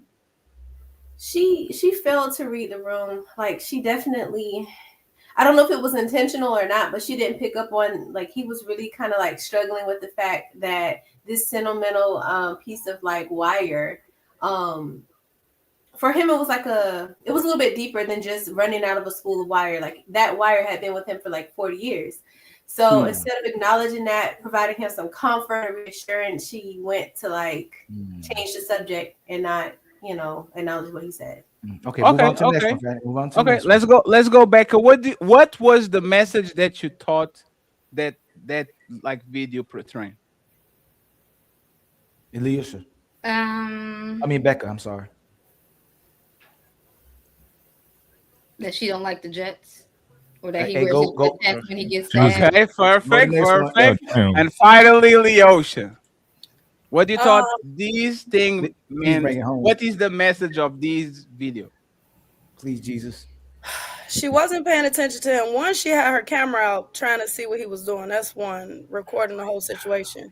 She wasn't listening to him. He was very excited to tell her some information that she asked. And then she expressed how she didn't like something. She pretty much didn't like the Jets hat and dismissed his feelings pretty much. Man, we were Bean was very close. This is why men don't open up to women. I think Bean was on. Bean was like 75-80%. The stole of wire means can I that say his something? life So is all over. the men that watched it, that they're part of you. I mean, depending on where you at, did you kind of get emotional when you watched it a little bit as a man? Yeah, is the passing of your life. Did it at least pull some emotions on any of the men? And Ella, first time I watched it, I thought about it. It made me emotional, and it had nothing to do. It had something to do with the wire, but in relation to what we've been through in our lives as well too. What time you spent with something as well too. That's all I'm saying. But how about you? Go ahead. So I want to explain what happened there, because this is why men go to other men and women are just, for the most part, y'all not evil. It's just the shallowness. Y'all don't understand what is actually happened there. What happened there was this man was seeing his life, 40 years of his life gone. That's what the wire symbolizes. That's why he's sitting on the patio by himself for 50 minutes looking at the wire. Because when he got the wire, he was a young man and he had the world to actually go and to explore and all that, like a massive wire. And he's noticing that on that wire, there's 40 years of his life. That's why he's kind of having a existential type of thing, because he's looking at it and says, damn, I lost 40 years of my life. And now that we hear this woman, he probably lost 40 years of his life with her, a person that knows this man for 40 years, and instead of looking at the deep emotional expression that he's doing, she's more worried about the Mets head that he has on his head. So I remember when we were saying a lot of times it's difficult to have conversations with women because they know go other than the surface level. Right now, of the 5 ladies, and once again, I appreciate y'all ladies, I'm not trying to clown you in whatsoever, this is what men kind of are like. Ben, like there's nothing superficial to talk, there's nothing in depth to talk about, because women always look at things surface level when things don't involve them. And this is the most important part. This is about that man life. It has nothing to do with her, has nothing to do with her feelings, has nothing to do with her pain, has nothing to do with herself. So when a man actually comes to you to talk about him, this is what he gets. Very close to nothing. And that's why, man, a lot of times they're like, nah. Can I say something real quick? Absolutely. And I I see you, August, too. I don't think women go beneath the surface for themselves either, because most of the advice we give them causes them or demands them to go beneath the surface, and we get a lot of pushback. I don't think they understand beneath the surface in life, period. I think based on how they're raised, everything is superficial, go to school, like they live on the surface. Like we live on the underground, literally and figuratively. Like most men are self-educated. Most men go around school or go, like we have to find a different route that required us to dig a little bit just to survive. They live on the surface, so I don't think they go enough beneath the surface, let alone for you. They don't do enough for themselves. Give them advice. I gave women advice, like, you ever thought about this? You ever thought? I try to make them dig a little deep. It's always a lot of pushback on that. So I think they need to just get used to depth, period. Not all, but a lot. Go ahead, Dolly. I think you always want to say something. Then August. Even his reaction, I feel like the reaction demonstrated that he's used to her doing that, and he was just hoping that this moment she can grasp this moment, and she still went right back to the Jets hat instead of identifying like what he was saying, because we really do care about our women being into us and caring about the things that we care about, especially when it's something deep or something that's close to our heart as well too. And this is what happens when we feel like we're ignored, when we feel like we're not acknowledged, when we feel like we're not valued, when we feel like the person's inconsiderate. And only it could be something like, I want you to hear a song, like this is one of my favorite songs ever, and you dismiss that as well too. Soon as a man becomes distant in the aspect of sharing things with you, y'all will start saying, hey man, this man's emotionally unavailable. He's not emotionally intelligent. No, you don't know how to address nothing that goes on in my heart. You don't know how to address nothing that's going on in my spirit, my mind. I needed you to be there for me. I needed you to be there for a moment just to show how much you care and love for me. And you drop the ball every single time. And as soon as you drop the ball and I say, hey man, I needed you right there. That was loving basketball. Like I needed you to be there. You know what I'm saying? I needed you to be there. And emotional intelligence for them though don't mean what it would mean for us. Emotional intelligence for them means you tolerate their mood swings and tolerate their slick talk and tolerate their saying little funny shit. Like that's emotional intelligence to women, is how much of my shit test can you tolerate? And when you push back to that, or you soft or you sassy, it's like it's really a mind play. But the problem is they think that we only want sex, and they're wrong. And we think that all they want is love and emotion, and we're wrong. So what we've been taught about each other is not necessarily who we are. Right. And we're always there for y'all on your ups and downs, your worst moments. We there to fix it and try to give you a solution. And you might not even take the solution. All we need you to do is be there at the time we need you the most. And most of y'all always miss that opportunity and moment and play it off like it's nothing. But that can change the trajectory of how he looks at you for the rest of his life. That's what when the man's not emotionally intelligent, emotionally available. When you miss that moment, when I'm at my work, you can, whether you read it or see it and I convey it to you and you miss that moment, that man will change the way he looks at you for the rest of his life. Well, Ali, we got to remember this stat that we always bring up, but we don't really take into account when we really evaluate the situation. and it's no offense to women, but most women had at least 5 or 10. And you know me, I'm big on who she was with more than how many she was with. But even with that being said, I can't deny the science of it. And that's most women before they 25, 24, them been with a few men and they really don't have the ability to pair bond like that. That's like 85% of the masses of women out here. Like, we have to ask ourselves, do they really have what it takes to pair bond with us? I don't think they have. I'll say this, and this is why I wanted the other lady and Rick to actually pull up. I'm alone, but I'm not lonely. You know what the type of loneliness they get men to grab a gun and get themselves out of here is when you are in a room full of people that's supposed to love you and you feel lonely. And this is what that man was feeling on that video. That's what I wanted them to show you, that having a woman doesn't make you feel seen. What men want is just, look at me. I'm a person too. I'm not a workhorse. I'm not a donkey. Like, look at me. And when you get a woman that has been with you for 20, 30, 40 years, and she can even look at you as a person, there's no biggest pain than being in a room full of people and feeling invisible, lonely. Nobody sees you. They see you for what you do. They see you for what you can provide. They see you for the problems that you solve. And as soon as you try to be in depth talking about yourself once in 20 years, they don't catch that shit because they are so used to be the ones that they blah, blah, blah, blah, blah, and you are there to listen. This is what I'm talking about. And this is what a lot of men are actually choosing. Why am I going to get with this woman, give my life, my 40 years of wire, and on the end of the day, I tell her one thing and she's supposed to actually see me and she sees my head. That's all she's concerned about it. Not my soul, not my heart, not my struggle, not my face of pain. She's concerned about me having a Majin Buu beanie on. Because like they never give, I ain't gonna say they, because I'm gonna say all y'all, but a lot of women, they don't give you their heart, they give you their body. That's why they could be with you, and then you think y'all got some emotional connection because y'all was intimate, and y'all have a disagreement. She just bounce and do that shit with somebody else. She don't be giving nobody their heart. They give you their body. They give their heart to Jesus. You know why? Because you can't ask Jesus.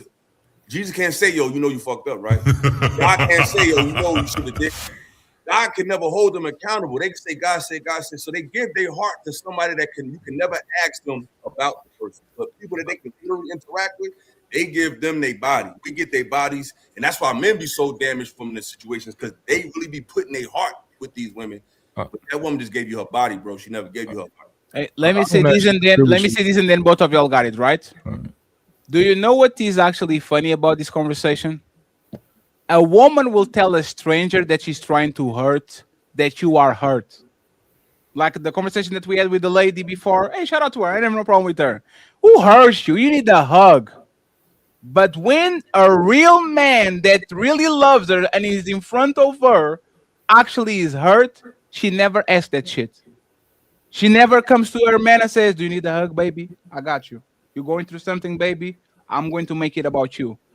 Every time a man goes through something in their life, either be the death of parents, the loss of a job, the loss of their health, and they need the hug from that woman to make it about them. Woman will do that one day, and on day 5, they're going to make that shit about how they feel, how you make me feel unseen, how you make me feel unheard, why you always sad.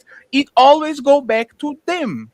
So this is what I'm talking about, and respectfully, y'all might have different experience, but you can't even make it about yourself when your family is not there with you, bro.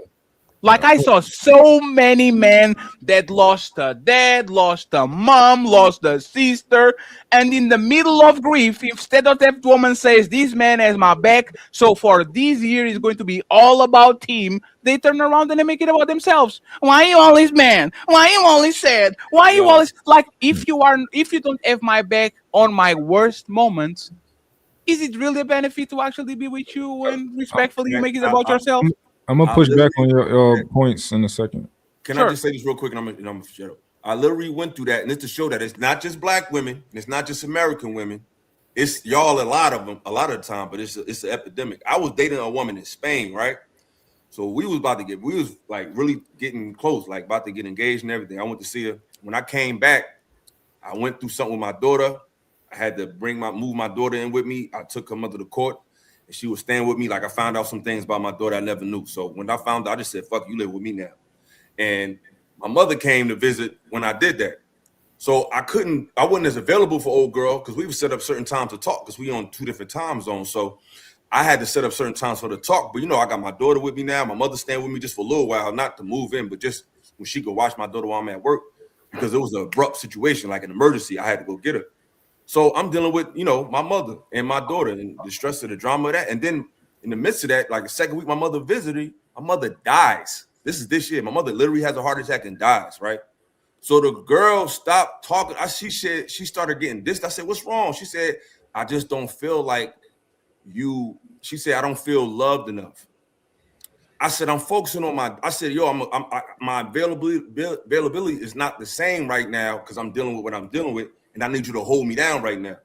So eventually, she drifted off, and then I told her what happened. I'm like, "Yo," I said, "Yeah, I said my daughter went back. Something happened. She had to go back with her mother."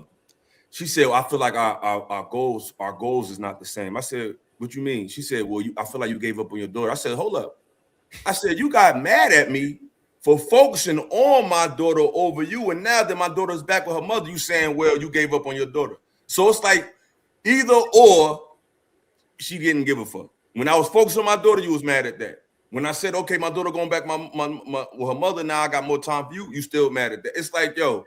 That's the shit I'm talking about. It's like all I needed from her to do is to hold me down. She would say stuff like, "I don't know what to say."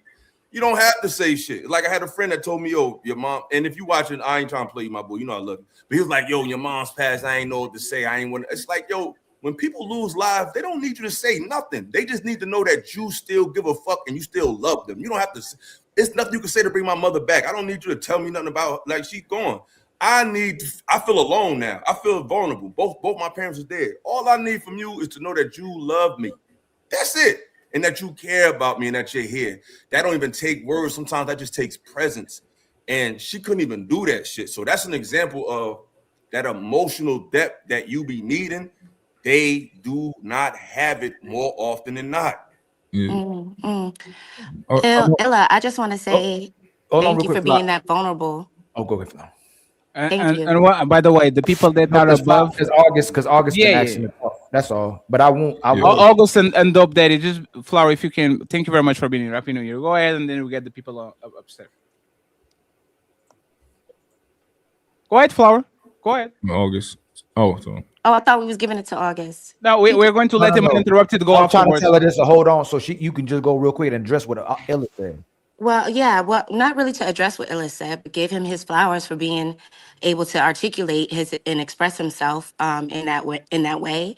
And Fatty, you too. You guys have been through a lot of trauma with Black women, with our women, and I'm here to. You was Spanish. You wasn't Izo. I have no problems with Black women whatsoever. Not saying that you have been problems, but you have and Ila, 1 second. And Ila was dealing with a woman that is like 1 hour away from me. I live in Europe. Yeah, that was insane. I live in Europe. Ila. Okay. That's nothing to do with Black women. What I'm hearing is, nothing to do with this. I'm hearing men share their experience with women, Black, white, candy stripe. And their experience has been kind of negative. And I'm sorry to say that you've had that experience. And just to even vocalize that, share that with a panel of women and men and, own that experience. Like, I'm here to say, like, you deserve your flowers. And you're not going to get them from every woman you meet. But I do think that we need to move this conversation to a place that's progressive for our community. Like, what do we have to start teaching our sons and daughters so that we are experiencing a better form of relationships? I've been in 3 marriages and they all been great. You know what I mean? 1 second. Well, 1 second. What did you say? I just think we've had this conversation, ongoing conversation about men, women, mostly women because we're the problem, right? If we're going to address problems, we need to have some kind of solutions. And we're talking about women not having in-depth conversations. Here's an in-depth perspective to say, listen, thank you for sharing all of the things that you have endured, that you have experienced with women. I'm sorry that you went through that. Thank you for sharing that with me. I'm glad that I'm here to even offer you a brighter perspective, Yes. one that says that there are women that have in-depth and intellectual no, this conversations with this you. is All you did, one second. y'all have All it. you did right now was superficial, surface level, and performative. Everything you did. it's No, performative no, no. because Sorry, no, sorry. listen. Let me finish. No, you didn't even let me finish. Let me finish, please. Everything you said right now was performative and surface level. We literally have a conversation with Anne on Sunday. Anne was saying, "I'm so proud of you, fatty. 5 days into meeting me, proud of what? You don't even know me, lady." Like I y'all just are. said I just said Let I me appreciate the conversation. I've been tapped in for let hours, me right? finish. And Let we me have said some finish. things. Let You've me shared with the finish. panel some things Let that is me very finish, interesting please. as Let a me finish. woman. I'm hearing it. I'm like, damn, he Aren't got you to deal about? with the woman, Aren't you about to? treating him Hey, disrespectful. what? You're supposed to be emotionally available. How is that how is that the woman about solutions and all that over talking me? Huh? No, I'm not over talking you. I was speaking and you It's not. interrupted. It's no. I ask you, what did you say? You said, "I've been in 3 marriages and all of them were wonderful." They were all wonderful. I'm going to ask this. Please don't take this as offense. Are you a 3-time widow? No, but I have lost a husband. Okay, so what happened with the other 2? One is in Africa, living his best life. That's my first, and my current is he's living his best life here. So Those you aren't are what with him right now, right? Yes. Okay. What did change between that husband that you got that went to Africa, or I don't know what happened to him, and this one? Like, if his life was so wonderful with you and your life was so wonderful with him, how did you got to get this third husband when you That's a should great stay with him? question. Yes. And it's one of the topics that we talk about or that I hear about on this panel a lot. I was very young and he was very old. And he taught me a lot. It was a great marriage. He had a lot of great qualities as a man. He was a great leader. However, I was so young and I didn't have the approval of my father. And so I married him without my family's support, right? And so when you're young and you're making these decisions without your father's support, who raised me to be married, I was 18 getting married. Fresh. You want them young, you want them nice and new and young, and you don't want them ran through. However, following him led me to wanting my independence, wanting to go discover myself more, Why? It was wonderful. wanting to live my life because he was much older and it was very much grooming situation. Now we're cool now, No. but we went through One a second. lot, right? Hey, one second. You can go from wonderful to grooming. You can. No, Ask the men up here that date 22-year-olds. Please, 1 second. Was your life wonderful while you were with him? It was. There were some wonderful What things. couldn't you do with him that you earned to do back in the streets? What was the thing that you couldn't do with him that you wanted to do by yourself? What was that? I couldn't travel alone. It was very much. Why do you want to travel alone? Because I was 20. So you wanted to be on the streets? I wanted to explore the world. And By as my yourself? husband, he was like, you stay home with the children. This is why we're married. And I wasn't ready for that. And so I got married very young, like a lot of women do, for stability, because this man can teach me so much. He can show me so much. He has so much to provide, to offer, right? And so I thought that was the right thing to do. I did that without my parents, without my father's approval, my father's blessing, who's truly is the guiding light to a woman before she gets married. And it's like, if you don't learn your lessons by not actually doing something, right? So I got married and I learned, and then Are you saying that I'm sorry, Dope. He groomed you into be a wonderful wife? He was grooming me to be the wife of his wife. I was No, following him. I was following him. No, 1 second. Mhm. What did he do bad to you on that grooming situation? He had a lot of power, probably money, experience, and all that. It was possessiveness. It was extreme possessiveness and control. Wait, you not being able to travel by yourself is not extreme possessiveness. It's literally every relationship. Probably nobody travels by themselves. It's me and you. If we don't have money to afford it, we don't go by ourselves. If we can, we're going together. This is literally relationships based on one. You I know, want to do, and you I want didn't want to accept that. I wanted to go with my parents and be at home with my family. And he was like, a man and woman should be one. And at the time, I was too young and I wasn't developed in my mind to understand that, he's still right. I'm not saying he's wrong. That's why I said it wasn't a bad thing. It was just something that I wasn't ready for. It sounds that the streets was calling and you were like, like when what is the Disney movie when they are like there's a song and the person is like, I think it's Frozen. Let it go. Like it respectfully. I will say this. What I'm saying No. So I will say this, fellas. When woman says free, it means they want to go back to the streets. Because respectfully, if a woman is into you, she can't wait to be under you all the time, every time. She wants to go travel with you. She wants to sleep in a coffin with you. She wants to sleep in barbarian with I agree. you. Like, guess what, Fatty? I agree with you. I agree with you. You are absolutely correct. Let me finish, please. Let me finish. So why are you calling it grooming when it assumes that man was just being a man and being possessive of his woman? You're not traveling together. How is that a grooming? It's grooming because I was 20 years old and everything you're saying is absolutely true. I was too young. I did not. I was not ready to be a wife. I was not prepared to be a wife. I wanted to be in college, in college doing what I wanted to do. So you wanted to have sex with other people, right? I wanted to go and travel and hang out. I ask a very specific question.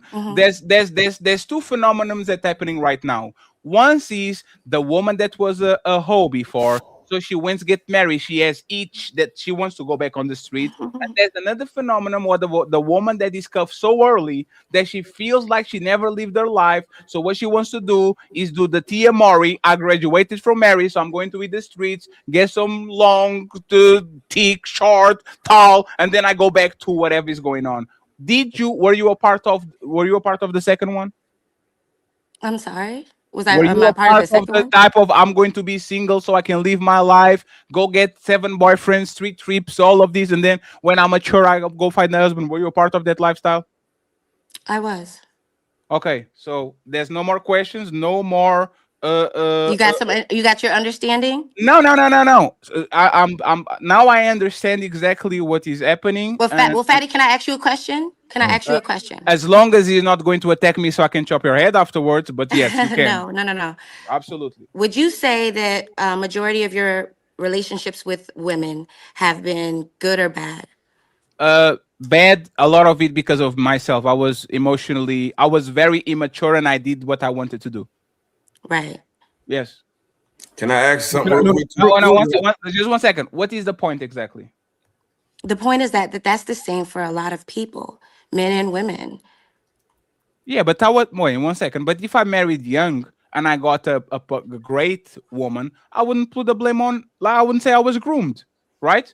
Actually, matter of fact, older men mold other younger men. I guarantee you, Mont or Ila or Ali, if they meet a 20-year-old, they can literally change the life of that kid. Hey, you need to do this with your money. You need to do this about woman. You do this about business. We are going to trips. We are going to practice together. I'm going to put you on jiu-jitsu. You being a mentor or being somebody that has power to actually steer you the right way is not grooming. Is actually you having somebody that can guide you. So I'm okay with, I was young and I wanted to live my life and get some whatever. I'm okay with that because it is what it is.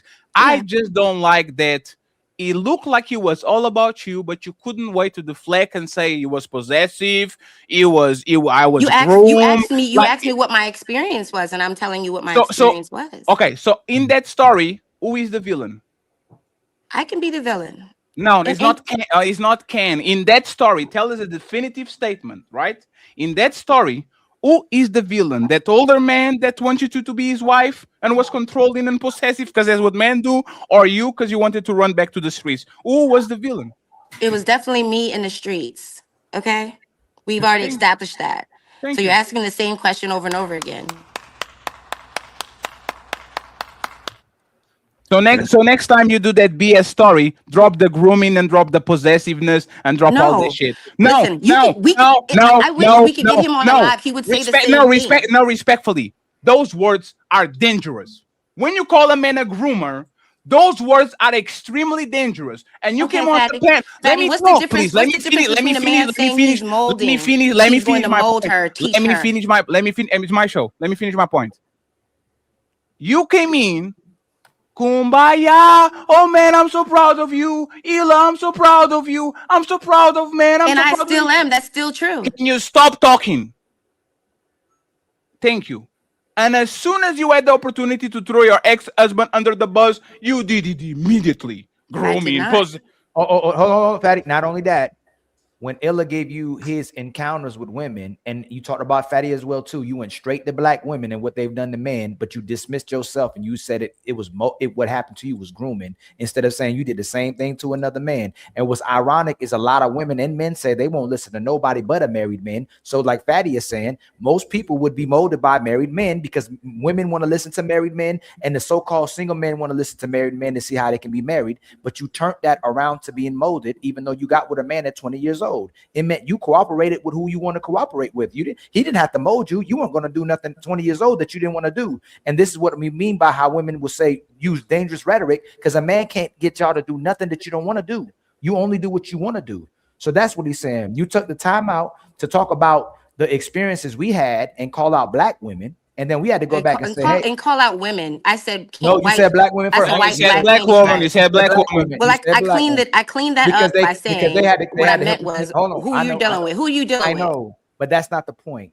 If you were with a man, and you saying when he's asking you to be responsible for the relationship, you have an expectation and standard to meet. That's not grooming. That's not controlling. That's having a responsibility to that man. A lot of women always want to say this man is controlling when you're supposed to do what you're supposed to do to be with that man. That was a responsibility, and you were supposed to meet his expectations and standards. And fellas, I did not because you're not absolutely. And fellas, I didn't say I was a victim. I said I was the villain. No, you victimize yourself. When you say you were groomed, you are putting yourself on a victimized position, while the other man, because there's more power, more leverage, more money, is actually trying to control you. Is grooming is never positive for the most part. It's very rare that the word grooming is. What other words did I use, Fatty? What other words did you hear? This was the word that you used. Yeah, no, that's the words that you use. I actually have it right here. Belongs to the streets. Yes, that was the words. Hey, fellas, I want to actually, and you have to refresh because you got a phone call, Flower. Fellas, this is one of the most dangerous things that you actually can meet in a woman. A woman that thinks that she knows what you want to hear, and the first time she interacts with you, she love bombs you and she says, oh, I feel for you. I feel your pain. I feel your hurt. Like, men are yearning to get this from women. So there's a lot of women that are on the field and know this shit. So they come in and they say what they think we want to hear. And you know why I know? She's actually one of these women that mirrors energy. I don't date black woman. And Ila was talking about, I don't date that black woman. I haven't dated black woman in a while.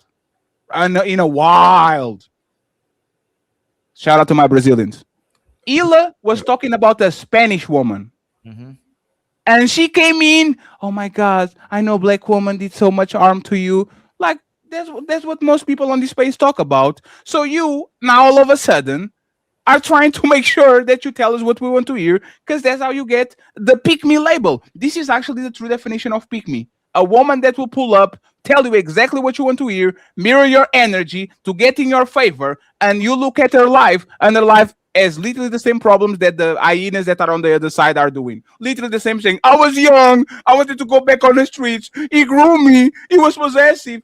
Just, once again, be very careful. I see so many of y'all yearning for your champion, the woman that comes in and says what you want to hear. Those women a lot of times are even worse than the hyenas that y'all complain about every day on the chat. Mont, I apologize for interrupting you, my brother. Ila, because he's the Ila is the special guest, and then I'll be quiet for the rest of the show. Y'all can have it, okay? Go ahead. I'm kind of mad she left because I really wanted to I wanted her to understand how what she was saying is like, for one, contradictory. But then, like, it's crazy. You're saying that she was in this great relationship, and then the first opportunity you got, you called him a groomer, right? Oh, 3 great relationships. 3 great relationships. 3 wonderful relationships. I forgot about that part to add. That's the word, wonderful. She called him a groomer because he did what a normal man would do, because you were a woman doing what a normal woman would do. You wanted security. Whether you was 30, 20, 40, 50, you would have wanted security from a man, and you would have locked him down for security. So you can't, we're not about to do I was 20. No, you did what an adult woman would have done, and you locked down a man for security. And now you calling him a groomer. I wanted to first ask her, like, what does grooming mean to her? Like, to define grooming. And dope. And she lied again, because she led with, he doesn't want me to travel by myself. And then when I asked, oh, so you wanted to be a whore and go back to the street, she said, yup. So that was the main reason. You wanted to be on the streets. You just said the traveling shit because you don't want it to look like a whore. That's all that is. They think they low. You're like, it's so surface level, like the language and the tricks they use. It's like, it's not hard. We know what you're saying. Like, you left a marriage. He probably didn't cheat on you, didn't do none of that. You left a good marriage where it was a great relationship because you wanted to fuck. I'm sorry, I curse. You wanted to get your rocks off. I get it. You wanted to travel. Of course, no man want his woman to travel by herself. Like, that's crazy. Like, a man is supposed to embody every single thing that your father does. Remember, we talked about earlier, the moment the woman says she starts needing freedom and she need to find herself, she want to get back in the streets, and she's fighting with it. She's fighting with her need to go back into the streets or be under your coverage and be a lady or be responsible, have the responsibility to you. Imagine me and you, Illa, married. Hey, yo, man, I've been doing this monogamous thing. I've been doing this father thing. I've been doing this husband thing. Yo, I need some freedom. You know, I need to be free again. You know what I'm saying? I need to find self-love and happiness. It means they want to go back to be a 304, but they hope that we go, oh man, she was just dealing with mental health. You know, she just needed some therapy. It's just the way she was raised. They can always fall back on mental health. They don't care about if you was broken and a bum and a brokey. They don't care about none of that. Mental health only matters for if a woman is broken and she gets to use it as a justification for being a thought. And you know what's crazy? Real quick, Illa. It's crazy because she left a man with structure to go to a man the same age, probably, or a little bit older, her father, back to her father's house, because he had less structure. Yes. That's literally what you wanted to do. Yes. You love a man, your father's like, when you get married to a man, him and your father are pretty much the same thing, except y'all romantic also. Like, I'm gonna take care of you. I'm gonna make sure you good. You get in a car crash, you call me, you don't call your dad. Every single thing, when you're on your period and you need somebody to understand you and kind of put up with your shit, it's me.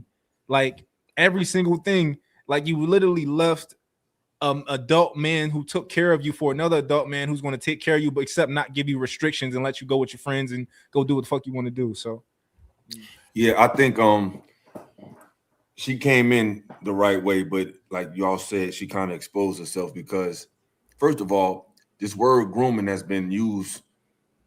Usually a lot of women associate that with dealing with younger women, like on some R. Kelly.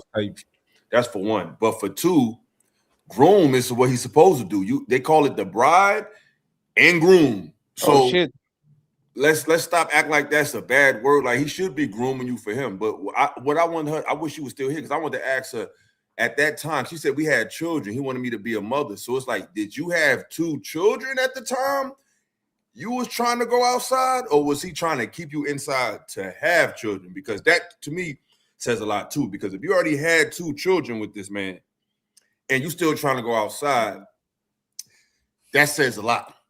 And to me, that speaks to, like Fatty said, how can you sympathize with me in my situation and then went through that? Because to me, that shows another example of a lack of emotional intelligence. If you're a mother now, then your life is different. You don't have time to just go out and get away. Like, you need to be locked into these kids and this husband. So it's like, it just, like you said, it's kind of performative, because it's like what she said, it's like, yo, I'm trying to provide the depth. It's like, no, you can't provide the depth on a panel. This is not the time we need the depth. The men need the depth from their woman in real life. It's easy, because that's the thing I realize a lot of women do. We deal with their PR person, not them. and their PR person said they like flowers, they like candy, they like soft, sweet nothings, they like emotional vulnerability. That's the PR that women been giving us for 40 years, but they don't like that shit. Hey, you know what I'm Illa. saying? They don't give a fuck about that. You know That's what's the crazy last about thing. what you saying? Yeah, I know you like it on the internet. Is they Like it in literally real life, they too. literally will tell us that like oh you man enough to lay down, be man enough to be a father, but in reality they never wanted to be mothers or wives in the first place. And then they get mad at men who told you they weren't ready, and then you bring a child into this world, you forced a relationship, you forced a ring, but you never wanted to be a mother or wife either. You just wanted the facade, you just want what me and Fatty been talking about, you just wanted a notch on your belt.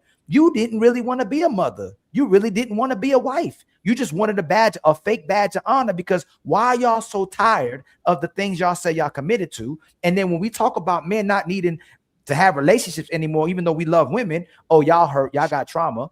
But the woman, y'all justified okay with her being by herself and she don't need a man to be happy. But we see it over and over again. Y'all want men to sacrifice themselves to get in these relationships that y'all don't honor. You don't honor monogamy and you don't honor polygamy. And shout out to the brothers who are actually committed to and married to these women who love nothing more than to be a wife, nothing more than to be a mother, nothing more than to be kept and covered. Like, I know anything I'm doing outside of that is to be a thought or a horrible person. Like, y'all are fighting from men trying to respect you and love you so you can degrade yourself. How do we love y'all and respect y'all more than you love and respect yourself? Well, August, go come off mute. I think the whole situation that we're having deviation from is like the way that you please forgive my voice. Like, I know I sound like one of you guys. You have a beautiful voice. Don't listen to them. Go ahead. Yeah, it's so feminine. I think the issue that we're having is that when you tell women that yes, you go and get married, they suddenly stop. All right, leave it. I'm sorry. When you tell women that they have to go and get thanks, you're telling women that they have to stop doing A and they have to start doing B. And it's like, if you get the woman that wants to do A, she can probably do B with no problem. But when you tell her that she has to stop doing A because now that she is, I'm sorry, go that way. Babies. I'm so sorry. No, it's fine. It's positive. Okay. Can I say something real quick? You're muted, Ali. Hey, Ali, can I ask something to Becca real quick? Hey, Becca, if I am fat and you tell me I should go to the gym, is that a problem? No, that's not what I'm saying. No. Well, I know. If I'm fat and you are trying to get me to go to the gym, is that a problem? Yes. No. So, okay. So August, explain to me, why is it the problem that my woman, which would be my biggest fan, what is the problem for her to pushing me to do something that is going to make me live more years, have a better quality of life, be there for my kids, be there for her? Like, what is the problem with my woman pushing me in the direction that I don't want to do because I'm a fat slob that wants to eat pizza? What is the problem with her saying, yeah, fatty, I'm going to make a schedule at 6 a.m., you're going to the gym? What's the problem with that? So there's no problem with that. The whole thing is, first of all, if you were a fat slob and that's how she got with you and you were a fat slob, then okay, she accepted you that way. Now, if you want to go what? If she accepted you as the fatty and no. Hey, I'm going to snitch on Ali. Ali only, like, when I met Ali only reads the last part of the message I send him. And you know what? I'm seeing that he's making the effort because motherfucker now is kind of slowing down a little bit. Ali, you're going too fast. I met him fast like that. But I can say, hey, brother, can you slow down a little bit so we can have a conversation? You, just because you met somebody fat, doesn't mean that Ali can incentivize me and says, hey, my brother, you need to go to the gym, man. It's been 2 years. You've been still fat. Like, it's fine. Even if he met me a certain type of way, you need to tell people to actually do better. to be better, to achieve more. It's going to be better. So what is the problem with my woman or August saying, hey, Fatty, I have this meal plan that I did for my nephew. If you want it, here you have it so you can lose your weight. Like, what is the problem with that? Because you can look at me and say, well, hey, didn't you meet me this way and you liked me, right? So don't you like me still? That's And ridiculous. That's so crazy, man. It's ridiculous because we pick these arbitrary things like, oh, like look at these were my clothes. Look, like these were my clothes when you met me. You should accept these clothes forever. Like it's like stupid things. I think the problem is a lot of men, you guys go for birds and then get mad when they do bird behavior. Hold on, B, you can come up here too. What Can can I we tell answer? y'all? What? No, hold on, August. This is the point Fatty was trying to make. What can we tell y'all to correct that you need to correct immediately? The way we wear wigs. Hold on, August. I'm asking Bean. Oh, okay.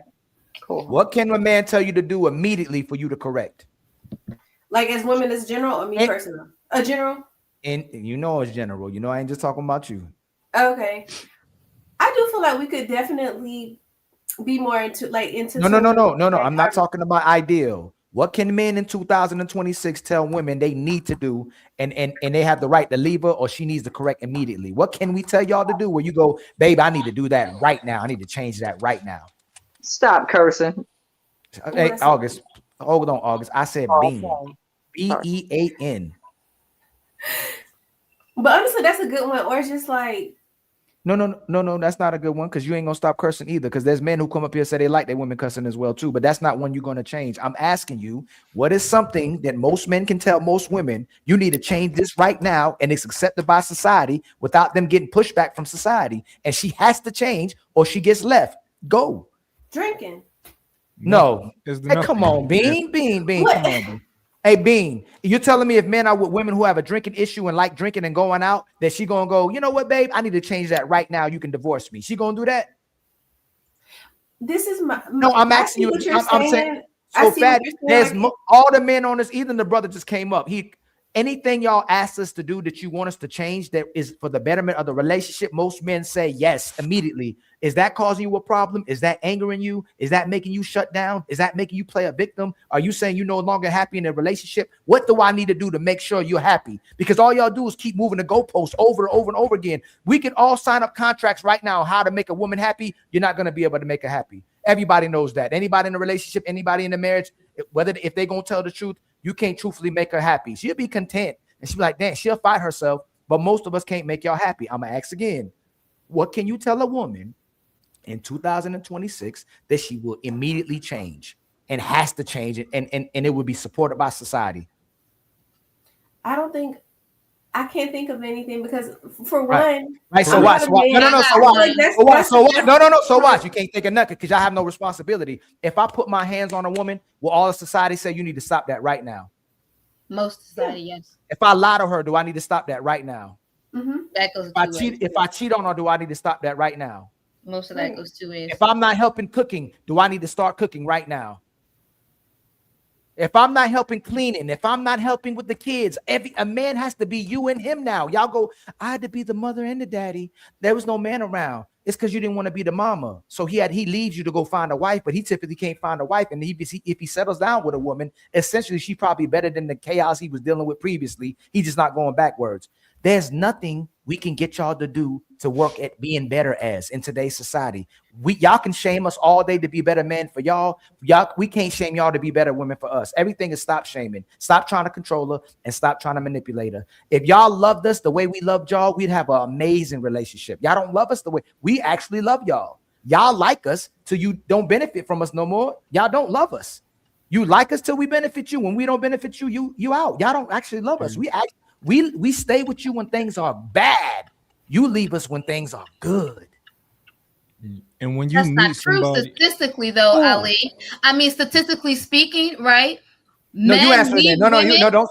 You answer it. Men leave women when they're sick more than women leave men. No, that's a data. We already debunked that. And let's be honest.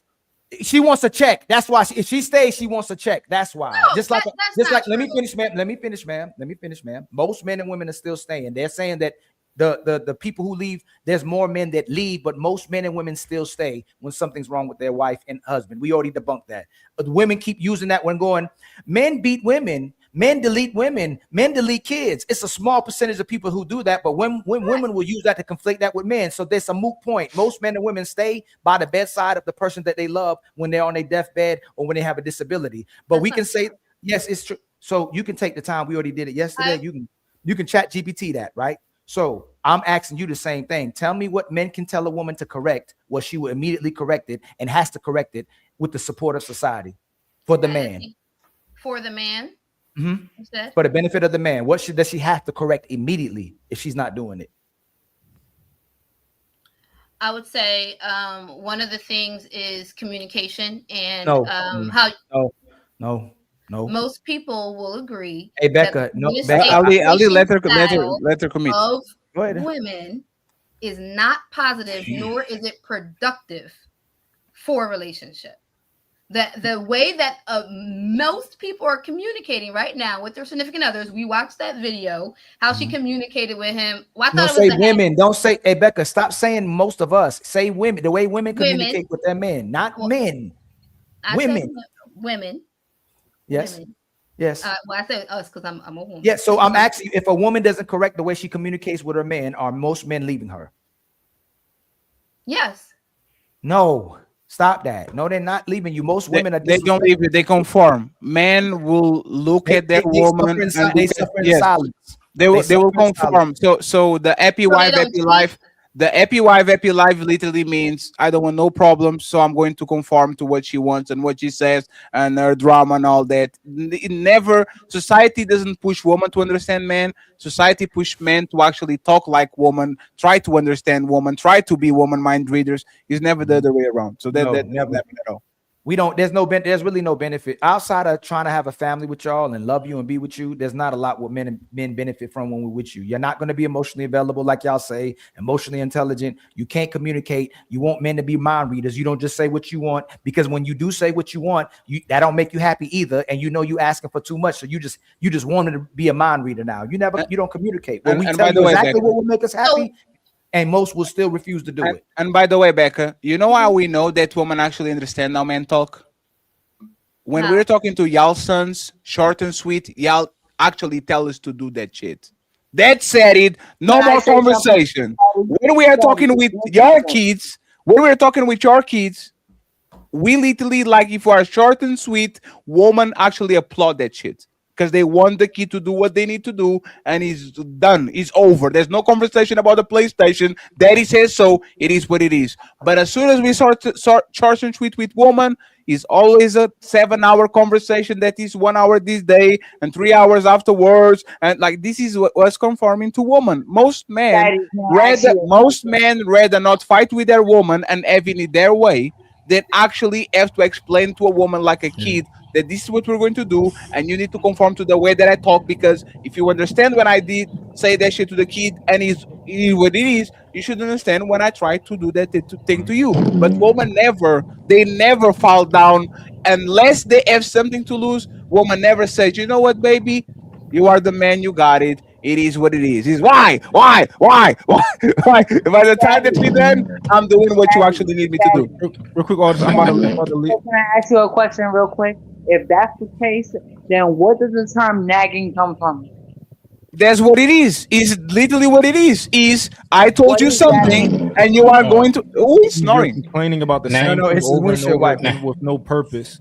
There's no end goal to nagging. There's no, like, for example, my lady. I'm gonna tell you what nagging is. I'm gonna give you an example. My lady. Every time our cleaners come over, she has a problem with something that they do, right? And I tell her, who doesn't? I tell her, I say, listen, make me a list of everything that you need me to tell them to do and correct, so that I can do that, right? She don't do that. She never make me a list. She never want to make me a list, but she always want to tell me about the class. I said, don't tell me about them, because I told you 30 times to make me a list, but you just want to talk about them. I'm like, go talk to your friends about that. You gotta find the negative. You gotta find August. Slow down, Lord. You putting your face in the camera ain't gonna make it sound even better. Hold on.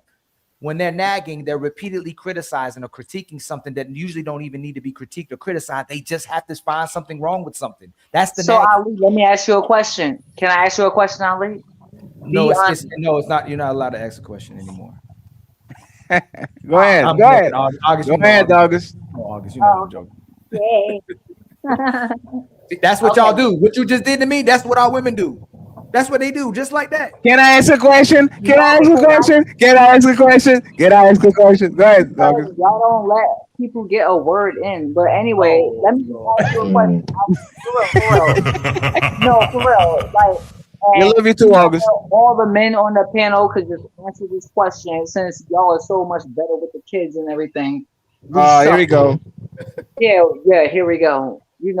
Anyway. So if your kid come up to you and say, Dad, I'm hungry, and you on the phone or you doing your live or you doing whatever, and you say, hold on, son, like I got you, give me a minute, right?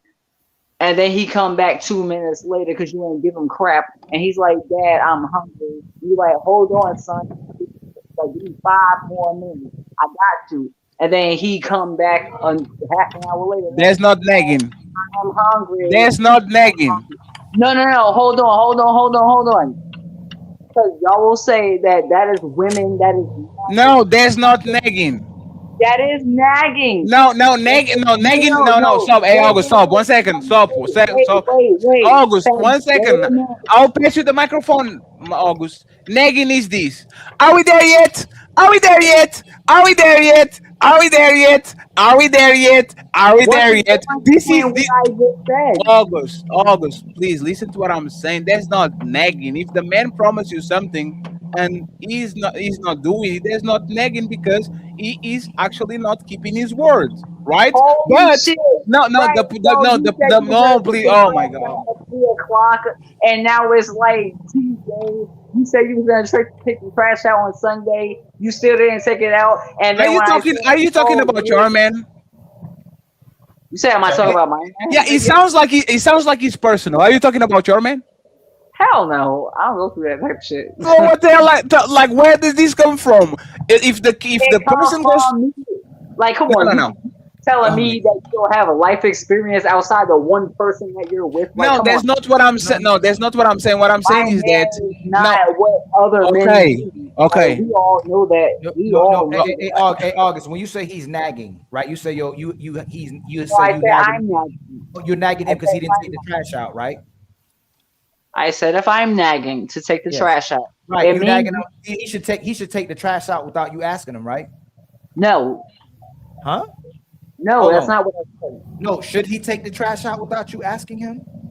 I feel like the last person that August, you're nagging for something someone isn't doing, obviously, right? He'll say you nagging him. Should he take out the trash? I'm using hypotheticals and stuff like that. I'm not like using my personal experiences to engage in conversation. No. So what you're not saying is making sense. You were just talking about men complaining about nagging. Should he have taken the trash out, like you said, when he was the last person with the trash or something like that, right? No, what I'm saying is if your girl comes to you and says, hey, babe, can you take the trash out?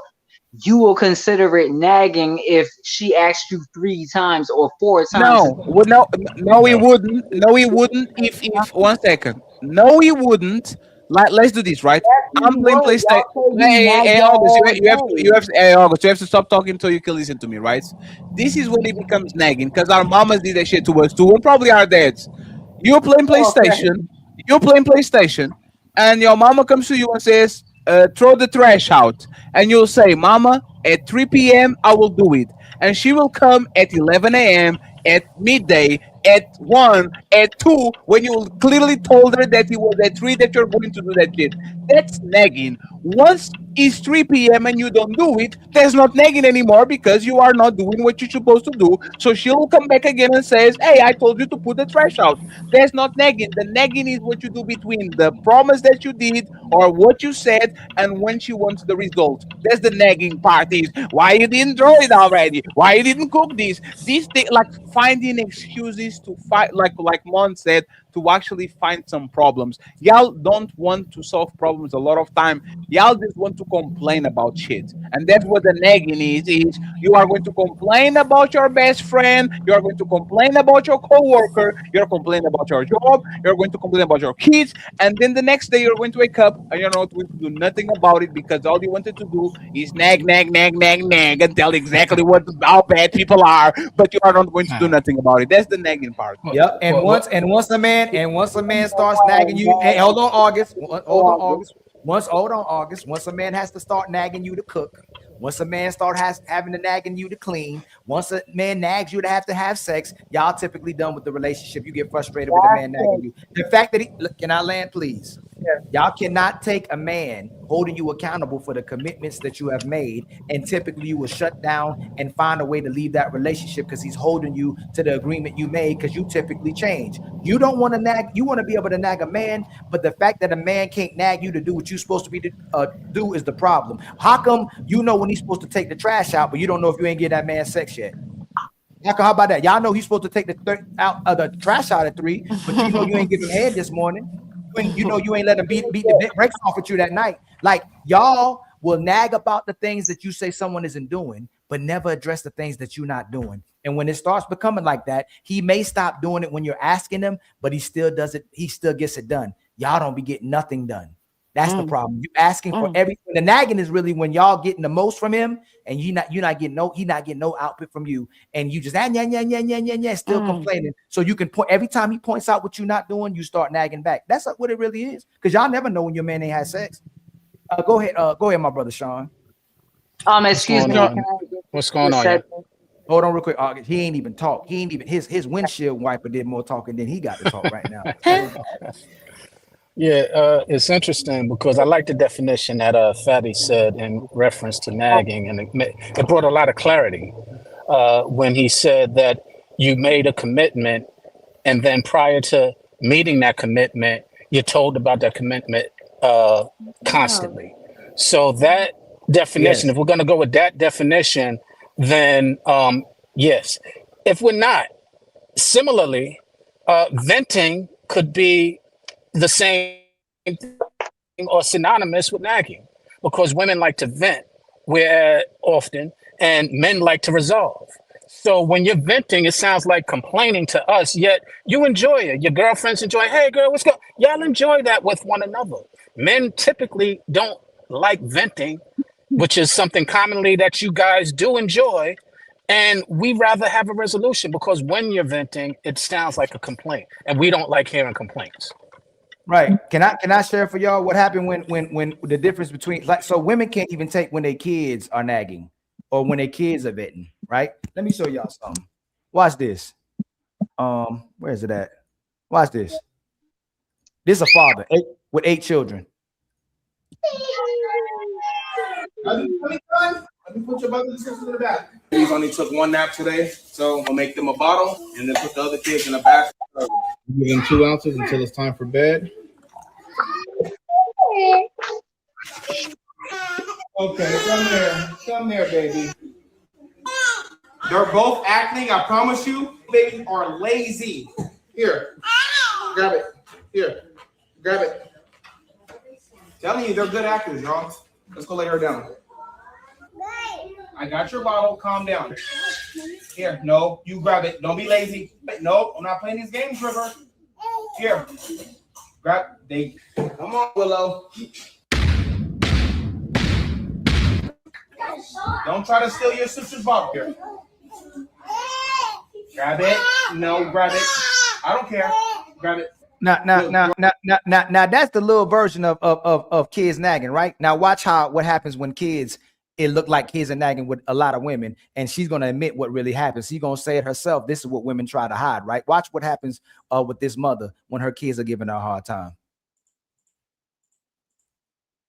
Down. I just took it from you and said you were done. Now you don't get it for the rest of the night. Don't touch it again. Thank you. First off, I don't want to fucking hear it. This the type of shit motherfuckers be cutting out, okay? Y'all always talking about y'all want real and raw. Baby, do you really? The minute y'all see some real and raw shit, I be having so much to say. Again, this is the type of shit that most of these motherfuckers be cutting out. Remember that. And me, baby, I'ma show it. Anyways, best believe she was more upset because I told her she was done touching my shit for the rest of the night. I wasn't upset that I raised my voice at her. I done asked the girl multiple times to get off the iPad. The only reason she was on it was because I was trying to bribe her last night. I'm not even gonna lie to you. I told her if she didn't get up out of bed, I'll let her watch something on it when she get off of school. That's exactly what I did. It was time for her to get ready to sit her ass down and have dinner. Got to a point where I grabbed it from her and I put it up. Next thing I know, she got my shit and she dropped it face down. I probably should have Apple Care on it, but bitch, I don't. I be using that shit for work, so I be damned if she break my shit. Do you hear me? Got time to be replacing the screen on that shit. Get some Apple Care on it on Monday, I promise. She got 525,000 followers of women watching how these women can't even take the pushback from their kids, or a kid having expectation or making demands from their women. And you think she can take a man's demand and a man's correction? Look how that's disgusting. Ali, most important. I bet you, if Becca look like you probably got no problem with it. You don't think that's no problem. The fact that a mother talk, you don't have no problem, right, with the way she talked. Ali, most important, that was speed up, and she cut the spaces like when you breathe and shit. Oh yeah, like that was like a 4-minute rant probably, and this is the difference between woman and man. There's nothing to talk about. All like 90% of what I'm talking with you is you just babbling about shit that you're not going to do nothing about. And this is like, I know this for a fact. I learned this with my first girlfriend, right? We were together and we were working on Pizza Hut, and she was very upset about one person over there were treating her. And for 2 days, she was practicing with me what she was going to say. When I get there, I'm going to tell her this, and this is going to be blah, blah, blah. She was thinking about that in the shower. She was thinking about that in college. And once we got that, oh, how you doing? Thank you very much. And nothing came out. And I was like, damn, I thought you were mad at her. Oh, but she was sweet today. It's fine. And in my head, it's like, we need 15. We already got the 10, Ali. Oh, we did 15. My yes. bad. And in my head, I'm like, damn. So I'm your guinea pig? You did all that shit with me for the whole 2 days, and now all of a sudden you don't have nothing to say to her. There's most women. They will literally write a script while they were in the shower and they're going to work and all that, and then they get there and there's nothing. So this is what we call nagging. Is if you are not going to do nothing about it, why do I have to have the short end of the stick? Why are you making me the guinea pig of your trauma and what you have wrong on your daily? And then you go to your workplace or you go talk to your best friend and you don't do that to them. I want to meet the man that does that shit. And if I did that shit to y'all for a week, y'all be like, what a bitch. What a bitch of a man. Every time he called me, the Blu-ray did this to me, did that to that. Like, you'll call me a bitch. So, again, going back to the beginning of the conversation, what do we actually benefit in talking to y'all? Like, what is the benefit of me being 2 hours on the phone with Becca? What do I get from it? Well, to address Ali's question, I hope she doesn't talk to her children that way as she was doing that voiceover. Just watched it. Unacceptable. No, she was doing a voiceover, right? And no, she so just she cussed told the her kids child, out. I told you don't. No. Hey, see, this is what I'm talking about. Right? Hey, Becca, I can send you her Instagram. She cusses her kids out all day long. What you talking Absolutely about? Unacceptable. That's most. And guess what? That's a lot of mama, if not most mamas in the private, cussing their children out all the time. You know who don't typically? Fathers. The way that man conducted himself in that picture, in that video, is how most men are. Most men aren't cussing at their kids and disrespecting their children. They actually acquiescing to it and comforting their kids. The mamas can't take it. So and even in real relationships, hey brothers, how many times you try to apologize to your woman and she can't accept it? But then she won't apologize to you. No matter how much you say you sorry, she won't even give you the room to accept the apology. But then she don't know how to apologize when she does somebody wrong. And not only that, you don't allow someone to actually please you, and then you don't want to please someone else. Stop. You can't keep taking away from the experiences of what men are going through. It's impossible, Becca, to please most of y'all. Y'all not at peace with yourself, so I can't even give it to you. But most of our at peace. We just asking for, a man is asking you just to be a good woman. He's asking you to add one more plate, add a load, and be that piece that you're talking about you at the house. That's just a good woman. Y'all creating problems. Y'all got demands, and it's still not good enough. That's the nagging part. It's never good enough. So when we finally spill the milk Oh my God, you spilled the milk. Oh my God, you ain't put the toilet seat down. Oh my God, you using all the toilet paper. Y'all keep nagging and complaining about everything a man does that you're in a relationship with. And just like her, forget the man. And once the man leaves, you complain about having kids and having to do for kids when they little babies. They just kids. I agree, Ali. I agree. Women, we be complaining. We be complaining a lot. We nag a lot. We always have a lot to say about, you know, what the man is doing, what's going on. Even I'm not exempt from that, right? I'm married, but I'm like relationships, they're work. You know, you're working through everything. But I have moments where he's like, "Dang, you really you bringing this up?" I'm on it, you know, and I have to literally shut up, you know. Like there's moments I have to literally be like, dang, let me just chill and focus on what's really needed right now, like what I really need to focus on, and just keep things moving and flowing in the right space. And peace. You brought up peace, Ali, because that's so important in with yourself. That's how you're going to interact with anyone else, right? That's just simple.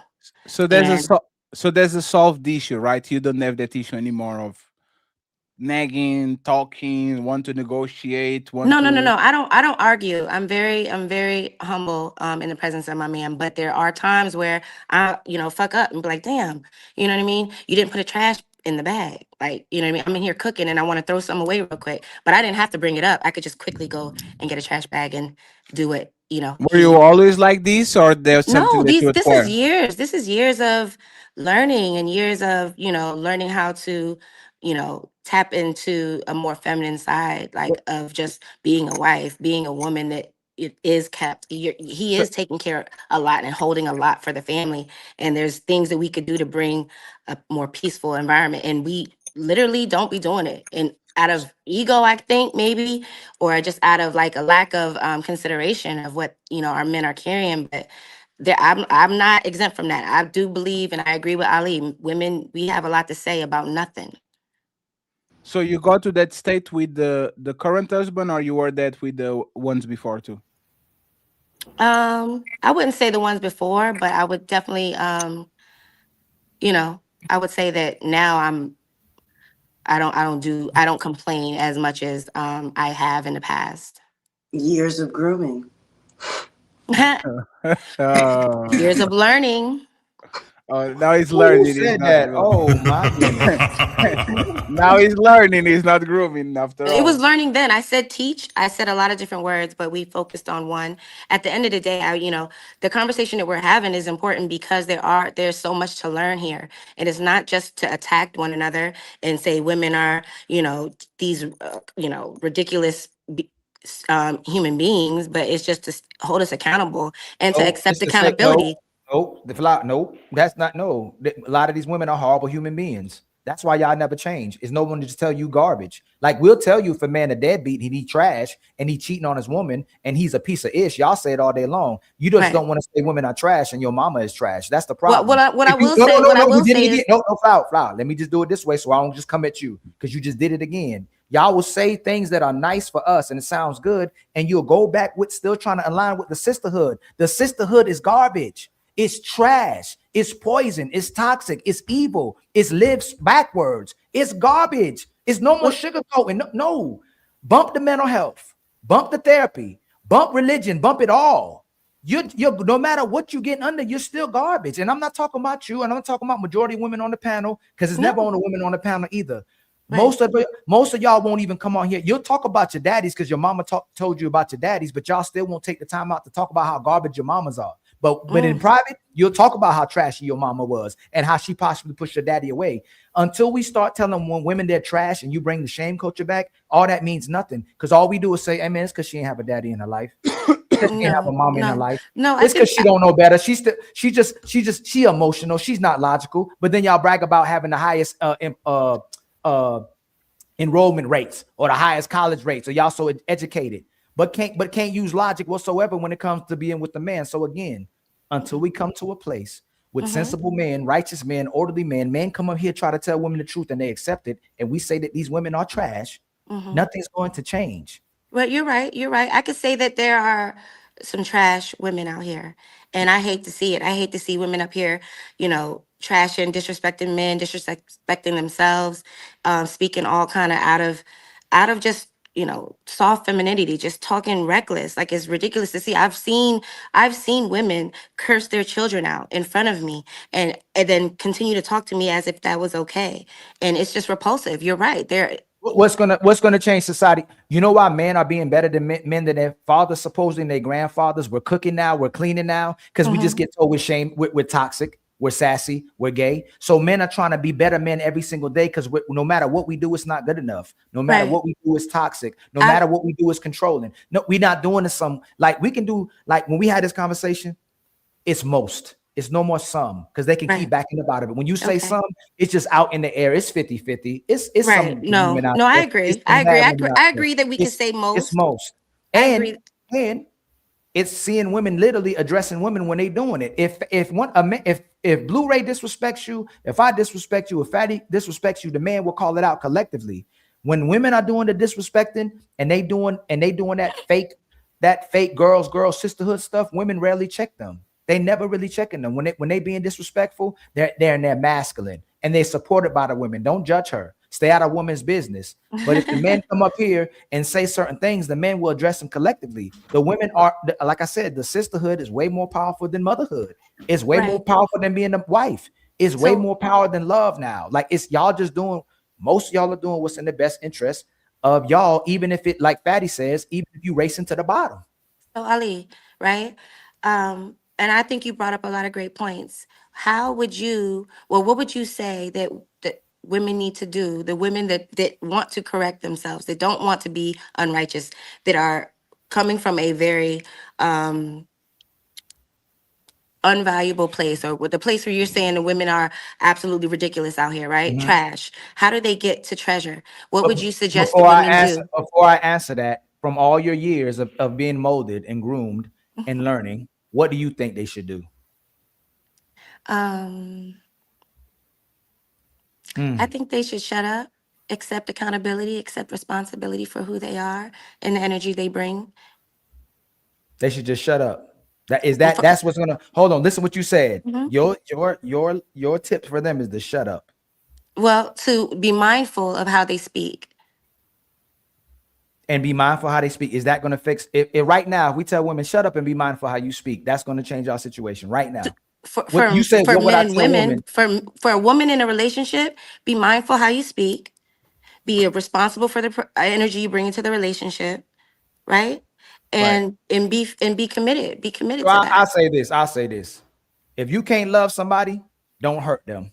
If hurting them doesn't hurt you, stay away from them. If you can't cooperate with the man you let inside you and nut inside of you, then you the problem. It's simple as that. If he can come inside you, if he can nut inside you, if you can be in his vicinity and your energy and you're taking his resources, you need to cooperate with that man. And if you can't love him, if you can't follow him, you need to leave him alone and keep him hurting. So again, that's the easiest thing. If you're going to let me inside you, you need to listen to me. And if you're talking about leadership and no good men, you're the problem, because you're giving value, you're sharing time and giving your energy to men you wouldn't follow, even if they're good men, because women love submitting in the bedroom. They love to say how nasty they are, but they can't brag about how good of a wife they are ever on these panels. I'm the nasty. Talk about it. Well, show's over. Hope y'all enjoyed it. But nah, don't dip yet. We still got them final thoughts coming. Y'all really tore it up tonight, huh? But don't dip just yet. Let's hear them final words. Hey, that's it. Show's done. Now shut the fuck up and let the panelists speak. It's time for final thoughts. Final thoughts. We are going to read the super chats in a few. I just want to point this out. If this was a day where I would decide if I would go back to the dating market, I would refrain from it. Hey man, y'all put it's not a lid on the coffin. Y'all put some bricks, you put some cement, you throw the shit to the bottom of the ocean. Because I'm telling you, bro, it's like I can't wait for the Cenat fans to find the red pill and to pull up. Now that's all I'm saying. Because the day that most men actually wake up for bullshit, I think most of y'all are going to understand exactly what we're saying. Why when we get some robots that can put some babies outside and some when the nice robots come with the big booties and the soft touch, y'all going to be in danger. Cause I'm telling you, bro, like this is done. Friends, we need That's already a wrap. You already know. we need It's already a wrap. $15 to get to all the goals, friends. Thank you very much for supporting us. We appreciate you. $15 via Cash App or PayPal. I would truly appreciate it. We're going to read the super chats. We're going to have final thoughts, and we're going to send everybody to Nino Nation. I will tell you, friends. Ali, you're going to live during the weekend? What's today? I'm saying what's today's Saturday. Today I'm going. Look, watch this, fatty. I'm going live Sunday, Monday, Tuesday, Wednesday, Thursday. Sunday, man, good day. Man, Saturday. You guys don't know about Craig David. Friends, tomorrow, smoke show at 10 p.m. Portuguese time, which is 5 p.m. Eastern. And then on Sunday, go to Ali. Mr. Ilkan Ali is going to have a show at early, like ladies first show. Yes. So go ahead and make sure you support him. What the time, Ali? It's at 12. I may go earlier, either 12 or sometimes I go at 10 a.m. 12. Hey, Patty, we need 10 more. We got 5 more in the building. Y'all, we need 5 more. We need 10 more. Oh shit, we got Wanda with the 5-2. Wanda's in another 5. So we need 5 more dollars in the cash app, y'all. We need and 5 goals for the whole show, y'all. Just 5 more dollars. Hey, Fatty, want to get the emoji on your side too, right?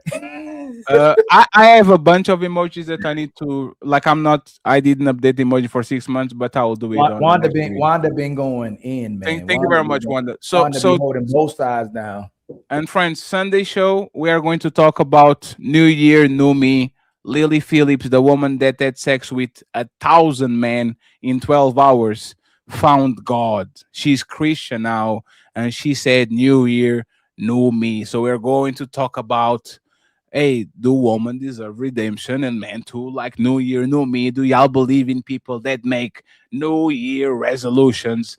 Oh, Lord. So we appreciate y'all. Thank you very much. Can you read the super chat real quick, Ali, before we go to the Of course. So I'll go real quick. My brother Cool Kev with the $2 super chat. Lil Rick, you too emotional, bro. Chill out, man. Man, don't be a lame. Why are you calling that? Why are you guys calling that man Lil Rick? Watch this front flip.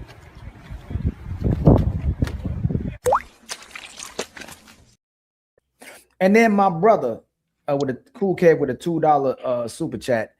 I think that's Ecclesiastics 10:14 KJV. Yeah, I be reading. See, a lot of y'all don't be reading the Bible. I be reading the Bible. You know, a fool also is full of word. Yes, just like I don't know if this in the scripture, but the devil knows scripture too. I don't know if y'all know that one. I don't think that's in the Bible, but the devil knows scripture too. So, amen. C Beezy with the $5 super chat. Every time Rick starts screaming, he reminds me of a baby Herman from Who Framed Roger Rabbit. Oh goddamn! Somebody give me a bottle of warm milk, warm ass. No. I got a fatty. That one's hilarious. Wanda with a $2 super chat. Wanda been hooking up Ali and Fatty Man consistently with these shows, bringing the New Year's as well too. Leash and our Cash App. With the $2 super chat. I wonder what that means. Leash and our cat. Maybe Leosha's Cash App. No, it probably was Leosha. Yes. And by the way, we got $5. No, Leash and Illa Cash App. Yes, we got $5 from Torelli says, for woman on the panel, stop calling man my person. So thank you very much, sir. We got all the goals today. We appreciate y'all, friends. Thank you very much. Yes. Thank you so much, friends. We appreciate y'all. Thank you for being kind. And I'm going to try to get some coochie. I'm going straight to Jersey. Me and my lady that said that Tidy did the hug. I'm going to pull up to Jersey and I'm going to ask, where my hug at? Where's my hug at? That's what you're going to do. Let's go. Go ahead, Ali. Wanda with the $2 super chat. August is saying, let's get straight to business. And then my brother Caping Caveman with 5 gifted memberships. The untouchable empire, baby. And then Niche again with the $5 super chat. Modern dating, unfortunately, isn't rooted in love. It's transactional. Everyone is cooked if values aren't aligned. If your character is shaky, you're cooked. Not everyone, ma'am. It's women. Women's love is transactional. You got to pay her for sex and submission. You ain't got to pay us for sex and submission. So it's not. We love maybe conditionally. We don't love transactionally. That's not true. That's a whole lot. Let's save it for the next show. Yes, I know. Oh Lord, Wanda. And then, hey, never mind. I mean, not Wanda, but August. Jesus Christ, it's true, but not true all the time, ain't it? August. Wanda gifted us with a membership. Much love. The to untouchable you, empire, baby. And then Becca. So much. Hey, Becca, we love when you come. I keep forgetting to keep making sure we invite you too. We honestly love when you come on here. We love your perspective, and you transparent as well too. We truly respect that, and then you support us as well too. So I hope you know it's always brotherly love as well from us. You know, with 5 gifted super chats, and thank your cousin too for sending you, because both of y'all are real when y'all come up here as well too. Y'all must come from a good family. You know what I'm saying? Y'all was raised right. 75% of y'all of raised right. Let me see. Shame. Hold on. Shame. What's that? What shame? What? Shame and men. I don't know. Shamembe 3683 super chat. That made my brain hurt. With the $5 super chat, you get scammed by thinking the amount of money spent equals the amount of love available. They know what they're doing. Man. Shame and B. There's the name. We gotta stop. We gotta stop belittling women's intelligence. They know exactly what they're doing.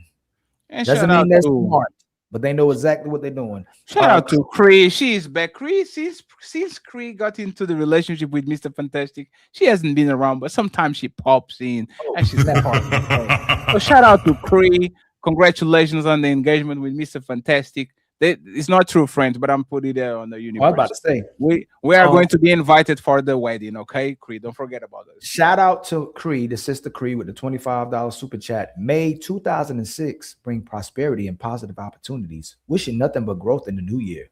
Yes, much love to you, my sister. And then Mark Rasmussen with the $2 super chat. Thank you much love for the $2, my brother. I truly appreciate it. Then Cree comes back with a $25 super chat. Let's meet today's goal. Much love to you, my sister. Then my brother King Barracuda with the $5 super chat. Western dating is a scam. These conversations prove it. Even leftover foreign chicks are better than our above average chicks, and that's sad. Low divorce rates. I told y'all again before, they don't like you over there either. They're running from their women to our women, and they were like, oh damn, they like that over here too. Reckless with a $2 super chat. August is living the dream. Yes, he's definitely living the dream. Living the life. Somehow, August be complaining about what the dream that she living and talk about other women's experience that they be lying about. Damn. That's a lie. You don't have a wonderful husband? You don't have a wonderful husband? You said what? Do you have a wonderful husband? I have the most amazing person on the planet. So then why is that allowed what I said? Okay, let me keep going. Hey, Ali, hey, by the way, August call y'all ladies dumb and stupid. So if you see her on these streets, just let her know. She called y'all stupid. That's what she said. Becca was there. Yes, I have with a $25 super chat. Much love to you, my brother. Truly for the untouchable empire, baby. And then Caping Caveman with a $2 super chat. Stand on your square, August. Talk that ish. Ooh-wee. They're not ready. They're not ready. They're not ready. I know y'all want it, but they're not ready. Hey, August. If all women are done, we ain't got to worry about it, August. Ali, I'm going to schedule a debate. August versus Ruthless Truth. No, hey, Becca, that's what she said. Remember? I know you were like, I know it hurts different. When a man she said most women. Yeah, we agreed on most. No, y'all had to get her to say most. I didn't say yes, y'all nothing did wrong tonight. I promise you. I came on my square tonight. I did not say nothing wrong. I promise you. We love you too, August. James, my brother James with the $5 super chat, just showing love. Like always, entertaining show. Shouts out to the brother Illa and beautiful Leosha. Keep up the good work, Ali and Fatty. Much love to you, my brother. My sister Wanda with the $5 super chat. Bean gives us hope for the future, though, because Bean is definitely Bean got very good energy. Gives us hope for the future, though, because she's the youngest, I believe, and she got close enough to the point. We just gotta break her the sisterhood a little bit, though, because she was the only one that was the only one answered. Yeah, my brother Matreon came through with the 5 gifted memberships. Much love to you, Untouchable Empire, baby. and then Super Pete and Cool Kev and Willing came through and said, "Here go all the goals, man. Thank you so much." The Untouchable Empire, baby. And then Tony Golden, one of the day ones, man, legendary Tony Golden with a $2 super chat. Another one that turned yellow flags to green flags. And then my brother Young Jay with the $10 super chat, trying to victimize herself like he was some pervert dealing with someone underage. Ma'am, you were 20. That's not grooming. That's very dangerous language. She's disgusting, and not one woman called it out. His media presence, ENT with the $5 super chat. They are full of sugar, honey, iced tea. I need to get me some sugar. Sugar. What's that? Is it not Amazon? Dang, it is Amazon. Amazing. I forgot. I'd be loving that tea. AliExpress. Shout out to Decatur with a gifted membership as well, too. Much love to you, my brother. Untouchable Empire, baby. Whoever thought Ali and Fatty would be on YouTube, man? It's crazy. King Barracuda with the $2 super chat. Had to super chat this with what's going on with August? Nothing. She's just beautiful, a beautiful soul. And then my brother 30K underscore UV. I can't believe I'm even saying a UVL because there's no numbers with the $5 super chat. Nagging is when women want a man just to listen instead of him immediately fixing the problem. Thanks. Man, just be it. Wanda with the $5 super chat. Take accountability, acknowledge, and change. That's what we can do as women. $5. My brother DF with the $5 super chat. Good show, brothers. Thank you very much, my brother. And then my sister Cash App does $5 on my side, $5 on Fatty's side. And Fatty, who came through with the 10 or the 5? Rail came through with the 5. Sunshine came up with a 10, and Terrell said with $1, calling a man a person is homosexual. And much love to the sponsor of the show. The sponsor of the show was Charlie J, right? With the $100. With the $100. Thank you so much, Charlie J, for supporting the Untouchable Empire.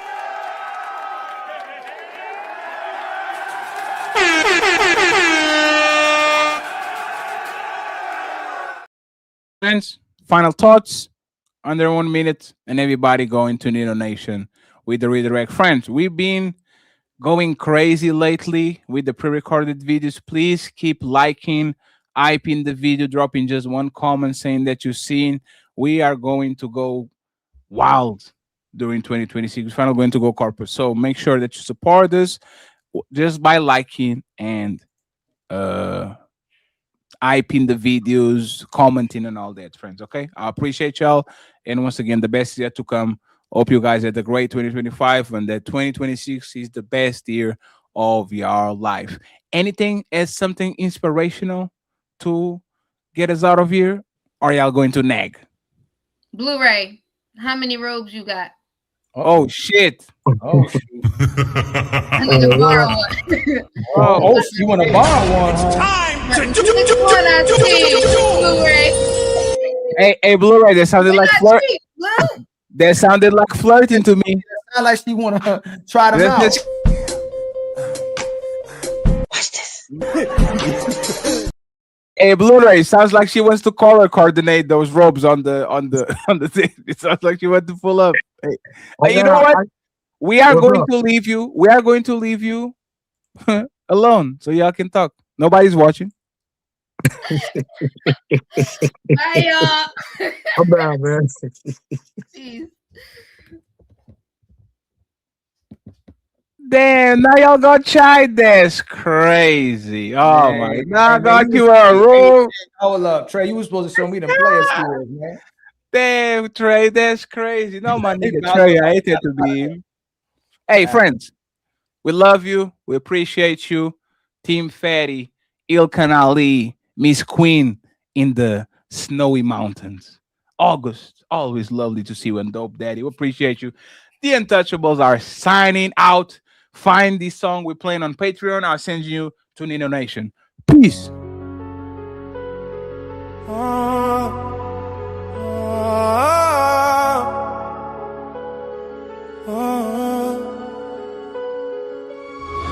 Cold strings, New Year, midnight song.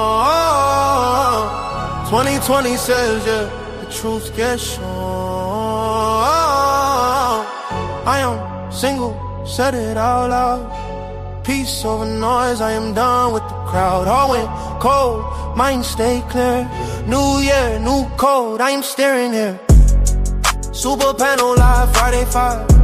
Fatty and Ali bring truth alive. Untouchable empire, built on facts. No fake love, no doubling back. Kai said he done, yeah, it hit the room. When love feel heavy like a locked up tomb. Is it pain or growth, what it really be? Sometimes choosing peace mean choosing me. I am single, said it out loud. Peace over noise, I am done with the crowd. 2020 saves, yeah, we shifting gears. No fear, no chase, just clarity. Philosophical, inside real. Super panel, say how it feel.